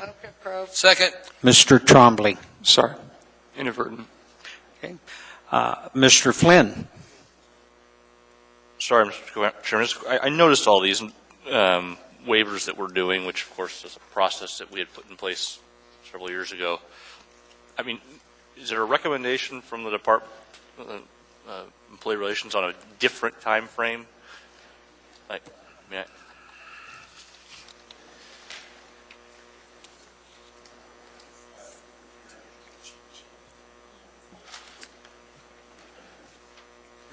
Through the chair,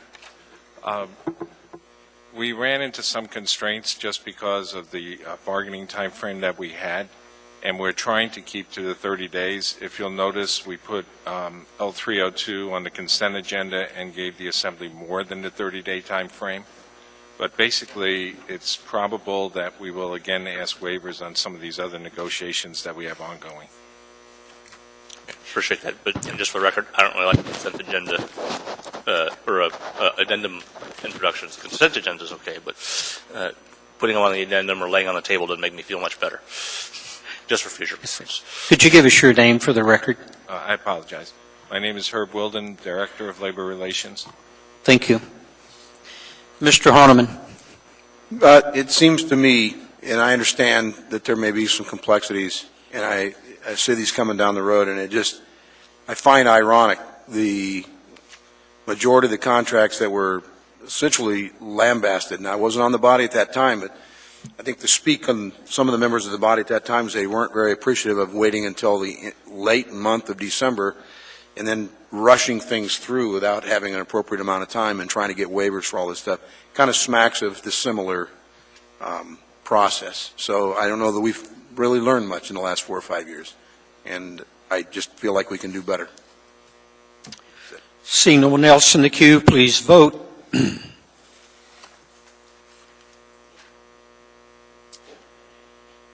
Motion passes unanimously.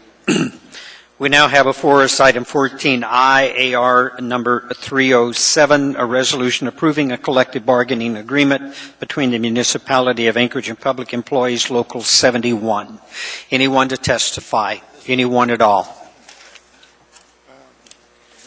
Seeing, hearing none, this item is before the body for action. I need a motion. Move to approve. Second. Okay, Mr. Trombley, you're in the queue. Herb? Mr. Wilden? This is no good. I don't know if you have our packet in front of you, but it'd be page 619 in our packet. So it's, if you have that. And I'm curious, the language, if I read this correctly, this language has been stricken out so that this doesn't, in any mutual agreement or change or modification, does it no longer require approval by the Assembly? Or was that language added into the contract in a different location? I never really, because I read through the contract, but I never saw this language anywhere. Through the chair, Mr. Trombley, what we found as we were going through these contracts, and one of the reasons that it has been... Could you get a little closer to your mic, please? I apologize. Through the chair, Mr. Trombley, we spent a lot of time on both 71 and L302 as far as the CBAs went, and what we found was there was some duplication within the CBAs, so that particular section is in 2 locations. It's at the end of the CBA, and we thought that would be a more appropriate place for it. Okay, so it is in there. Yes. Okay, and then the other question I have is, I know we probably can't amend these things, but if you guys go to page 35 of the actual contract, there's just a discrepancy in language under item C. It'd be page 807 of our packets. It says, effective July 1st, 2012, each eligible employee shall contribute $135, but in brackets it says $145. So I don't know if we can approve this without that language being changed, or what has to happen, or if it can be a change later and we approve that. Just wanted to mention that to you. Through the chair, that would be a typographical error, and we can correct that prior to printing the actual CBA. Okay. And you'll note the language that's there is basically old language because it's the old rates that were in effect. So it has no impact on the future. Okay. All right. Thank you, Mr. Wilden. Mr. Starr. Now that the contract's in front of us, can you talk to us a little bit about the discussion as related to the PIP program, pay for performance type of program? Through the chair, Mr. Starr, I'd be happy to. Essentially, the direction that we have gone is that any new employees will not be eligible for the PIP or the service recognition programs. Existing employees would continue in those programs and continue to accrue. If they left and were rehired, they would not be eligible for the programs. What we have done as far as calculation purposes, and this is one of the reasons that you have different numbers being submitted by internal audit and finance employee relations, is we have done an estimate of what the employees would be able to accrue and the cost of that over the term of the contracts that we're negotiating. So we've put in basically a solid estimate as far as the performance and the service recognition costs. And I looked at those. I don't have them handy, but when I did the math, we were seeing increases of anticipation of increases for current employees, 11, 12, and 13% if they made all the benchmarks and with the new step pay and the health benefits plan. Is that about right? The total compensation increase was about 11% to 13%? Through the chair, Mr. Starr, I believe what you're doing is using the numbers, the lower numbers, and we have a much higher base. In other words, you need to use the total wage base. But the actual increases for, and I'll use an example, over a period of time, the performance improvement program for individuals could go up 6.5% over a 2-year period. And usually we already have a significant number of employees that are in there. So the actual increase when you spread it out over the total cost of the employees is probably more in the 1% range. So what you'll see is, and if you look at the C's, you'll see a footnote that basically says the actual contractual agreement increase is 2.4%, but we have a cost estimate increase of 3.3%. That difference is your performance improvement program and service recognition plan. So what I've negotiated in these CBAs would be the 2.4, but because we had an existing plan in place and we want to show that cost, we've incorporated that. And the medical policy of the $1,818 was, I thought, reflected in here slightly different. Was there a bonus that needed to be made up? I believe you're referring to the lump sum that's payable under 302. And what we did is 302's medical increase was supposed to go into effect in July. Yeah, and this is outside of... Could we get you to speak more directly into your microphone, please? Pretty low volume. Okay. And I'm okay, because this is contract 71, so if I was wrong in that analysis, then I didn't want to go to bargaining group 302. I wanted to stay in 71. But the realignment of the medical plan is in here, is that right?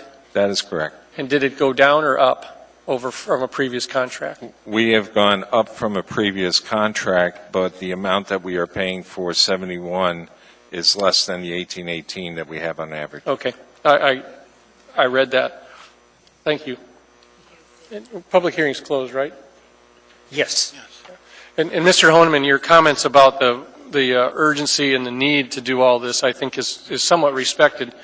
I think if you look at the contract 71 is a big one. Remember what I went through in 2008 was 5 or 6 of these. And we had various drafts, various versions. And so your analogy for this is somewhat similar as it relates to contract 71.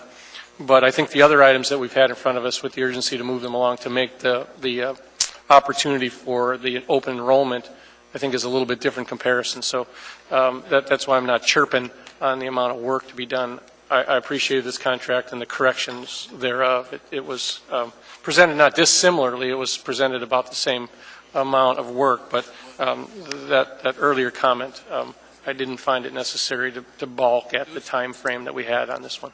Thank you. Appreciate it. Mr. Honeman. That was my question. I'm going back to page 805. Herb, are you saying that table at the very top is not accurate? Is that what Mr. Trombley was speaking to earlier? Through the chair, Mr. Honeman.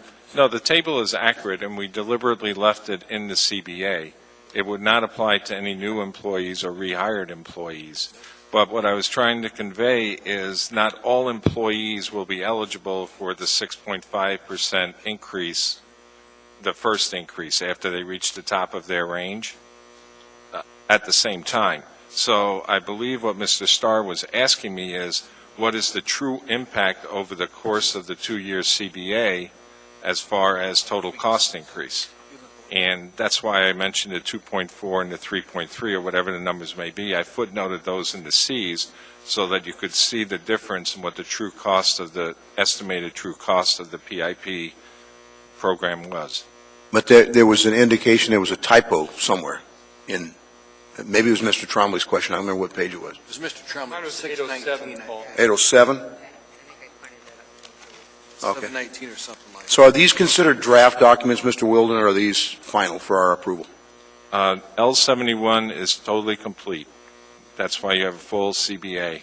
Some of the others that are coming up will be partially, because what has happened is we wanted to put everyone on the same plans, the 3 municipal health insurance plans, away from the 10 plans we had previously.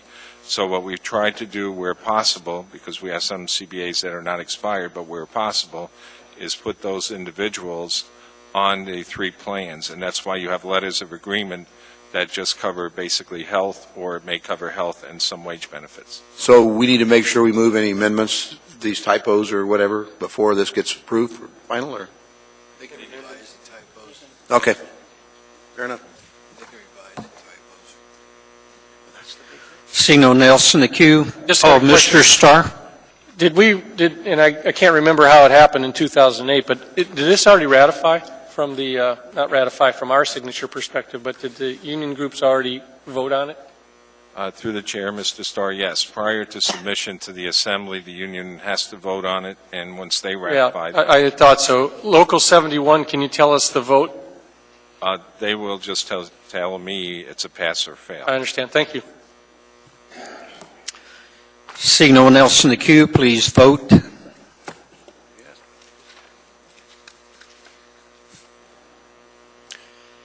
That item passes unanimously. Mr. Chairman, move for an immediate reconsideration, urge a no vote.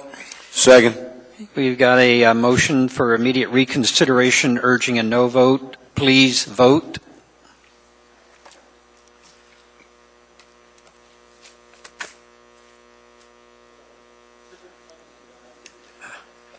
Are you trying to take Mr. Trombley's place? That motion carries unanimously. Mr. Trombley, I'm going to give you the gavel for a moment.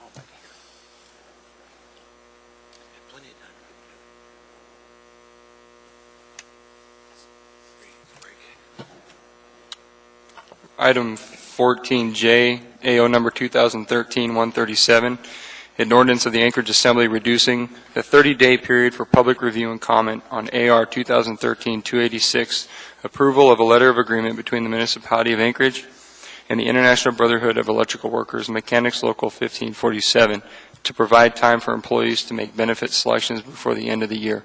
This item is now open for public testimony. Anyone to testify? Anyone at all? Hearing and seeing none, this item is before the body. Move to approve. Second. Please vote.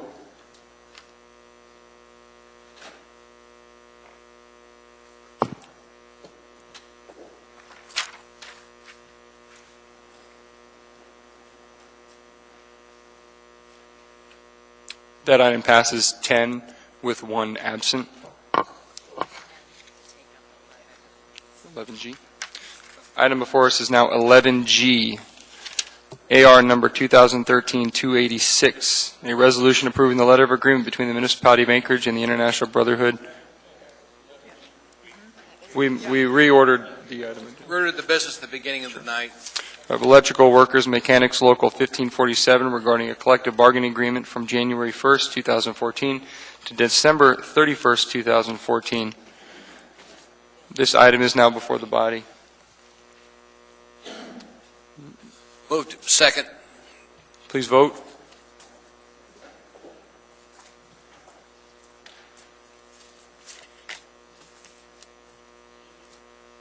Ms. Domboski?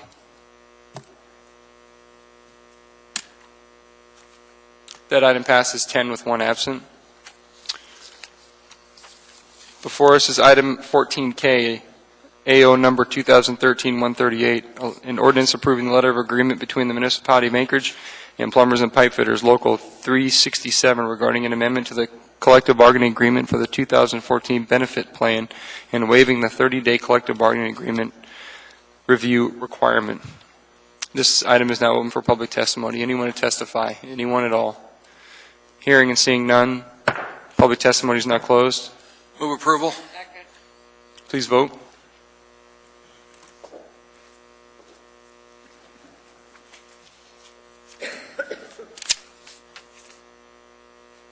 That item passes 10 with 1 absent.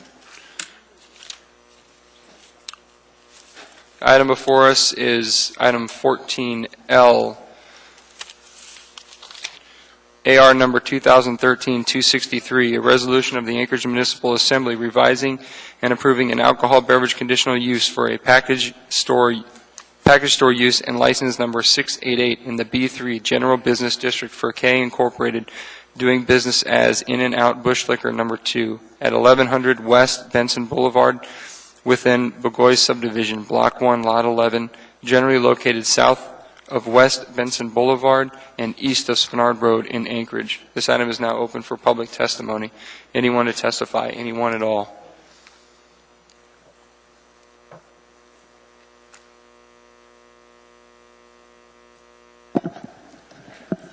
Good evening, members of the Assembly, Mr. Trombley. My name is Tom McGrath. I really want to thank Mr. Hall and Mr. Steele for bringing this forward. This license has been an issue in Spenard for a long time, for many years, and became a kind of reappeared in May, June timeframe. At the time, I asked that the conditional use permit be looked at, and it was discovered that there was no conditional use permit on file at the clerk's office. It's hard to ask for compliance of something that doesn't exist. So Mr. Steele did a lot of work coming up with this ordinance and talking to the owners. The owners have worked very hard to clean up the property and now attend the Spenard Community Council meetings. My overall concern is that when you pass something, it should be fair and enforceable.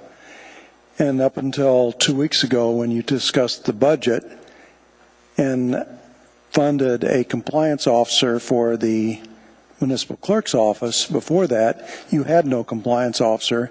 And talking to Mr. Steele and Mr. Hall, you have a number of liquor licenses where the conditional use permits cannot be found, the copies. So when a community council comes to the assembly and says, we have a problem, you go back to the file and there's nothing in the file, it is very concerning for us. So I would ask that, after you take care of this one, maybe you should go and look at all the other liquor licenses in Spenard, and maybe the rest of Anchorage too, and make sure there is a conditional use permit on file. And in 2003, Norm Rokeberg, when he was in the State House, actually got the law changed so that you can actually look at conditional use permits at any time and update or change conditional use permits, which is a heavy hammer that you have with licensees that might not be operating the way they should be. And I would encourage you to use that provision that's been, I don't believe has ever been used up until this time. So thank you. Thank you, Mr. McGrath. The clerk's office would like to respond. Through the chair, just to your comments regarding the non-existent conditional use, the clerk's office currently has an ongoing project where we're reviewing the over 500 liquor licenses within the municipality and the conditional use permits for all of those licenses, and we are determining which licensees do not have conditional use permits. Thank you very much. Thank you. Mr. Steele. I have a question, Tom. Thank you very much for coming tonight, and I agree with you that the folks at In-Out Liquor have stepped up and done a good job in working with us. The one thing that's novel in this, or actually follows the lead of the downtown community council in terms of requiring them to mark their products so that when folks are out cleaning up camps and things like that, can identify at least the source. Now, that doesn't say that anybody is guilty of anything. It just identifies the source from where those came. What do you think about expanding that to other stores within the Spenard area, or any other comments you might have on that? I think it'd be a great idea, and this recently came up when Walmart was before you. Walmart, according to a lot of people, and I pick up trash, lots of times in the area, and I'll open up the bag and find out where the product came from. And it seems to be that a lot of the product is coming from Walmart. When Walmart was before the Public Safety Committee a couple of months ago about the East Anchorage, I talked to the managers that were here at that time. They said one of the problems is that people are stealing their less expensive alcohol. And I said, well, then you have a problem and you need to address it. But if we could get Walmart to put a label on their alcohol, because they do have a large shelf area that's dedicated to Monarch vodka and R&R, which are the two types of alcohol that the street inebriates seem to be partial to. A bigger area than most other liquor stores in the area. So I think that it would really help, especially with Walmart. But if you put that requirement on them, I would suggest putting the requirement on everybody. Thank you. Thank you. Mr. Traney. I understand that Monarch Liquor is a particular item because most of the people that clean up find Monarch Liquor everywhere because it's cheap, easy, and there's a lot of it that's sold. Right. Thank you, sir. Please vote. Oh, sorry.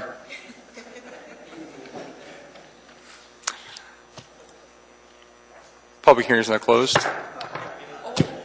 Oh.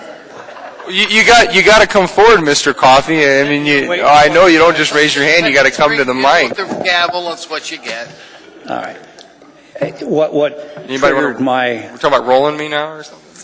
Mr. Chairman. Sorry, Mr. What triggered my appearance was the fact that there was a change several years ago in your ordinances that divided the conditional use process from the liquor application process. Prior to that time, the approval of a license for a location or a transfer of ownership was deemed to be the grant of a conditional use, and there was no additional paperwork. And I thought it was important to help you folks, because I understand the need to have some reference, but you shouldn't say that they don't have conditional uses for these places that have been in business a long, long time, because they do. They just don't have a conditional use of the type issued subsequent to the changes in the legislation. So it's an important consideration. It's not that somebody failed to give them one. It's just that the process was different. So I thought that might be helpful for you all to know. That's all I have, Mr. Chairman. Thank you, Mr. Coffey. Is there anyone to ask any questions? My screen is frozen. No questions? Anyone else to testify? Anyone at all? Hearing, seeing none. Public testimony is now closed. Move approval. Second. Go manual vote. Hold on.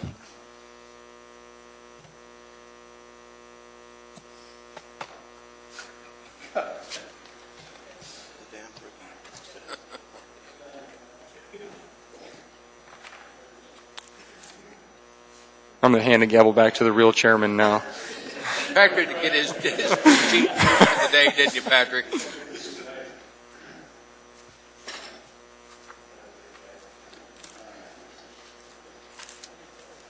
Thank you, Mr. Trombley. We now have before us item 14M, AO number 120,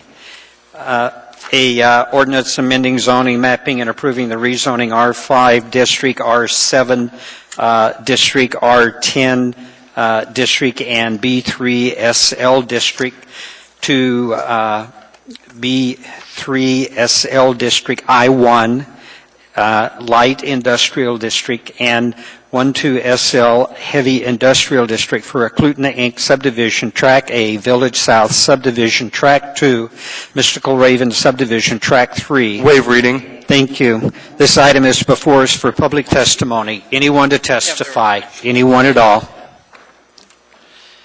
Seeing, hearing none, this item is before the body for action. And Move to approve. Second. And Ms. Johnston. Planning staff, this was the item that came before us. This is a different item. Okay, thank you. Mr. Starr. Yeah, it's not the overlay district.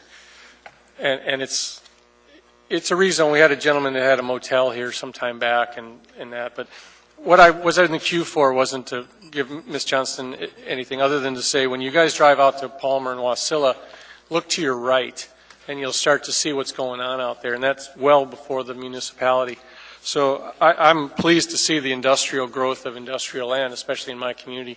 Beyond this zoning area is now the MEA power plant that's coming online as well. So one of the challenges that we're going to have is municipal services kind of servicing this area, and it's currently in a Chugiak volunteer fire department zoning and limited services from that aspect, but definitely a vital area. So hopefully we get some good taxpayers starting to pony up and can build that infrastructure. So I urge approval. It's a well put together packet, and I think it's pretty safe at this time. A lot of undeveloped land, and I land is appropriate for this area.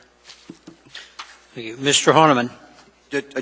Have you had any conversations at all, Mr. Starr, Mr. Dombowski, with the community councils in this area, the residents? I was approached by a group of folks and we're really lobbying against some section being rezoned for something Different to do topic. with. Excuse me. Different topic. Different. I'm in the queue, Mr. Honeman. I'll speak to that. Thank you. Ms. Dombowski. Oh, thank you, Mr. Chair.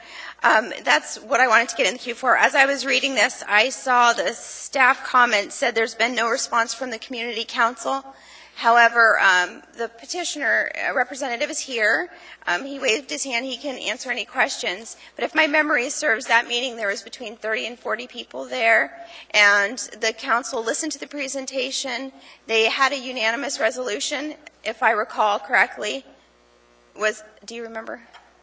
I'm pretty confident it was overwhelming, if not unanimous. Let's put it that way. Let's put a caveat in there.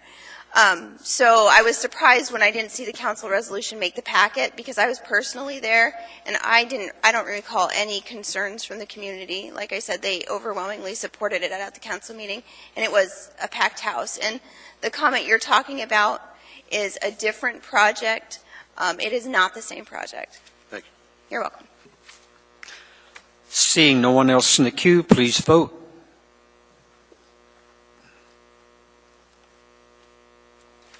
Motion carries unanimously. As I noticed early in the meeting and made everyone aware, this next item will be open for public testimony. It is going to be postponed until the meeting of January the 28th.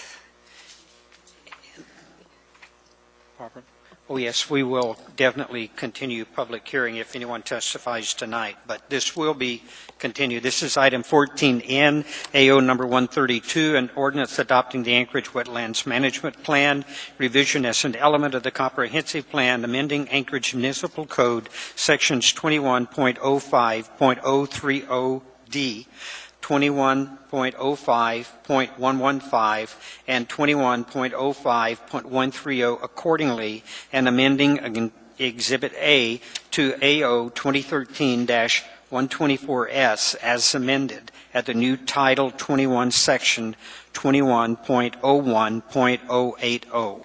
This item is before the body for public testimony. Anyone to testify? Anyone at all? Seeing, hearing none, testimony will be continued on this, and this will be back before us on the 29th. Move to postpone to January 28th. Move to continue the public hearing to, is it the 28th, you said? January 28th. Okay, we've got a motion. Please vote.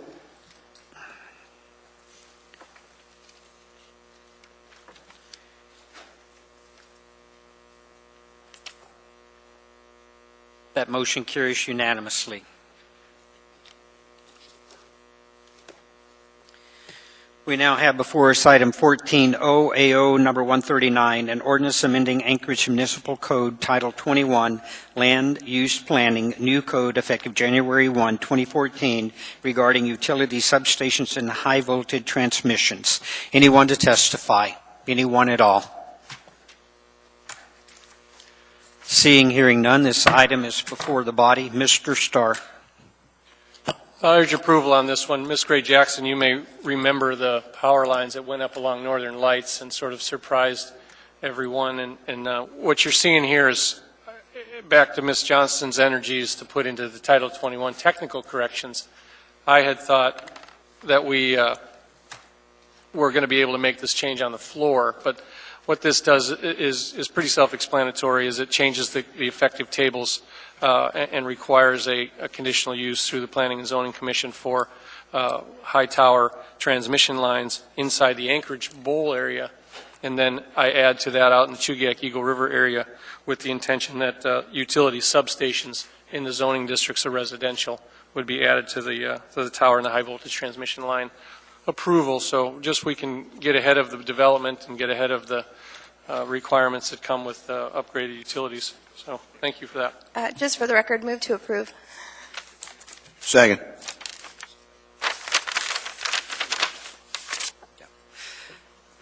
Ms. Dembowski.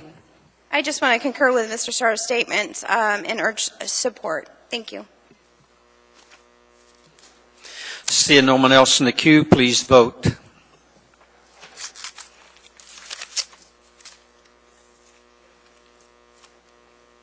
Who are you missing? Mr. Steele. It's getting late. Motion carries unanimously.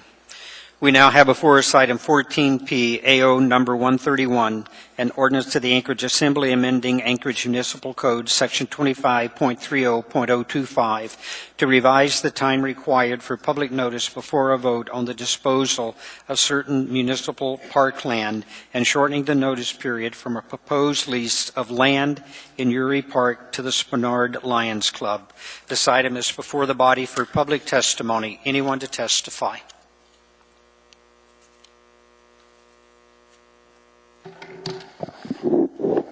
Chair and members of the Assembly, my name is Kathy Gleason. I'm currently president of Turnagain Community Council until the end of the year. Yes. I didn't know anything about this proposal until I saw it on the agenda 2 weeks ago to be introduced for a public hearing this evening. I was quite astounded at the dramatic change in municipal code with regard to disposal of dedicated parkland. That's a big issue for this community. And I would like to remind you that the Citizens Task Force that provided their recommendations to you not all that long ago indicated it would be very useful for something of this magnitude to have a community dialogue before anything formal comes before you for consideration. I think this proposal merits that. I contacted a few people. I talked to the TCC board about this because we don't meet until Thursday, so we would have zero time as a community council to have it on our agenda and to discuss this. The board voted unanimously to oppose this ordinance in reducing the notice time from 180 days to 30 days for any potential disposal to be approved by the Assembly to go on a ballot. Asked for a meeting with Assemblyman Steele, and he met with us last week, and we appreciate that. It was our understanding at the conclusion of that meeting that this would be pulled from tonight's agenda because of our concern with regard to no public notice in terms of community notice that this proposal was coming before you tonight, and that with 30 days, if a council hears about it after their meeting 1 month, and this felon and Turnagain is the prime example, then they don't meet again until this comes before you. So we really felt like this should be pulled and needs more discussion, more dialogue, more consideration.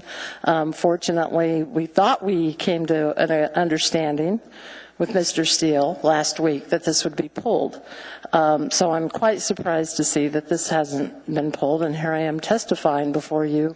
Our council has had no time to consider this, to discuss it. I'm afraid most, if not all, other community councils would be falling into the same category. This needs a much broader discussion before there's any attempt to change this broad scale. We understand there's a specific issue with regard to some parkland and the Lions Club in Spenard. We hope that can be resolved, but completely doing a blanket change of this magnitude to resolve one issue is bad public policy. Thank you. Thank you. Mr. Steele? Roger. Thank you, Kathy, and I understand your concerns. And I did have a good meeting with folks, and I did say that I was going to consider pulling it.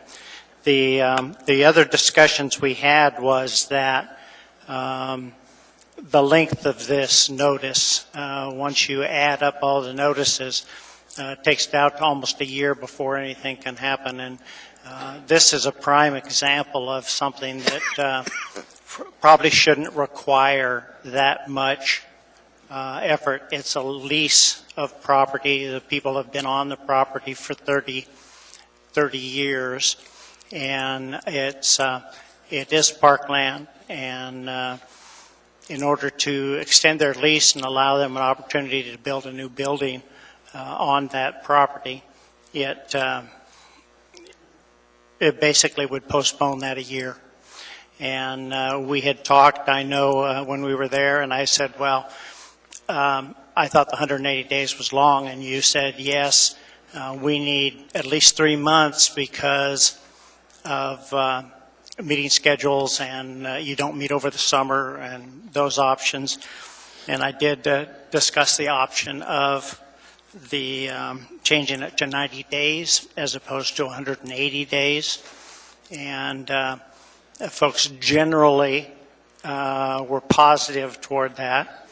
But when I came back and talked with folks and thought about this particular issue, we need to take action within the next couple of weeks. And if 90 days is I think 90 days is an appropriate time period, and I hope you guys can support it. But I agree with you. We should not take a lot of the controls over parkland away, and this long notice is a big control. So thank you.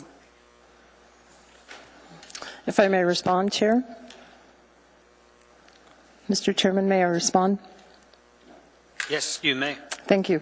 Yeah, we did talk about it. There were 6 of us, 4 from Turnagain Community Council, 2 from other community councils, 1 Sand Lake, and I believe 1 Midtown. I'm not sure exactly what council he belongs to. The 2 that weren't from Turnagain Community Council did not support reduction, and that was 6 people talking with you. And I really appreciate you being willing to meet with us so that we could point out the fallacies of having something of this magnitude, a public hearing, in 2 weeks. And if nobody's paying attention, because council presidents and so forth are all volunteers, and we don't read municipal websites like the Bible, as much as we should. Nobody was aware of this until I sent out an email. Nobody. So I think that even though there was a majority consensus at our meeting that 90 days was a good compromise, cut it in half, but still allow for that summertime period for something like disposal of dedicated parkland, that's just us. And I think the community at large, community councils, the public at large should have an opportunity to have this dialogue before you make any changes. Thank you. Thank you. There's no one else.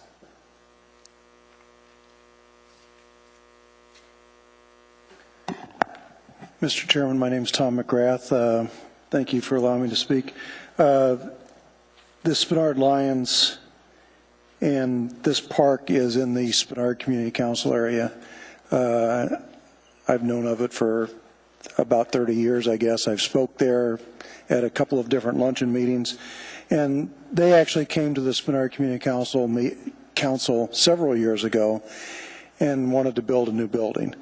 The problem was that it was discovered, like a lot of land in Spenard and older parts of Anchorage, that it's not PLI, it's, I believe, R3. And to allow them to build on it, it has to be changed to PLI first. And this process has been going on for several years. Mr. Rada was actually at the Spenard Community Council meeting last month also. And it's more of a, I don't think we're trying to change a huge policy here. It's more of a single issue where what they thought they were going to do several years ago couldn't be done because of a technicality, and the technicality needs to be fixed. It's going before the Planning and Zoning Commission next week. It was supposed to go last month, and for some reason it didn't. And I would encourage you to support this. The Spenard Lions is a very good partner in Anchorage. Provides a lot of community service. Has been part of Spenard for as long as I've been part of Spenard. So I think that they should be given every consideration. Thank you. Any questions? No questions. Anyone else?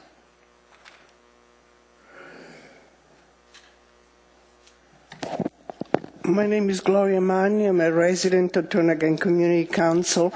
I understand that this may apply only to one item, but I'm concerned about creating a precedent. So the language should be in a way that is very clear. That it's only for this item and not a precedent for the transactions. And I appreciate your help in that. Thank you. Thank you. Anyone else? Anyone at all? This item is before the body for action. I've got names. Are these movers, Ms. Dembowski and Mr. Horniman? No, that was the previous one. Okay. Mr. Steele, move. Ms. Johnston, second. This item is before the body for discussion. Ms. Gray Jackson. Thank you, Mr. Chairman. If Mr. Steele wants to address this first, I'll yield to him, and then I'll make my comments. Thank you, Mr. Chairman. Thank you, Ms. Gray Jackson. Folks are correct. We had the meeting, and it really is aimed at a particular project. But in changing this, we do change the notice that has to be given, the length of time before the assembly takes action to put it on the ballot. Whenever we're doing any action like disposing of parkland, dedicated parkland, we do have to go to the voters. And the way it is now, it requires us to get notice out 243 days before anything could happen, and it's excessive. And by no means am I trying to hamper public input, public notice, public participation. And I move approval, or I urge approval. Yes. Mr. Trombley, I'm going to have to turn the gavel over to you because I've got to leave to catch a flight out of here this evening. But in turning the gavel over, I want to speak to this item, so I'll turn the gavel over and speak prior to my leaving. And don't forget, Mr. Chairman, I'm not sure if you've seen me in the queue. Yes, you're all there, but I've got to leave. So if you'd give me that courtesy, you can take this chair.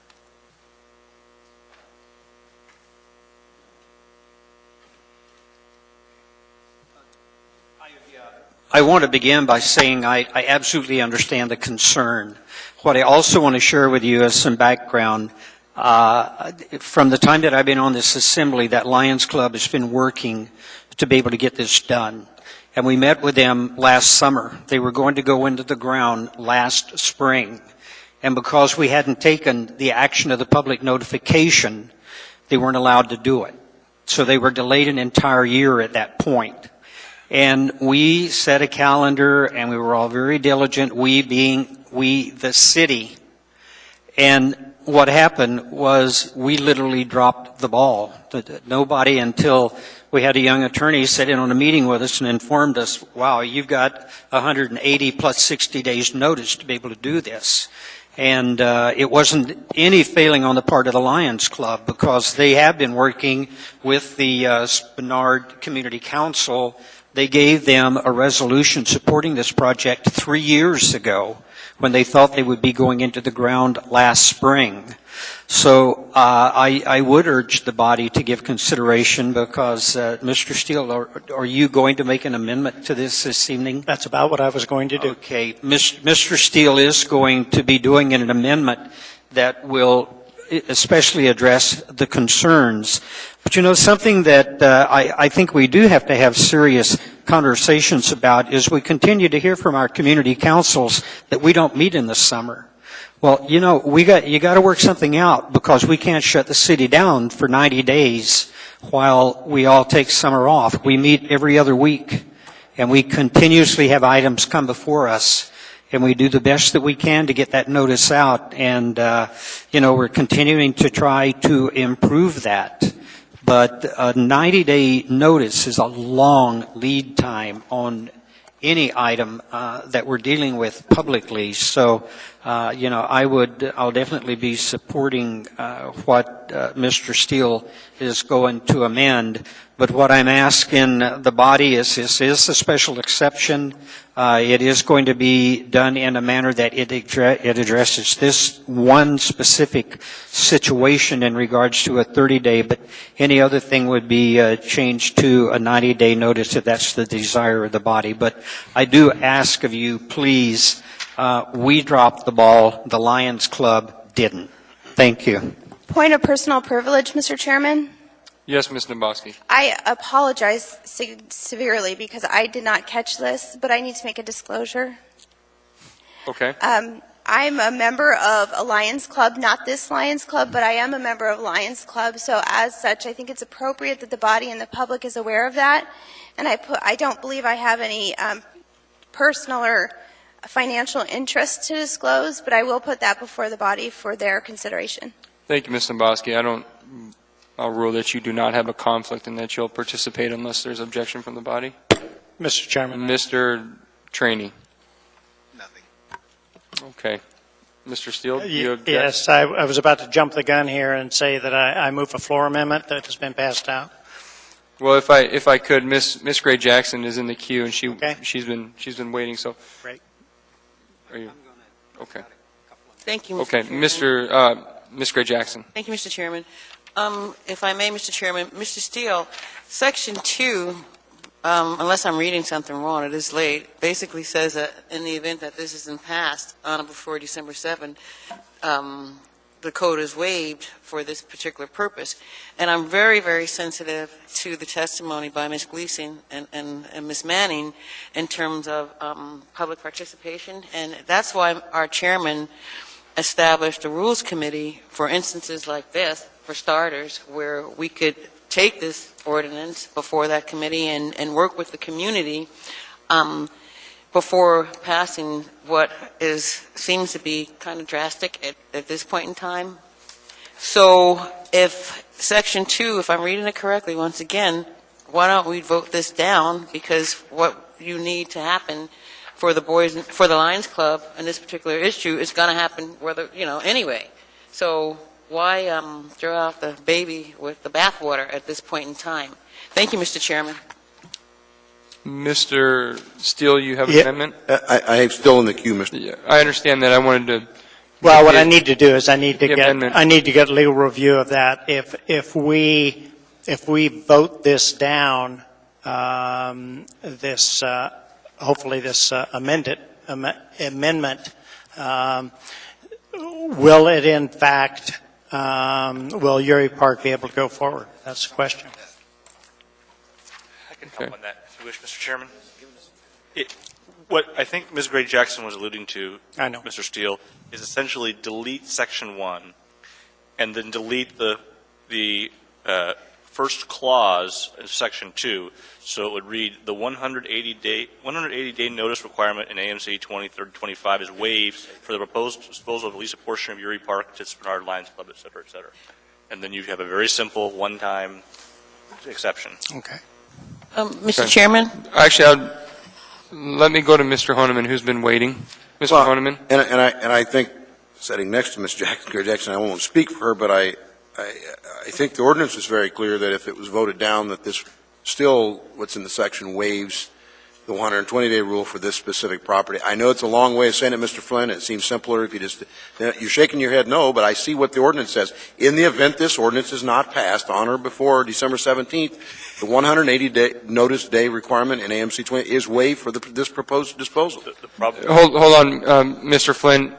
If I could, Mr. Steele, why don't you work an amendment? We'll work our way through public or the assembly debate here. Work an amendment, bring it before us that you want, and then we can have that discussion on the amendment that you want. So, sound good? Okay. Ms. Gray Jackson, you're back in the, Ms. Gray Jackson? Ms. Gray Jackson? Ms. Gray Jackson, you're back in the queue. Would you like to speak? Thank you, Mr. Chairman. I'm sorry you had to get my attention. No, that's fine. Yeah, I apologize. I appreciate the passion. But if I may, Mr. Chairman, I would like to have the municipal attorney's opinion on what I thought was appropriate for us to do in order to handle this ordinance this evening. Ms. Gray Jackson, would you be okay with Mr. Steele working an amendment and then having that come before us and see if that doesn't work for you, then we can have that discussion. Is that fine? Okay, thank you, Mr. Chairman. I have Mr. Wheeler in the queue. Mr. Chairman, thank you. I was just talking to Mr. Steele, so I hope I didn't miss any of the action here, but the amendment that I wrote for Mr. Steele is consistent with what Mr. Flynn was just saying. In order to help the Bernard Lions, if you do nothing else, you've got to make that amendment to Section 2 to delete that first phrase. Do we have that amendment before us? I have it. I can do it. I have it here. What we were going to do is just, yeah. What? If you can make this in the form of a motion, Mr. Steele, I'd appreciate it. What's before us is the original document that has the has the whole item in it. What I would like to do is just amend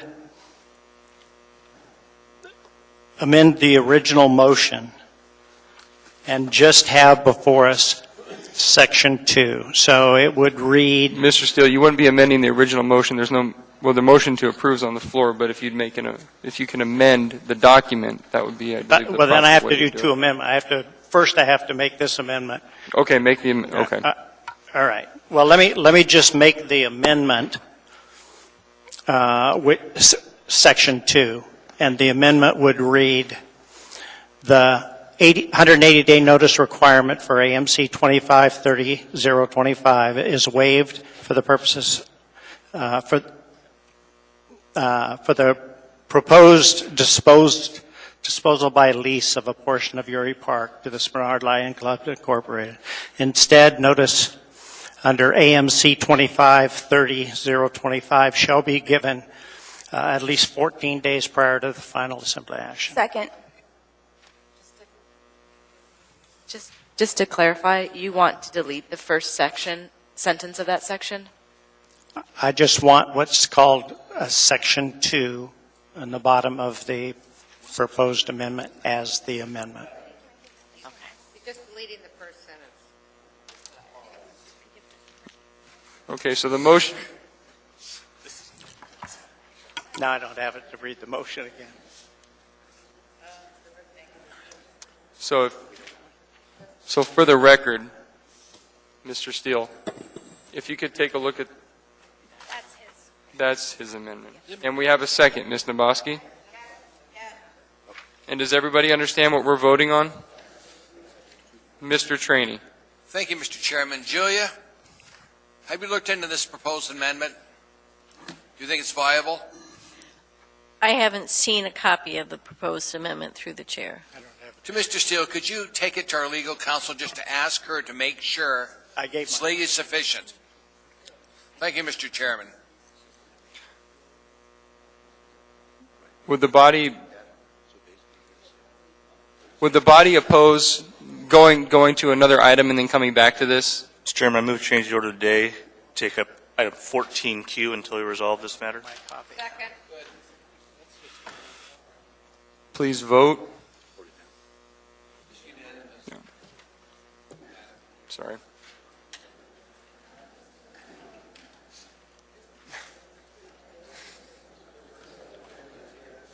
Yes, we're going to continue.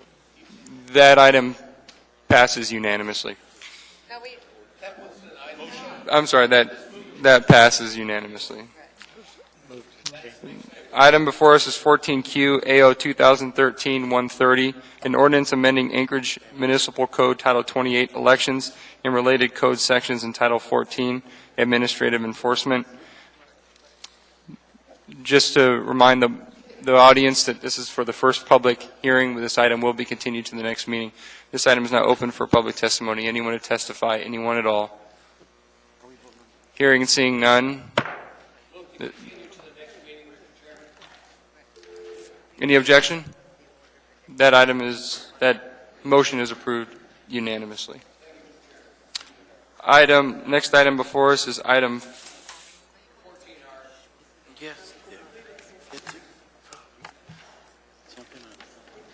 We're going to take a short ad ease because of what item 14R is. We'll take 5 minutes. Back in their chairs.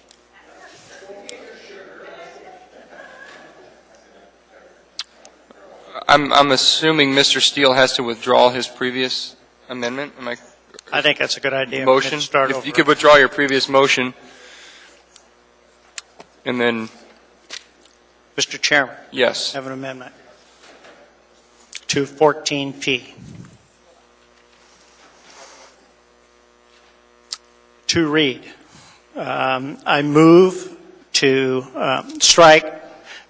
I move to amend by striking section 1 in its entirety, that's line 31 on, and renumbering sections 2 and 3 to be 1 and 2. Second. And deleting the first clause in the renumbered section 1 through December 17th at the end, and capitalize the next "the." I still second.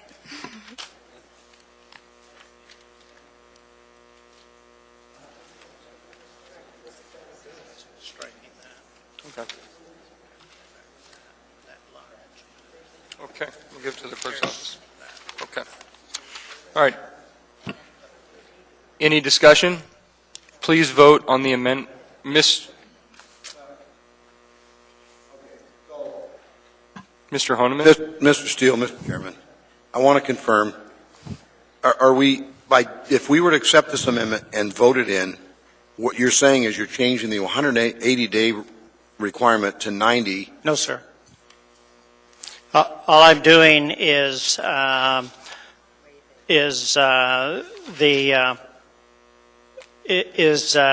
changing the section 2 to just to include the Uri Park. What I want to do is to refer to the Rules Committee the issue of the length of that time.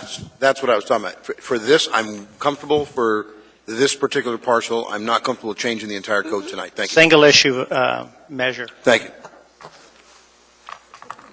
All right, please vote on the amendment. Mr. Hall?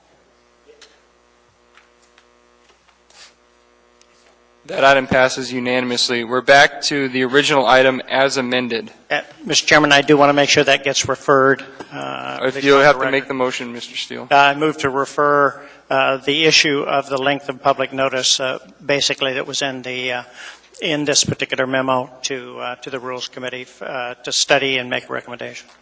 With amended text, Mr. Yes, sir. Make sure the amended text is We will send what passed, which is the text, the top part, and the amendment. When would you like it to come back before the body, Mr. Steele?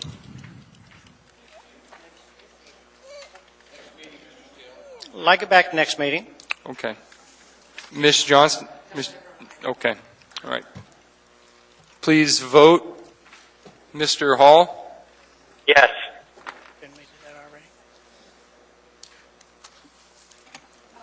All right, is everybody awake?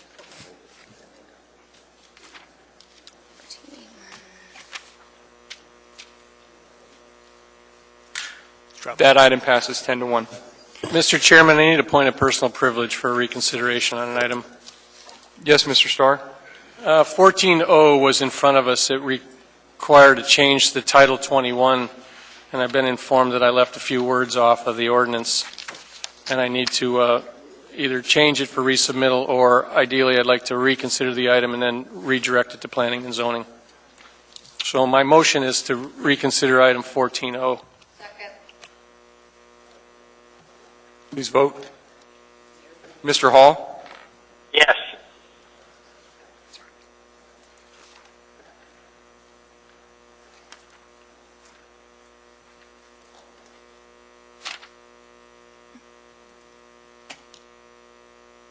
That passes unanimously. So the rule, Mr. Chairman, is that public hearing was closed, so we don't have to have another public hearing once the matter is reconsidered? That's correct. Good. I'd just like to move AO 2013-139. I'd like to refer that to the Planning and Zoning Commission and have it back by the last meeting in January. Second. Any discussion? Please vote.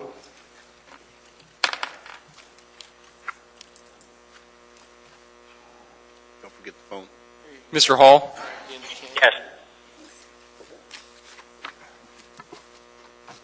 Yeah, that'd probably be easier, isn't it? That passes unanimously. Next item before us is item 14R, a resolution number 2013-303, a resolution of the Anchorage Municipal Assembly appropriating the State of Alaska grant in Senate Bill 18 wind tender of $4,500,000 to the Public Works Department for various facility improvements and returning $6 million of State of Alaska grant in Senate Bill 18 to the State of Alaska. This item is now before us for public testimony. Anyone to testify? Anyone at all?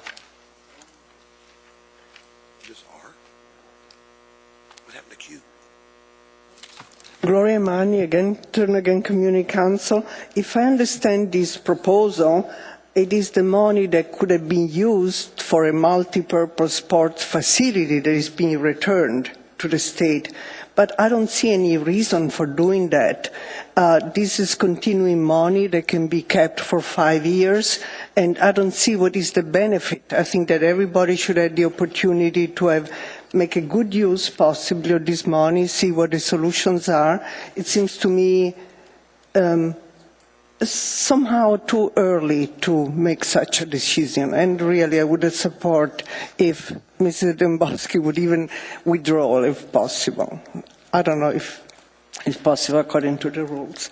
I'm not against the idea. I spoke to this assembly before.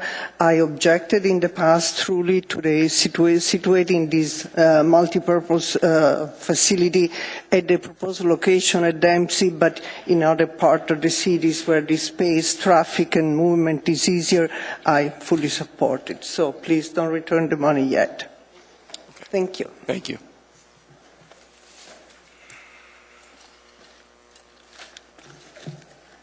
Good evening. My name is Alan Clendaniel, and I'm currently president of Alaska Tennis Association. I was elected president last night.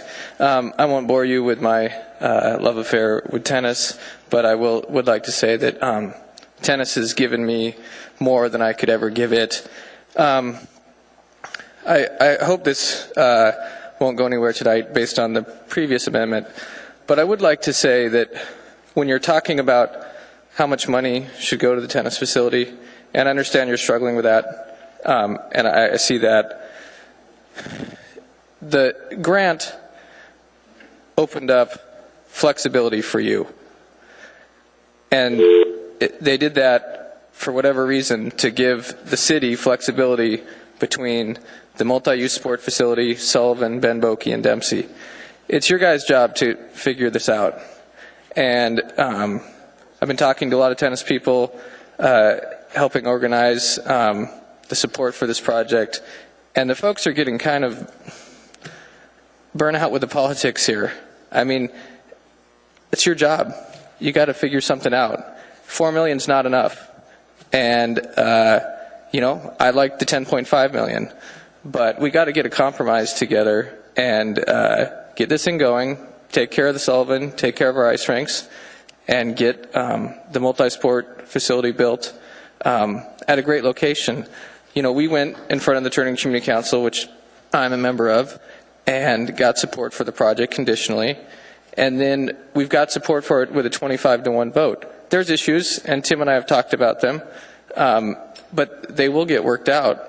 It's a good location, and I just urge you guys to figure out a way to come together and put a number that can get this project going. Thank you. You have a question. Ms. Gray Jackson? Thank you, Mr. Chairman. Thank you for being here and persevering and not giving up. You're aware of the $10.5 million request, capital request, right? So what's your thoughts on that? I think that's great. I think, and I appreciate you making that motion, Ms. Jackson. I also appreciate you meeting with me and a few other from the Tennis Association, it seems like ages ago. We have money in hand.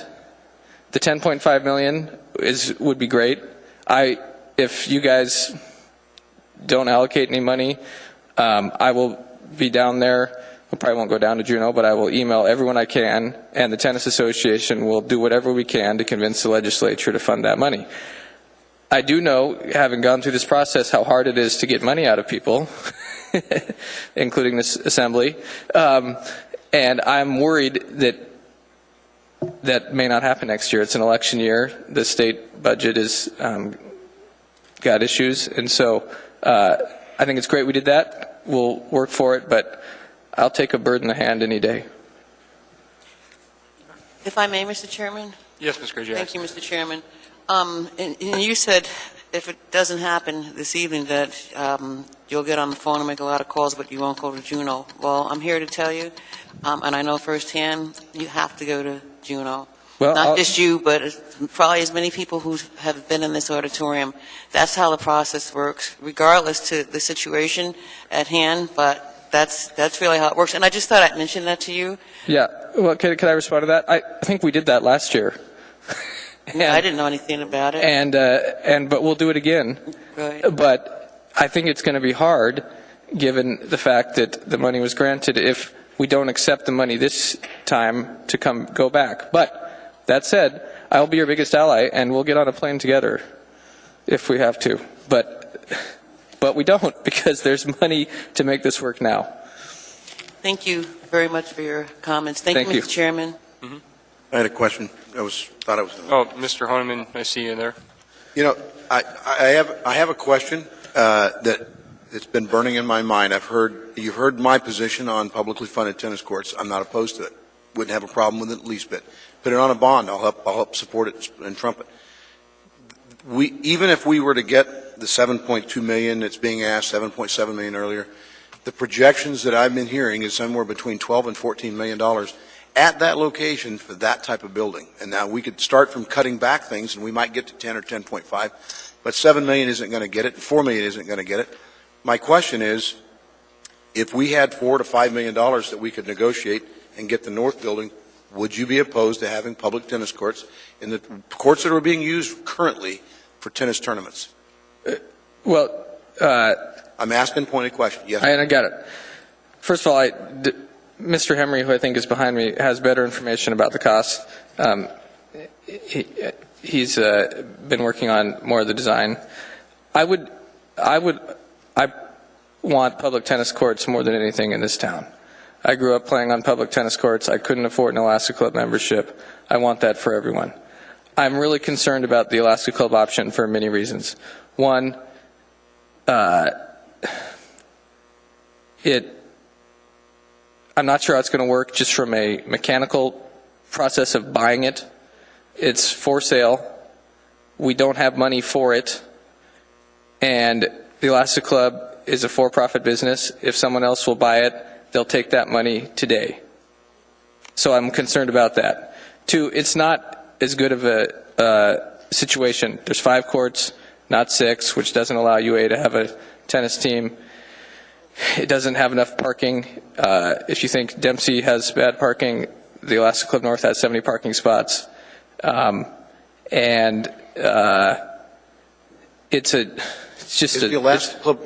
me for interrupting, is the Alaska Club North being used currently for tournaments by the ATA? We use it for one tournament a year.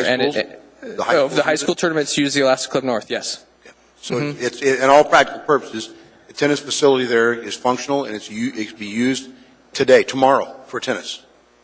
Yes, I played there this last week. Thank you. Mr. Trainee, I remind the body we have 8 minutes before 11 o'clock. Thank you, sir. You talked about going back down to Juneau. When we look at Mr. Stoltz's comments, he said he gave the city $4 million. Is that enough to build the tennis facility you want, or what do we tell him? We want more money? Well, I never talked to Mr. Stoltz. I've never met him. Look at the newspaper articles. I've read the newspaper articles. I'm sure you have too. I'll know what I saw as the letter from the ATA. They asked for $7.2 million. That's what we asked for. I don't know where the $4 million comes from. I had nothing to do with that, and it's not enough. But it's not in the grant document, which I have seen, which gives a flat amount to this city to spend. And it has to be divvied up between 4 projects. And like I said, that's your job to figure out how much it should be. Mr. Stoltz doesn't sit on this body. Mr. Chairman, I Thank move you. to extend 15 after. We have a motion on the floor. Do we have a second? Second. I object. We need a supermajority. Mr. Trainee objects. Yes, sir. You do. We'll put it to a vote. Mr. Hall? He's not there.